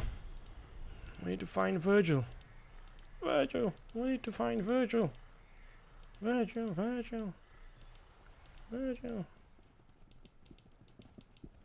Where could it be? Where could he be? Where is Virgil? What can you tell me about Aronnax? Nothing. The local Panari temple. Okay. Okay, so I guess we are looking for Aronnax now. May I ask you a question? Anything I should know about? Nothing. Okay. All right. This fellow. Anything I should know about? Nothing. All right. This guy's still here. Marazia. I have some questions about a passport you made. I do not know what you're talking about. I do not make passports. That's against the law. Come on now, Mr. Razia. I am one of you. Looking at me warily. Who was this man, anyhow? You're not the only person who has been asking questions. Who else has been here? A couple of thugs came by right after the Zephyr left Caledon. They wanted information about him. When I refused to talk, they decided I needed a little encouragement. I see the pain in his eyes. I do not know who they were. What did you tell them? I told them that I had made him a passport, that he had chosen Preston Radcliffe as his name, a gnome from Tarrant. I also informed them that they were too late. He had just departed on the Zephyr, and there was nothing they could do about it. Or so I had thought. What did they do? They were insistent that I give them information on how to get to the Zephyr. I laughed bitterly and told them they were out of their minds. Crazy old Maxim had built the Zephyr in his factory outside of town, and it was one of a kind beast. You told them where the factory was, didn't you? I thought nothing of it. Everyone knew where Maxim's factory was. It was the very night that it was burned to the ground. That's all I know. Thank you. You have been most helpful. Okay, well, something you're looking for? No, I don't have that. There's a matter we need to discuss. To trade goods. No, that's not a matter we need to discuss. No. That's not what we need to discuss. Not at all, but I guess it is what it is. Okay, let me just close these and close that. Alright. I need to download the plugin manager, so let me just go on over.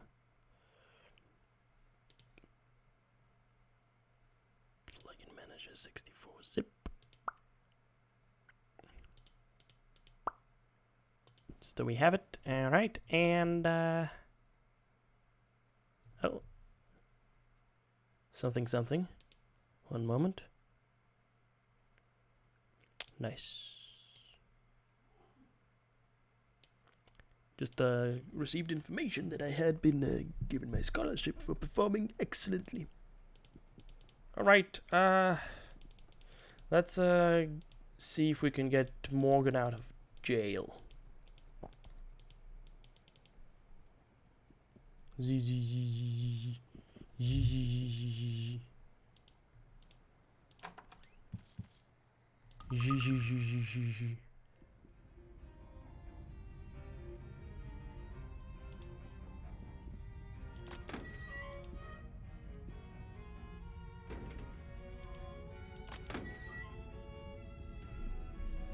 Okay, which direction?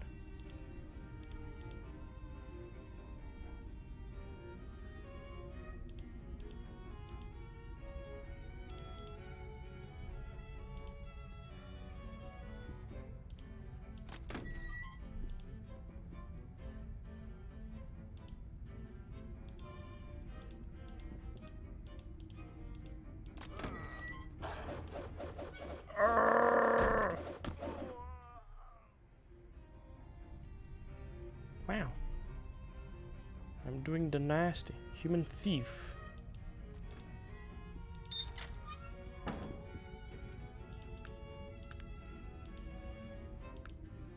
Okay, I guess I don't know.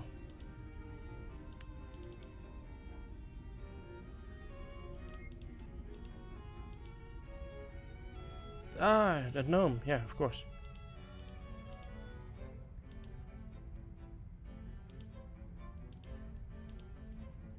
Yeah, fuck you, bitch.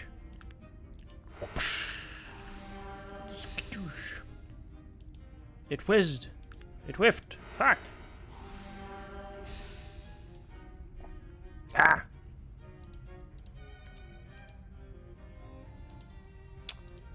Sog.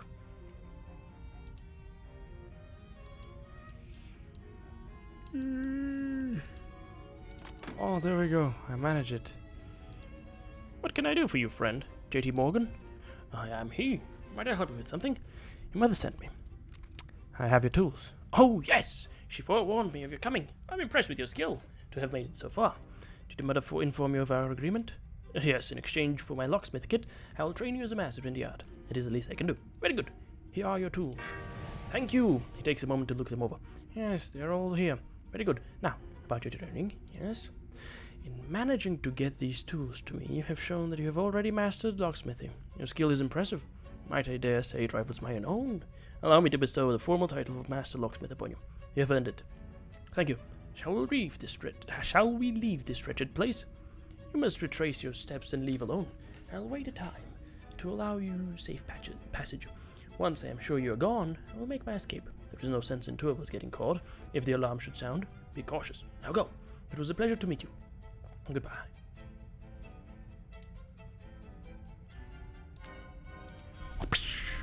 Whoosh! Skadinkle! Skadrinkle! Ho ho! Look at me, I'm here. I got a level up as well. That's pretty nice, isn't it?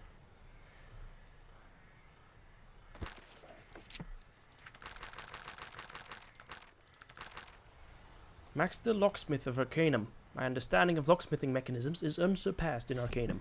Hey hey! Hey hey hey hey! I am master! That's fantastic. Makes me feel good about myself now.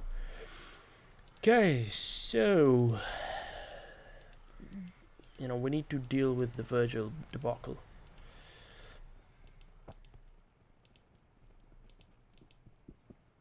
I'll ask you some questions. He does not have time. Okay, fine enough.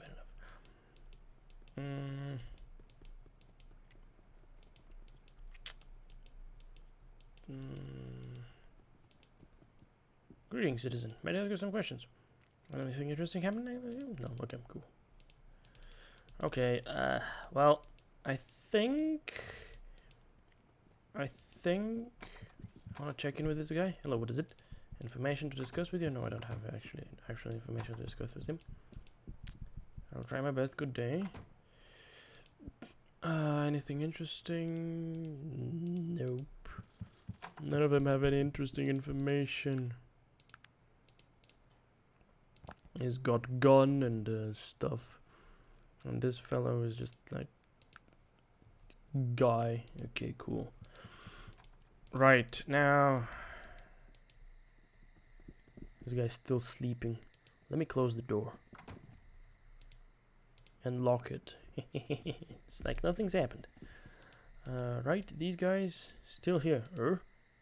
Nods in my direction, citizen. What do you think you're doing? Okay, would it be in the sewer? I don't know. I doubt it would be.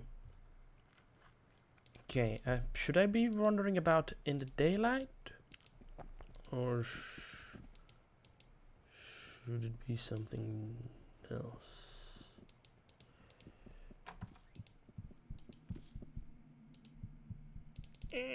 I'm not powerful enough.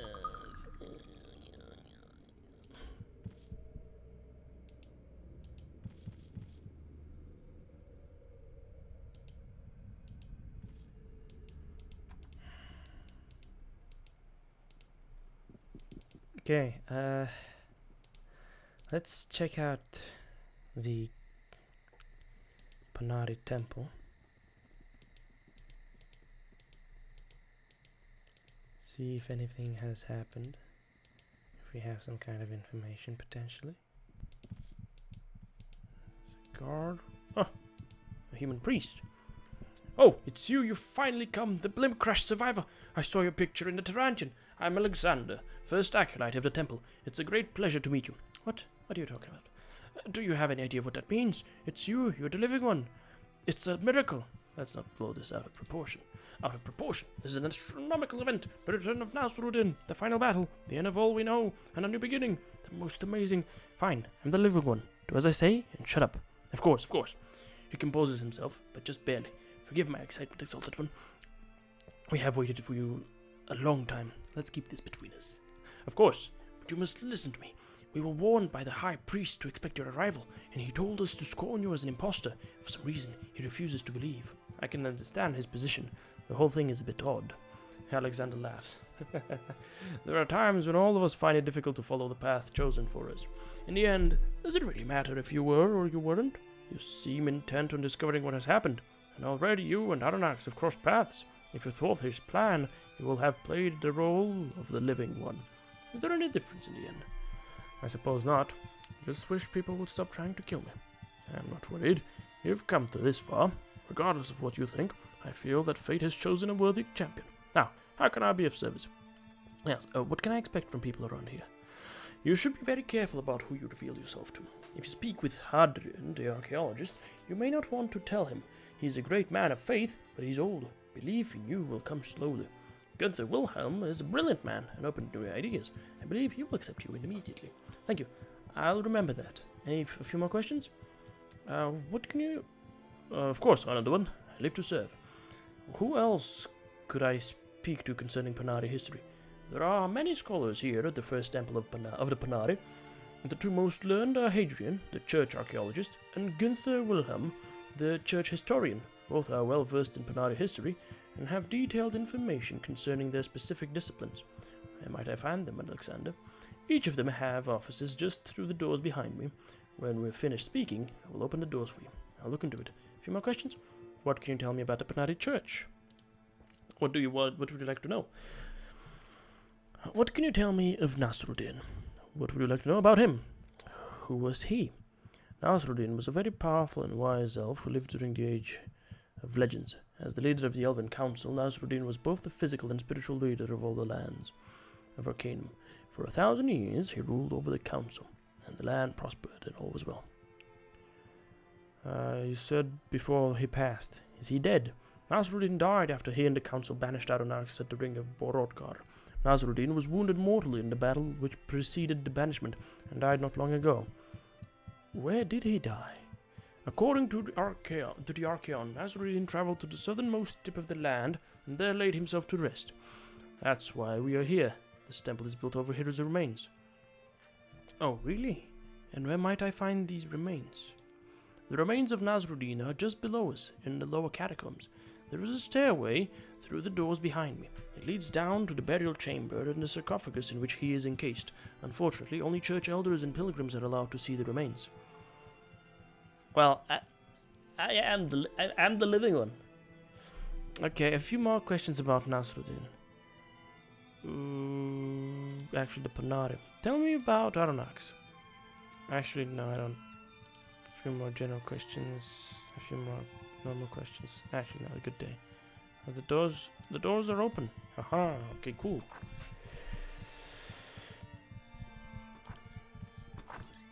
Yes, greetings. Who are you, sir? The thin man in front of me is very properly dressed. Instead of robes, he wears a finely made suit. A pair of thin gold spectacles lie across his nose. His features are delicate, but his eyes belie a strength of body and character, as well as harboring a fierce intelligence. He regards me intensely. You might. I am Wilhelm. Gunther Wilhelm. A pleasure, sir. What exactly do you do here? I'm the church historian. I have a variety of responsibilities here, from translations to document restorations, as well as authentication of any literary finds. If it's written, and it has to do with the Panari, it's my job to know about it. Does that answer your question? Yes, and very well. Might I ask you a few questions? What would you like to know? Tell me some of your work. What about my work are you interested in? What is it that you're currently working on? Gunther points to some books on his desk. His movements are quick and precise. Currently, I'm doing some research on all the translations of the Archaeon. I found some interesting discrepancies that I am looking into. Discrepancies? What do you mean? There are a few differences in some of the passages that I found in this earlier copy. I'll give you an example. The Archaeon we read today refers to our order as the Panari. The word Panari, in the old tongue, means light servant or follower. But in this older copy I'm studying, we are referred to as the Panrnes, which means defenders of the gate. Very odd. Defenders of the gate leading to the void. Was there anything else? A few minor things. I'm still working on the translations. Perhaps it's something we can speak of later. Of course. A few more questions. There's a statue in the courtyard. Who is that? That is the statue of Saint Manox, one of the early elders of the church. Why was he made a saint? Saint Manox was the only person, reputedly, he looks at me over his spectacles, to have ascended. That is, the spirit of Nasruddin appeared and took his body directly from this plane of existence to the next. You say reputedly, Gunther. Do you not believe? Gunther smiles at me. There is no doubt in my mind that Manox was a very holy man. My belief in an inconclusive set of circumstances does not invalidate that fact, regardless of how that might reflect on my own faith. Were there any eyewitnesses to the event? There were 2 eyewitnesses to the ascension of Manox. One was an elf named Rahandar, and the other, what was his name? Kanwa, I believe. Their accounts of the incident were almost exactly the same, and both were beautifully written. A few more questions about Manox. What did you want to know about him? Do you believe in the ascension, Gunther? Okay. What else do you know about him, Gunther? Almost all of the records concerning the life of the great saint have been lost over the years. Very little is known about him, and what he did before he was taken. Smirks slightly. Of course, there are the usual and substantial accounts of miracles. He seems to remember himself straightening. And of course, there's Alexander. What do you mean? What does Alexander have to do with him? You haven't heard? He almost never speaks of it. The man has enough humility for all of us. Alexander is a direct descendant of Manox. His family has held the position of first acolyte for the last 1,500 years. Oh, I didn't know that. That's quite a legacy. Yes, it is, and there is no better man to bear it. Alexander is a saint in his own right. There are few men I respect, my friend. Alexander is a noble soul. Do you know anything of him? No. Tell me about him. Alexander hasn't always been with us here at the temple. You see, the first acolyte's role in any Panari temple is as spiritual leader and warlord. Symbolically, he is to assume these roles just as Nasruddin did so many years ago. Most acolytes go into this very lightly. They might entreat the local constabulary to train them in basic combat techniques. Not so Alexander. What did he do? Alexander left us for 10 years and studied with some of the most feared and respected masters in several of the combat disciplines. For his pilgrimage, he traveled to the Vendigroth wastes and lived there alone until he thought himself ready to assume his post. If you know nothing of the wastes, know this. There's no more terrible place in all of Arcanum. So he is a skilled warrior.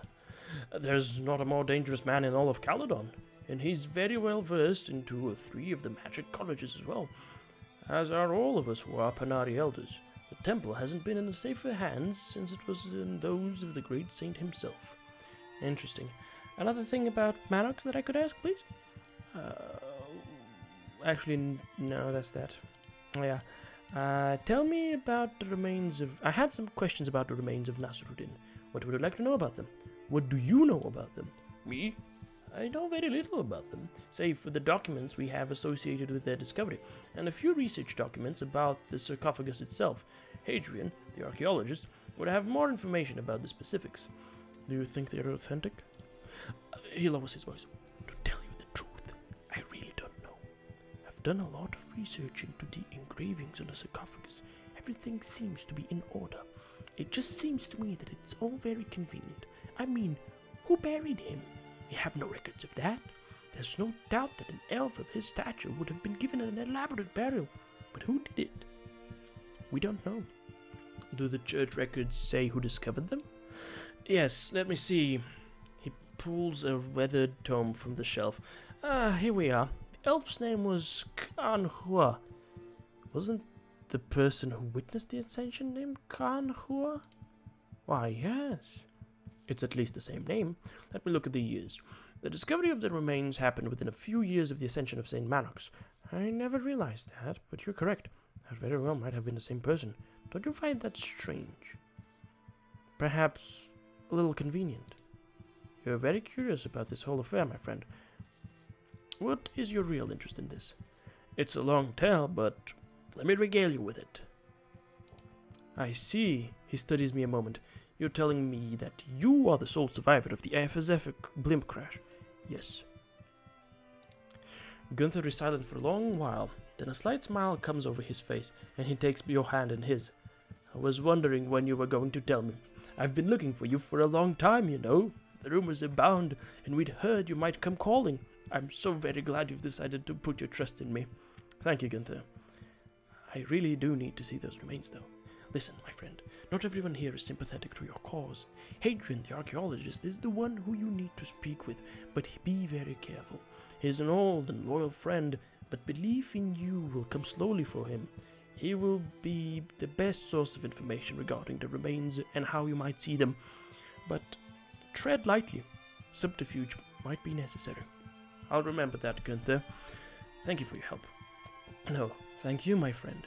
Return here when you've seen the remains and tell me what you find. I may be able to help you once you know what it is you're looking for. I will, Gunther. Thank you very much. One more thing. Tell me about the remains. Actually, no. A few more general questions. Actually, that's everything. Okay. Hello. How do you do? Hello. How might you be? The man in front of me is a wizened old gnome with wildish grey hair and a beard 3 days grown. He looks up at me, grinning toothlessly. Call me Hadrian, acolyte of the Panari and a local expert on church archaeology. How might I help you today? Greetings. I'm Fiery Guy. Might I speak with you a moment? Certainly. Let's talk about your work, sir. What would you like to know? Tell me about some of the objects you have here. Which one would you like to know more about? Actually, let me take a look at them. This case houses a strange glass device. A plaque reads, strange glass device. The glass case houses what looks to be a small ovular black stone. A plaque reads, the Eye of Krakatur. Ooh. And this glass case houses what seems to be the bones of a finger. A plaque reads, Finger of Manox. Huh. Could you spare, let me talk about the objects you have here. What is that glass device? We don't have any idea what that is. It sure is pretty though, hey? Yes, it is. What about the skeleton's finger? Yes, that is the finger of Saint Manox. His finger? Why is that here? Legend tells of a time when Saint Manox had been captured by barbarians. They were plundering the surrounding countryside and were holding Manox for ransom. He told his people to refuse, so the barbarians threatened to cut off one of his fingers if he didn't comply. Manox calmly picked up a knife, told them there would be no ransom, and cut it off himself. Sounds like a hard man. Yes, he was when he needed to be. Is there anything else you'd like to know? Yeah, what about the black gem? That is the Eye of Krakatur. Really? It's a beautiful stone. No, I mean, it's really the Eye of Krakatur. When the council was banishing him, he put up quite a struggle. Somehow the monster's eye got put out. Someone found it as they were cleaning up. Dreadful creature Krakatur was. If you ask Alexander about who's been banished over the years, he'll tell you the story. Perhaps I'll do that. A few more general questions, though. What do you know about the remains of Nasruddin? The remains of Nasruddin? What would you like to know about them? Where are they? They are housed in the old catacombs beneath the temple. The first acolyte, Alexander, can direct you there if you have problems finding it. Have you seen them? His brows furrow. No, and I'd do anything to see those old bones of his. There are so many questions I could answer if I could only have a look at them. When he died, how he died. I want to know if his skeletal structure is the same as a common elf's, or if his prolonged use of powerful magics changed him somehow. So many questions, and I've never even been able to see them. Why, Hadrian? You're the church archaeologist. Surely you... Yes, you'd think so, wouldn't you, young man? He raises from his seat, gesticulating it to and fro. I mean, when the elders need someone to go digging into the dank caverns of the Bangalian deeps, who do they call upon? Or if some poor fool comes across a tomb sealed with a Gorgothian blood curse, ring the bell for old Hadrian. But why won't they let you see the remains, Hadrian? I've no idea. He throws his hands in the air, upending a stack of papers and what looks to be a cup of dark ale. They speak of this desecration and sacrilege, but he lowers his voice, leaning closer. The man is dead. D-E-A-D. I respect and cherish Nasruddin and what he taught us more than anyone, but I hardly think he'd be upset if I chipped a piece of bone from his earthly shell. I see your point. I myself would love to take a look at them. Really? His face brightens. Are you a fellow archaeologist, my friend?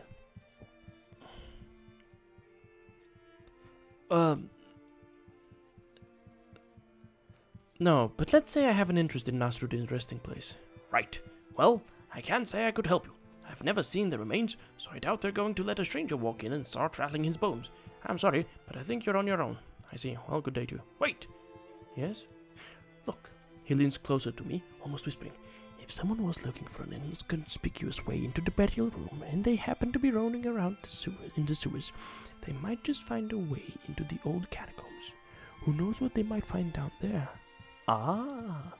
And if that someone were to find something, like a piece of Nasruddin's skeleton, a particular archaeologist might be interested in taking a look. I'll look around. If I find anything, I'll bring it back. You do that, my friend, he smiles. Is there anything else? A few general questions. No, actually, no. That's everything. Thank you very much. Would I like to talk to them about, some other stuff? Hell, the wood door.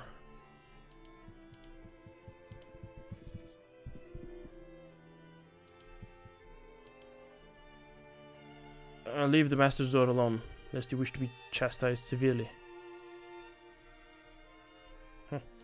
Okay, maybe I can chat with Alexander about these things? But yeah, okay, this is interesting. Alright, so I'm being directed to the sewers. So perhaps through the sewers I might find some stuff. Do we have time for a few questions? I've been uncovering some strange things, Alexander. Really? Just what are you talking about? Gunther's discovered something about the name of the Panari. Alexander seems unperturbed. That is strange, my friend, but it seems a fairly trivial thing. There are small differences in almost every translation. This was probably just an honest mistake. Was there anything else? There was a few more strange things. I'm gonna tell him what Gunther told me about Kanhua. This seems to bother Alexander a little. This is an interesting fact. Perhaps there is something amiss here. Was there anything else? None for now. What can you tell me about Panari history? There are many scholars here. Okay, yes. I'll look into it. The Panari Church, then? Panari believe in? The Panari and their beliefs are centered around the life and teachings of Nasruddin. Yes, okay. There's a statue in the courtyard. What can you tell me of it? Well, that is a statue of Saint Manox, one of the early founders of the church. Of what importance is Saint Manox? Saint Manox was a very, very holy man. There are many miracles attributed to him, and most of them are well documented. There's a talisman associated with him at the offices of archaeology, if you're interested in that sort of thing. Wait. What?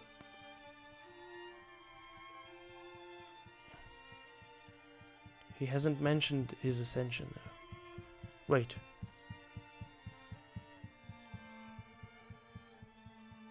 Yeah, he hasn't mentioned his ascension. Wait, what do you mean his ascension? Legends tell that Saint Manox was visited by the spirit of Nasruddin himself, and that Nasruddin found him so holy that he took his body directly from this plane of existence to the next. This has only ever happened once in all of our history, and so we remember him. Alexander gets a strange, far-off look in his eyes. Pride? And a little sadness, it seems. Did anyone actually see it happen? There are signed confessions from two of the high-ranking church elves at the time. They both describe the ascension of Saint Manox in beautiful detail. You can speak with Gunther Wilhelm further about this if you'd like. He's the church's historian, as well as the most learned of us in the teachings and prophecies of the Arcanum. I might do that. What do the Panari believe in? Yes. How was the church started? The church was started right after the death of Nasruddin. You see, Nasruddin is seen as our savior. He defended Arcanum against the madness of Aranax, and through his courage and wisdom brought a new and enlightened age. Had he been unsuccessful, all those races not elven would now be slaves. And who began the church? Well, many of the early church records were destroyed, but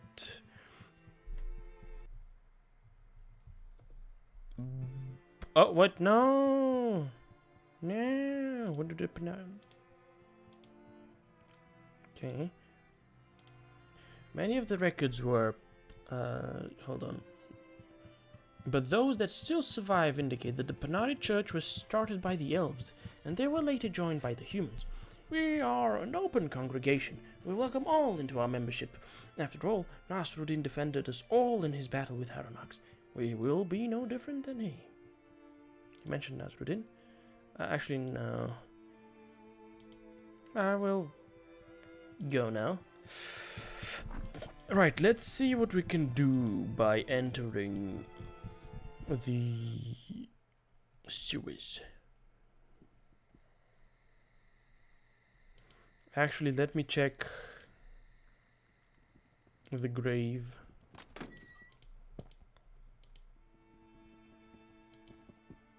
Lawrence Bremond.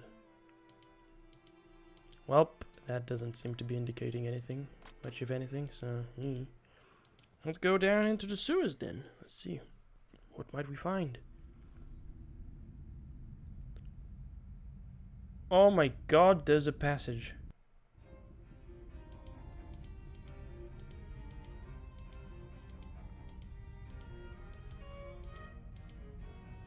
There's blood. Bone butchers.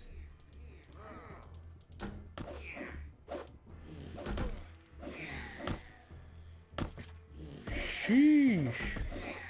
These guys absolutely fucking crumped me. Damn. Yes, sir. Okay, damn. That was some heavy hitting stuff. Well, in that case, I think I'm gonna grab minor healing. Because we don't have Virgil.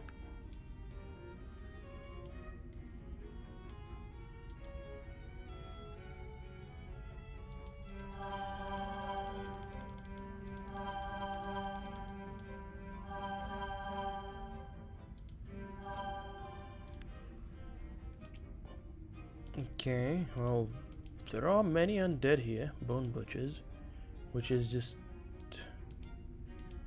totally unexpected. This door looks to be carved from a single block of stone. Letters carved into its surface read, "Knock no more times than 3 if ye have not the key."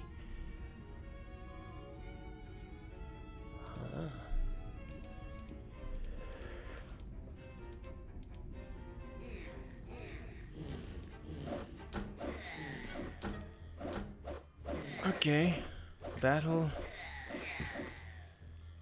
Okay, we successfully vanquished these foes of ours.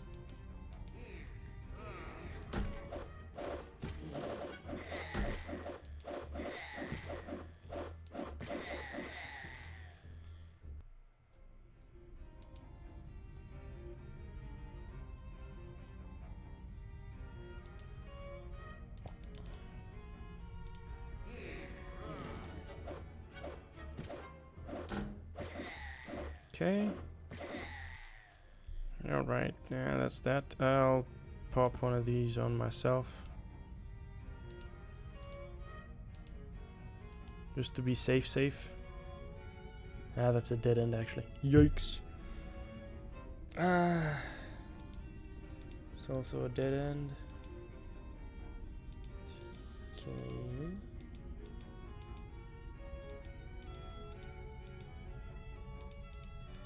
Well, so it's that way?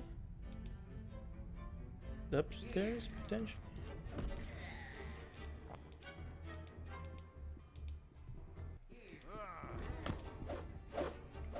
My guy hits me hard. Sheesh.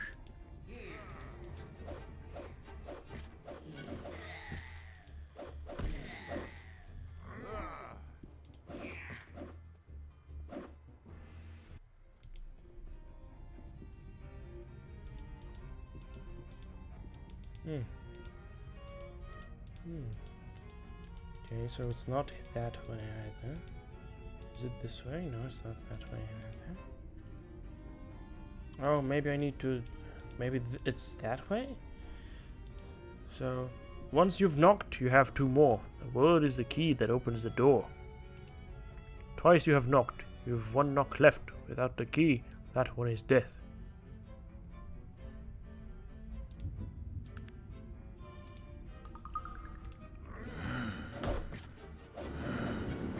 You've made the mistake. Nowhere to run. The 3rd knock means...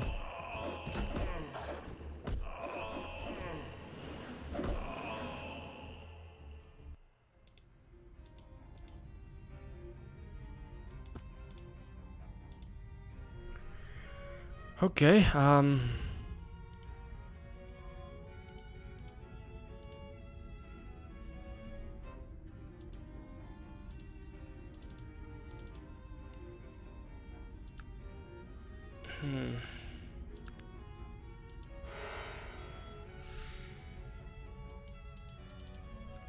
Right, well, that's just unlucky. Is the key somewhere down here? And I just missed out on picking it up, finding it in somebody's inventory.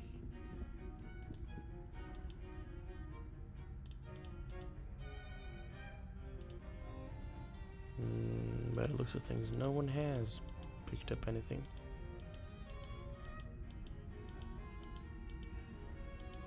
And furthermore, there doesn't seem to be a key.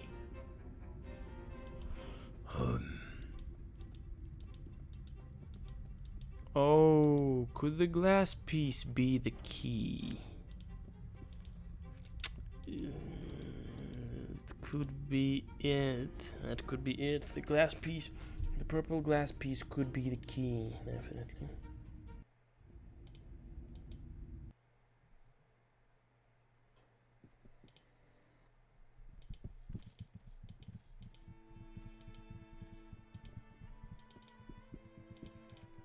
There's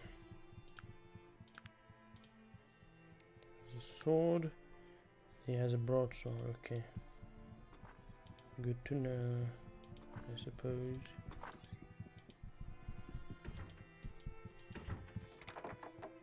Seems magically locked.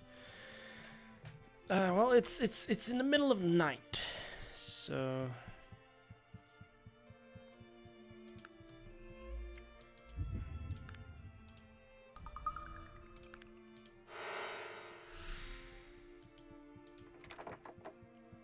Didn't I just unlock it?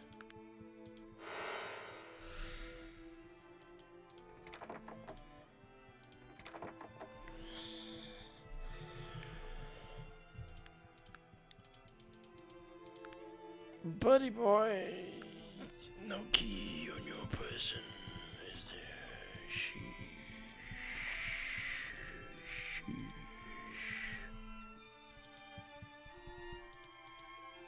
Hello there. Hold there. I was wondering where that is. Leads to the tomb of Nasruddin. Might I go and take a look?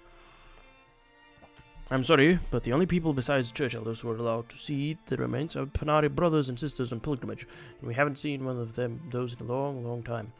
I'm on a pilgrimage myself, just to see the remains. I'm sorry, but you don't wear the pilgrim's robes, and I don't appreciate being lied to a stranger. I recommend you be away.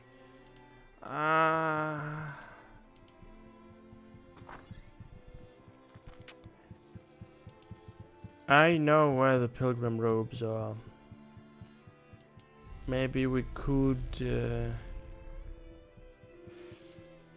find them and utilize them in some capacity to advance till morning. And I'm hoping I sold them to Ristez. Did I sell them to Ristez? Can I buy them back from Ristez? Interested in trading? Nope, Ristez does not have him on his person. Maybe Lloyd? Nah, it wouldn't have been him. It wouldn't have been him, yep, of course. Perhaps Slim Pickens? Barter? Nope.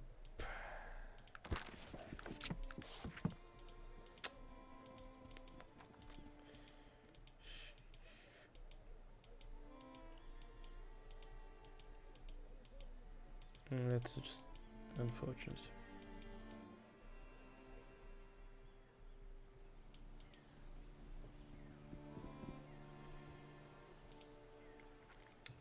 Ah, that makes me feel so bad. Oh, that makes me feel so bad. Shall we barter? Nope, we shan't.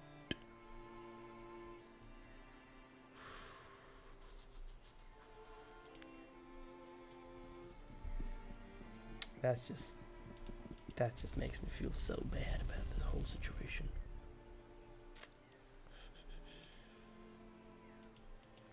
Let's come on over here and sleep until healed.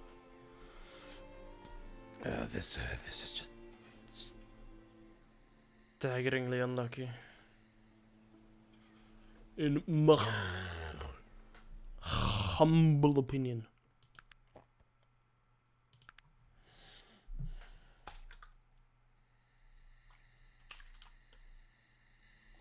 In my humble opinion. It's a very humble opinion, mind you. Okay, let's save over here and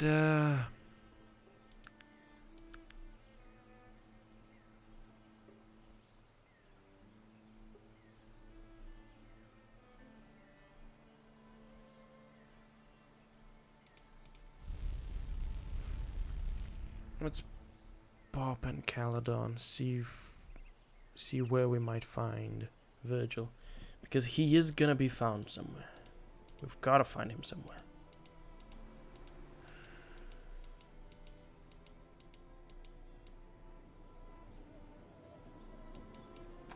He's got to be found somewhere. He can't be nowhere. Actually, do any of you folks sell? Those are just robes, those are not pilgrim robes. Dang it. Dang it. That's a little annoying. Lad, you don't have any of those.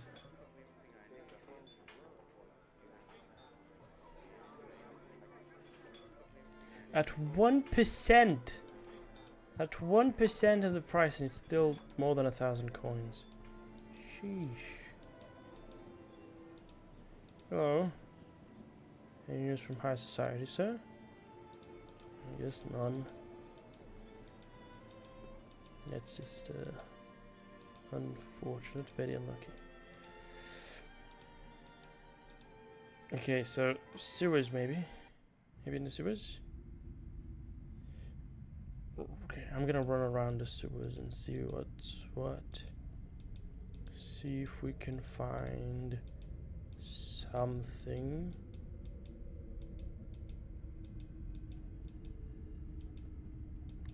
Be it Virgil or something else entirely. I don't know. I don't know. And that's really the worst part of it all. I have no idea what I will find, and who it will be, if it will be anything at all. Which just bothers me on a whole nother level.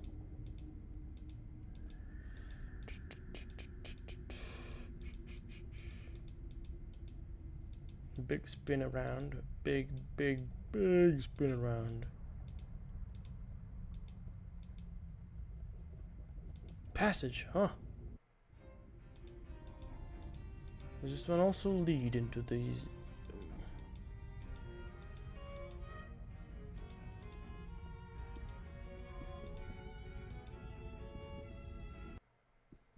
Oh! I did it! This massive stone sarcophagus is covered in runes and carvings. It looks to be centuries old. Ah, okay, cool. So I just wasted my time running around there, I guess. Skull from the tomb of Nasruddin. Just nab that whole thing. Poop. The sarcophagus lid has something on it, but am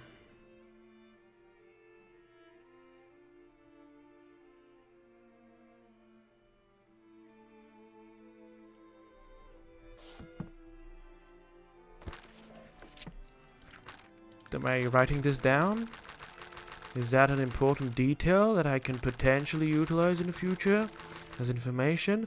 On the inside lid of the sarcophagus was a cryptic message which seemed to be painted in blood. There was an illustration of a broken ring with an X within, as well as 2 words in a tongue unknown to me. Ah, okay, so this is the Baba Bingle. The Baba Bingle. It's not the Baba Bingle, but rather the... Oh yeah, let's not pop on over here. We're gonna utilize the teleportation spell. So this is the... Yeah, the Baba Bingle ring, the stones where Aronnax was sent, right? So there's this circle with pop, and these words are probably what you would need to pronounce to open the portal, or something along those lines. But I don't know. Hello there. Have you a moment? What do you know about Roseboro, its gift shop? Roseboro? I've only been there once. Victor and I traveled there once to visit the grave of his father. I've never been there since. Small town, rather boring. Here, I'll show you where it is. Thank you, madam. Thank you, sir. And good luck in your travels. Thank you, thank you. Ooh, could it actually be? Where might I find Virgil? That's the billion-dollar question. Where might Virgil find himself? May I ask you a question? Why, hello. What is it that you need? You're most generous. Good day to you. Good day to you. Good day to you. I nod my head in acknowledgement.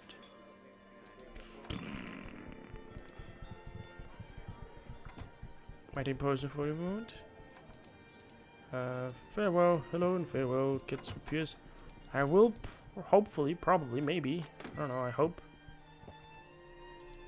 Okay, not here. This is one of the murder scenes.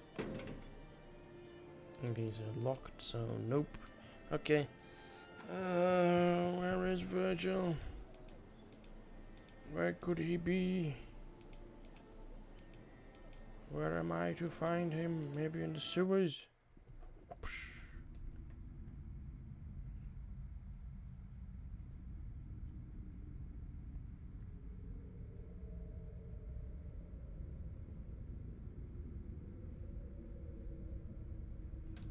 Okay, let's run up past the half-ogre bandit.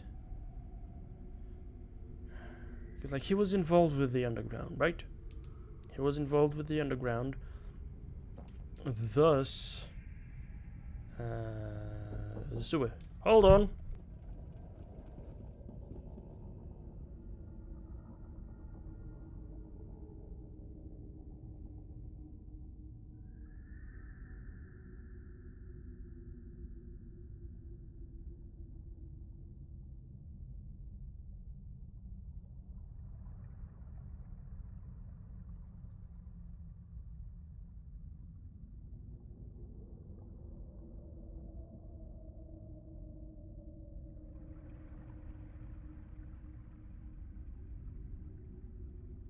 Apologies for the interruption.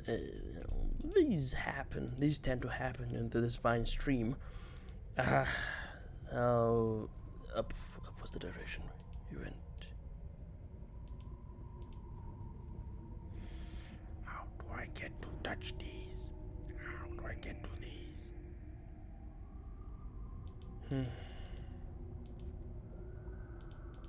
I guess I don't know how I get to these. It's not here. Nope, not here. How can I help you? What do you need to know? Do you know anything about this Aronnax fellow? Aronnax? I don't know much, beyond the fact that he doesn't like you too much. I'd rather steer clear of that fellow. Well, it would be nice if we could do that, right? Yes, sir. What can I answer for you? Majestic Caledon. Majestic Caledon. Ah, indeed it is majestic. Well, I was hoping... What was I hoping? Well, I was hoping... fuck it. I was hopeful that the inspector would be able to give me some information on Virgil, because it figures that he would know something about that. But I guess not. It's good to see you, fighter guy. Those that matter within the underground speak highly of you. What can I do for you? Anything? Fucking hell, man. Fucking hell. Can I ask you a question? You'd better be fanatics. Okay. No, not here. Maybe this guy. What do you need? And pause for a moment. No.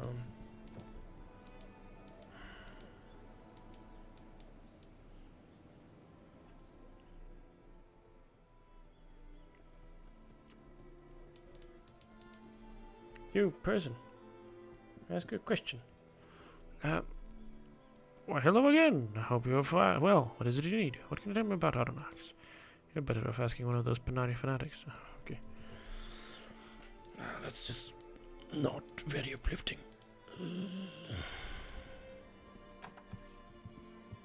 Jonathan Sanders. No, that's the wrong button. Is he the guy who has a pocket watch? No, he's not the guy who has a pocket watch. That's locked.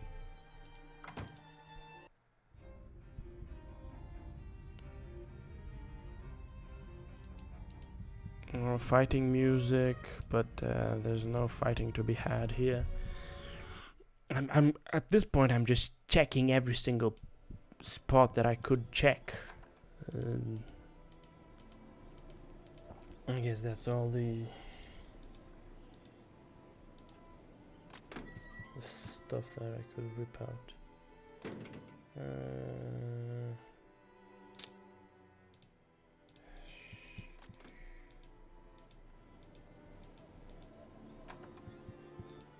So, have a sign.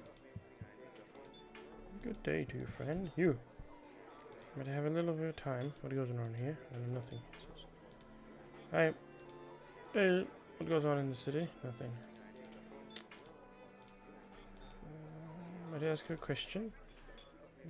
You're most kind, madam. I'll just tell her that she's kind. Yeah, cool.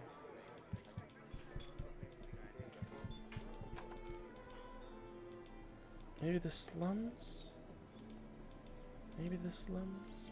But no, I don't think it will be the slums. Oh, the armory beneath.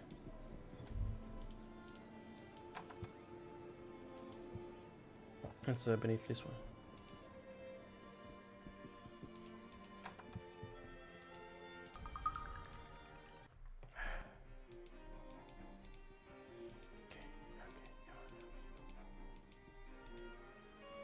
No, it's not. It's not here. God, this is so annoying. Like, I can't figure out where he might be. The docks, but the docks are just... Maybe down over here? But no, it's not over here. Oh wait, there's a survivor. A pair of survivors. Wow. Who would have thought? This is not cool. I don't like this at all. It's probably these two guard fellas.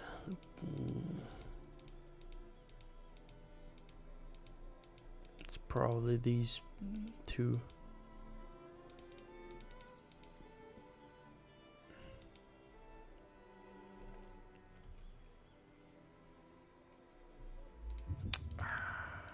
We're gonna attack this decent type, okay? Hey, I don't understand why we're attacking such a decent type. I won't do this for much longer.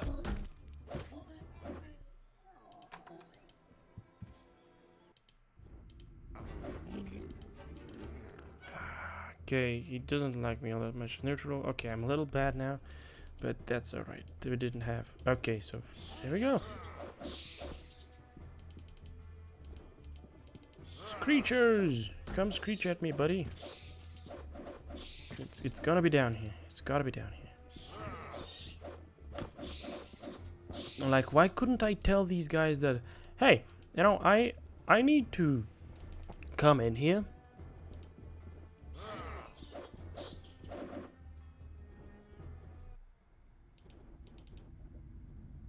These guys just, they don't care about us. Like, why couldn't I get permission from the constable to ask, hey, can I please be allowed to come in here? Oh, they have a bone dagger. I need one of those at least. Might need more of those though. Might need 2, so I'm gonna grab 2 of them. Okay, so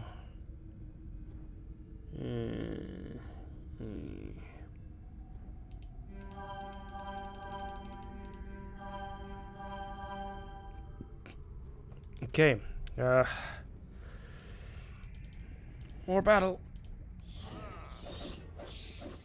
Oh, that's a red one. Crag Shaman.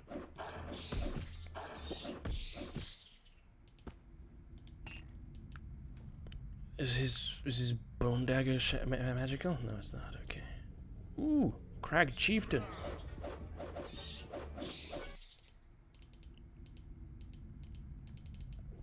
Boys, make some room for me, boy. Oh, wow, I'm gonna loot a coin.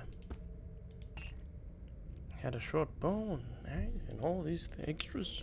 Cool. Alright. Well, we're going even further.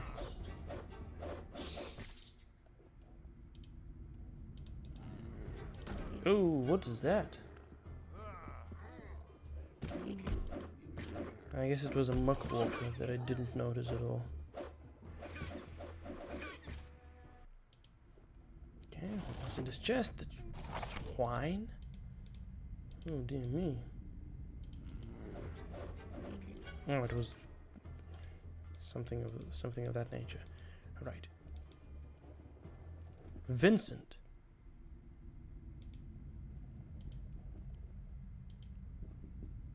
What? This well-dressed elf seems to be in great pain. Please, leave me. You are, he winces, in great danger. What are you talking about?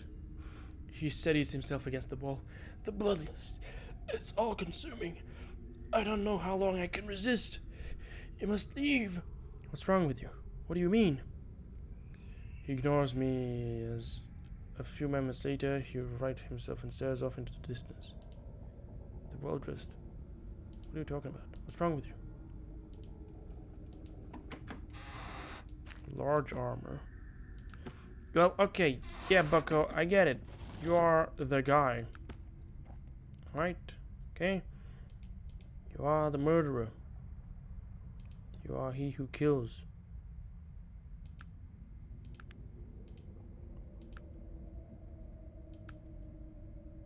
I'm in great danger, right? We can't quite wait here, so I just... But, like...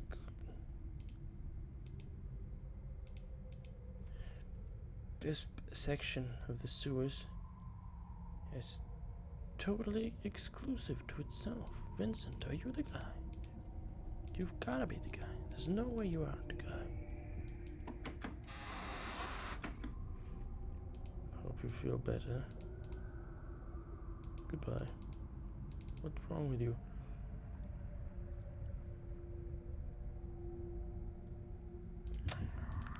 Shh, come on. Okay, I'm gonna kill you, buddy. Ha ha ha ha, you fool, you have released me.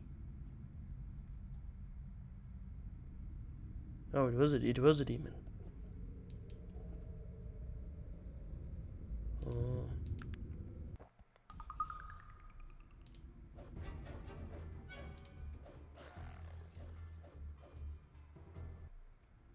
Lanamelach. Okay, so right, that's something. It's not what I wanted, but we need a demonologist. We have a demonologist in Durant, at Durant University at least, and we can talk to him about that, I guess. And we can figure out what's going on. Most likely not, but maybe.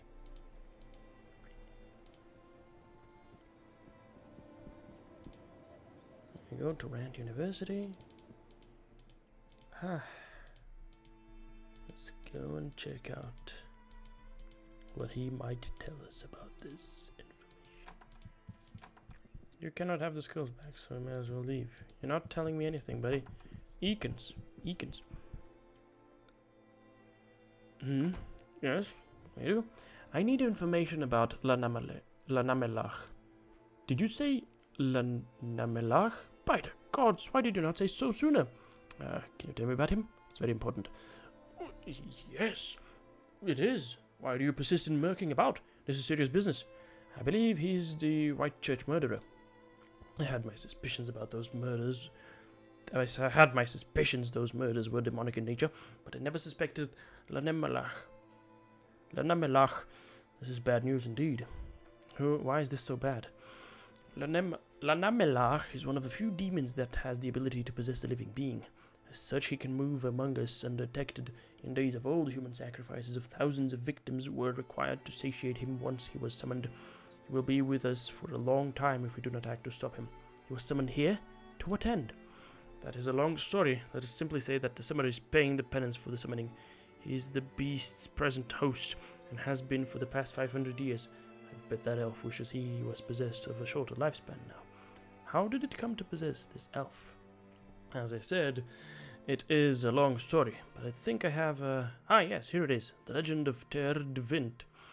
You can read the demon story in here. He gives me the book. I'm not much of a reader. Oh, I'm afraid to ask, but how do I kill it? You must stab it through the heart with the blade of Xerxes. Let me guess, it's in a dungeon somewhere, guarded by demons. Not just any demons. The pit, not just any dungeon. The pit of fires deep within the Stonewall Mountains. Forged deep within the underworld by fire demons. It is the only weapon in Arcanum that can be guaranteed to strike the demon down. If one was to try to defeat the demon with anything but the blade, it would be disastrous indeed. Why? If the blade is plunged into the heart of the host, the demon will be sent back to the underworld, as the unfortunate host dies. If he is killed by any other method, the demon shall be loosed from the confines of his host, and he will be virtually unstoppable. And that would be bad. Yes, infinitely so. Are you going to retrieve the blade to put an end to his rampage? Yes. Where is the Stonewall Mountains? When is Stonewall Mountains is the Pit of Fires. It's simple to find, really. The entrance is about southwest of the... No, that's not the best way. It's a bit west of... Here, let me mark it on your map. It will be simple headed that way. That ought to be interesting. Good day. Okay, I'm kind of tripping over myself as I read these a bit inappropriately. Why do you have a top hat, buddy? Okay, that's 32 out of... Oh.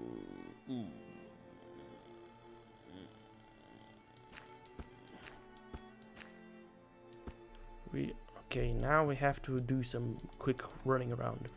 We need to get an identification going on that item, and we gotta pop it on SOG, after which we need to repair the rest of the items that we have on everybody else, so that they can, avoid breaking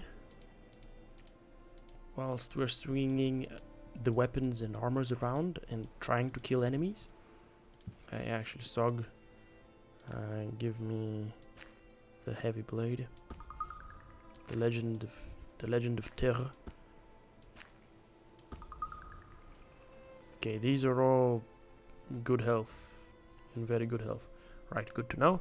This is in perfect health condition. Everything is in perfect condition on you.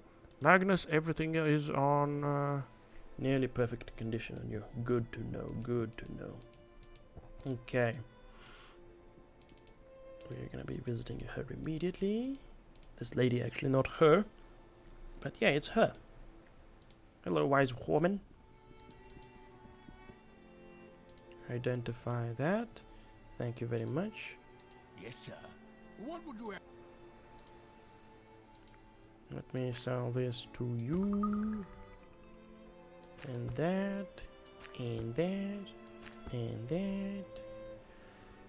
Okay, Sog. Put that on. Let's teleport to Caledon. Even though Caledon is not our direct destination, we're gonna go to Caledon because that's where the master repairman is. And we're gonna be getting the weapon repaired, and also maybe my weapons as well. Some questions? Good day to you. Can you repair some items for me? That one? 4 coins! Damn, okay, cheap. Okay, Sog. Good to know that you're ready for action. Okay, next up is the Pit of Fires. Alright, saving my progress right over here. We're gonna spend 1 hour sleeping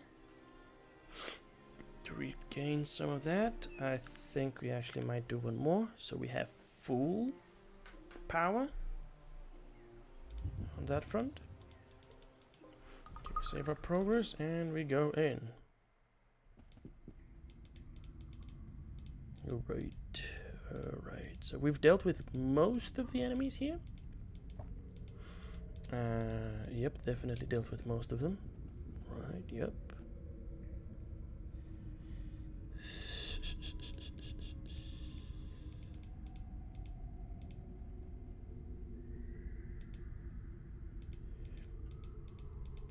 Coming on over here could be ugly.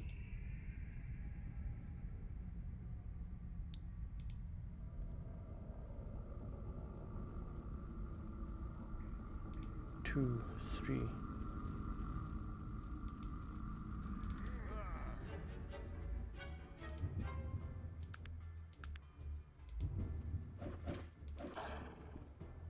As they're attacking, their armors are breaking and shit. This is so fucked up.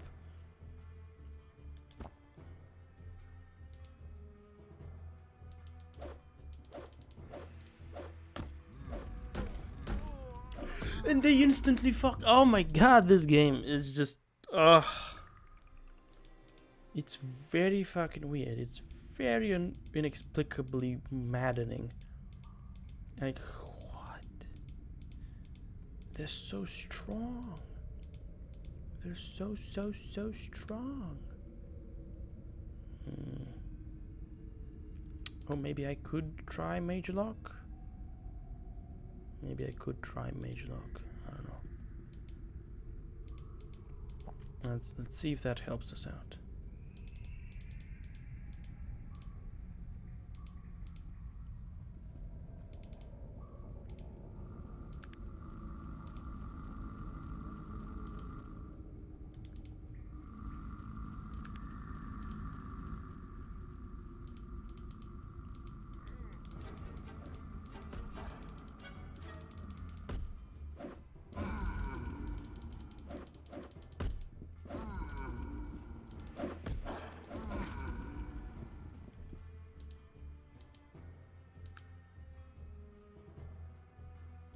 This almost broken. His armor is almost broken.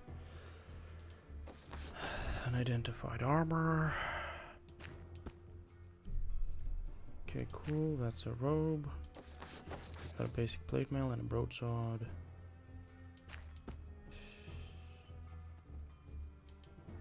Gar, why did you do this?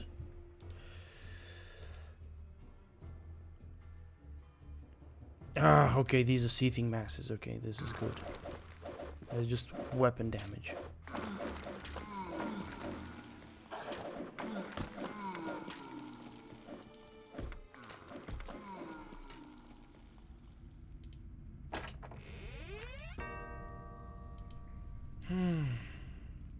Okay.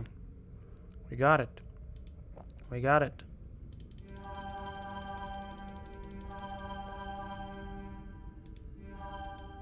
Heal doggy up. Heal Sog up.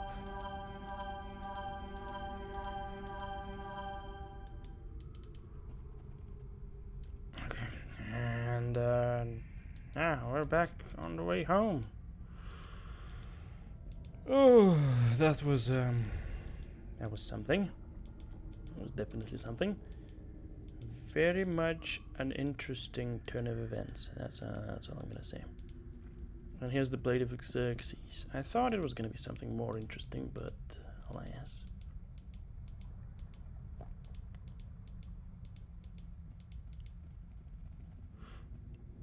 But alas, so now we're gonna have a little bit of sleep. 2 hours sleep. I thought it was gonna be some kind of super weapon that I can use to murder everything in my path, but alas, that's not the case. Okay, how are we doing over here? Yep, we're doing fine. Now, I'm gonna go to Tarant, and I'm gonna report to the boy. And we've got it. Xerxes. The Blade of Xerxes. We got it. And then we're gonna figure out what to do. Maybe I don't need to report to him that I've got it, but I'm just gonna do that. I can also tell Bates that I've figured out what's happened to the dwarves of the Black Mountain clan.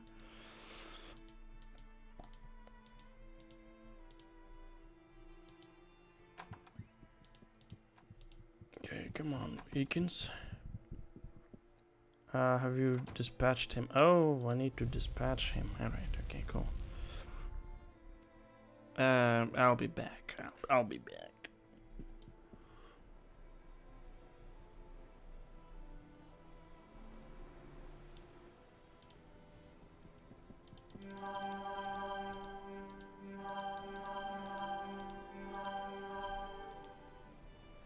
Okay. Rest for an hour. I don't think I will need this, but just in case. Okay. We're gonna run over. Run very fast. And get to the location.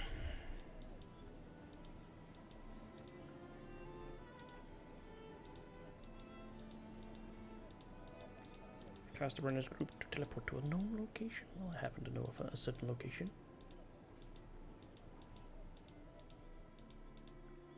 These two over here. It's a shame that they ended up dead, but it's what it is. It had to happen. I don't know what means of actually getting there we had, other than, you know, forcing them to get murdered by us. It just do be what it do be. I do really like the demon model that's employed by folks.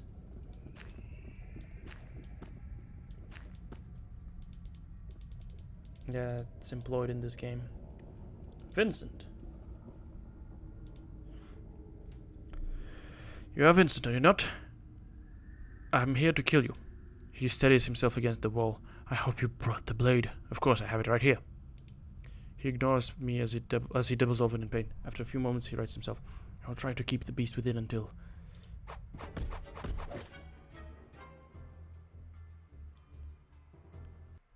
What? Oh my fucking god, no. No, no, no, no. Oh, fuck.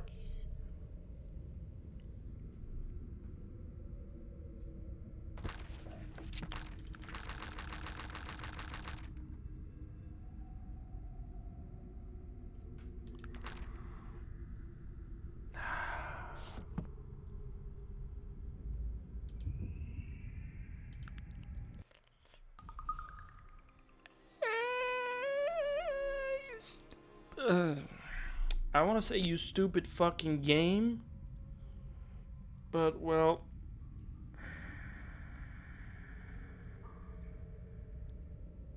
oh, I didn't do the killing blow. Is that the issue? I didn't do the killing blow. That could be the issue. That could be the issue. I didn't land the killing blow. I didn't land the killing blow, and that's the problem. Okay, fire elemental. Get your ass over here.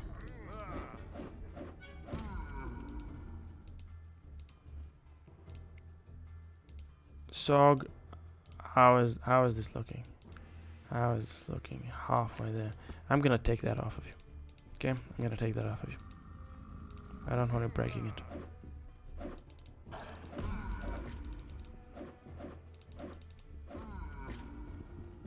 Okay.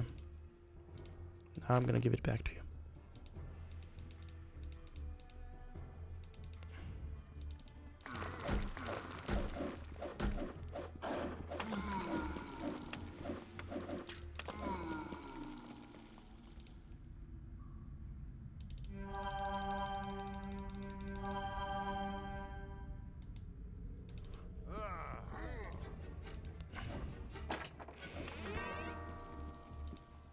Cool, there we go.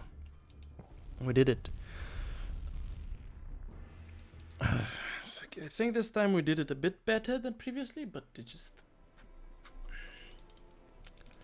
Again, it's just stinky. That's what it is. It's just stinky. But yeah, it's going well.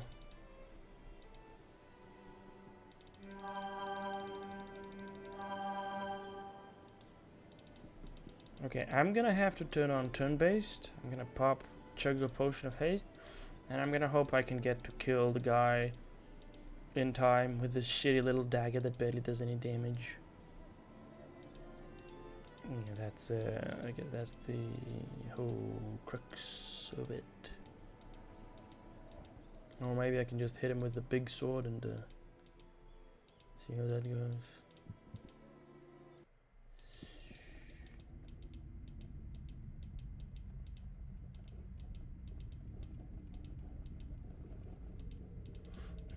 Oh, maybe.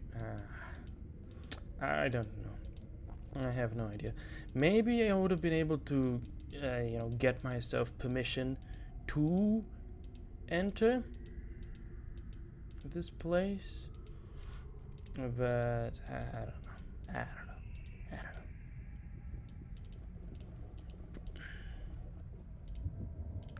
Can we save over here? Fast turn based. Okay, I'm here to kill you. Of course, I have it right here. No, never mind.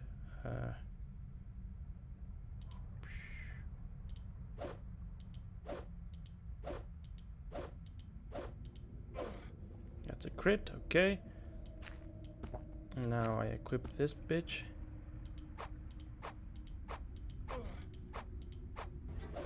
It didn't kill him! Oh, it's so bad. It's so weak. Good thing I saved my progress before I did anything stupid. Up.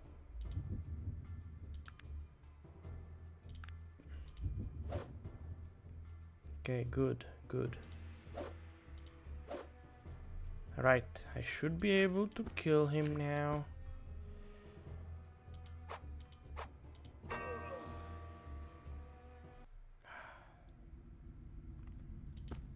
There we go, it worked out.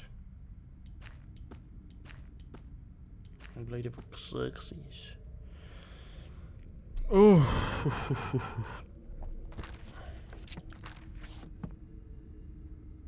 Sheesh, that was just long. That was long.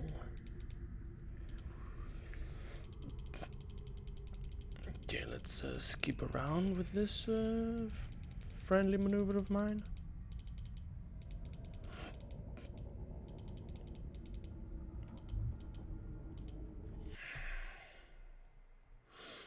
All right, there we go now. Sheesh. Well, that was nice. It was cool. It was cool. Good work dispatching that demon. Thank the gods I didn't have to do it this time. Here's the reward for killing the blasted thing. It's been a pleasure. Thanks again for dispatching the demon. You've made me look good around here. You have.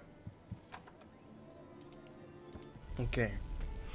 Now we can go back to Tarant, and in Tarant, I think I'm gonna talk to Bates. Oh yeah, unfortunately the inspector doesn't want to tell me anything about Virgil, which is not something I'm happy about. I'm very unhappy about that, actually, because Virgil is one of my friends. He's a good friend of mine, and he's very important to me. And I want to find him in Caledon. He's in somewhere in Caledon. He's told me that, but I just can't find him. And it just bothers me. What also bothers me is the fact that I have thousands upon thousands of gold worth of jewels and gems on him. The famed demon killer returns. Good day to you, sir. Okay, well, here I am, famed demon killer. Demon slayer. Slayer of demons. That's me. I do a bit of demon slaying, you know. I'm impressively good at demon slaying, in fact. Okay, now let's tell Bates that his clan has been banished. To his friends, that the Dwarven clan have been banished.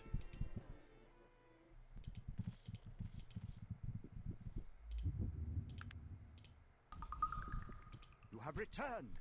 Tell me, what news? The Black Mountain clan were banished to the Void by the Dark Elves.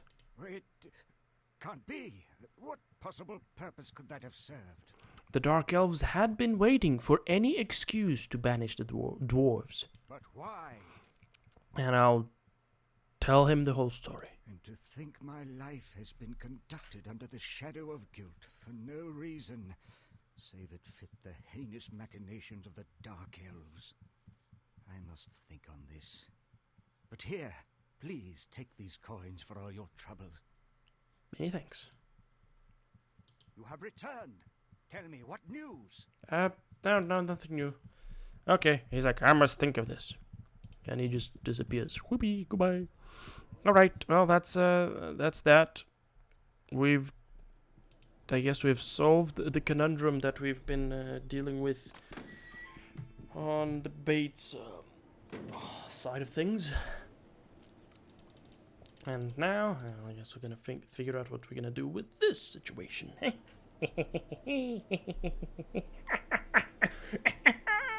Okay, yeah. Right, folks.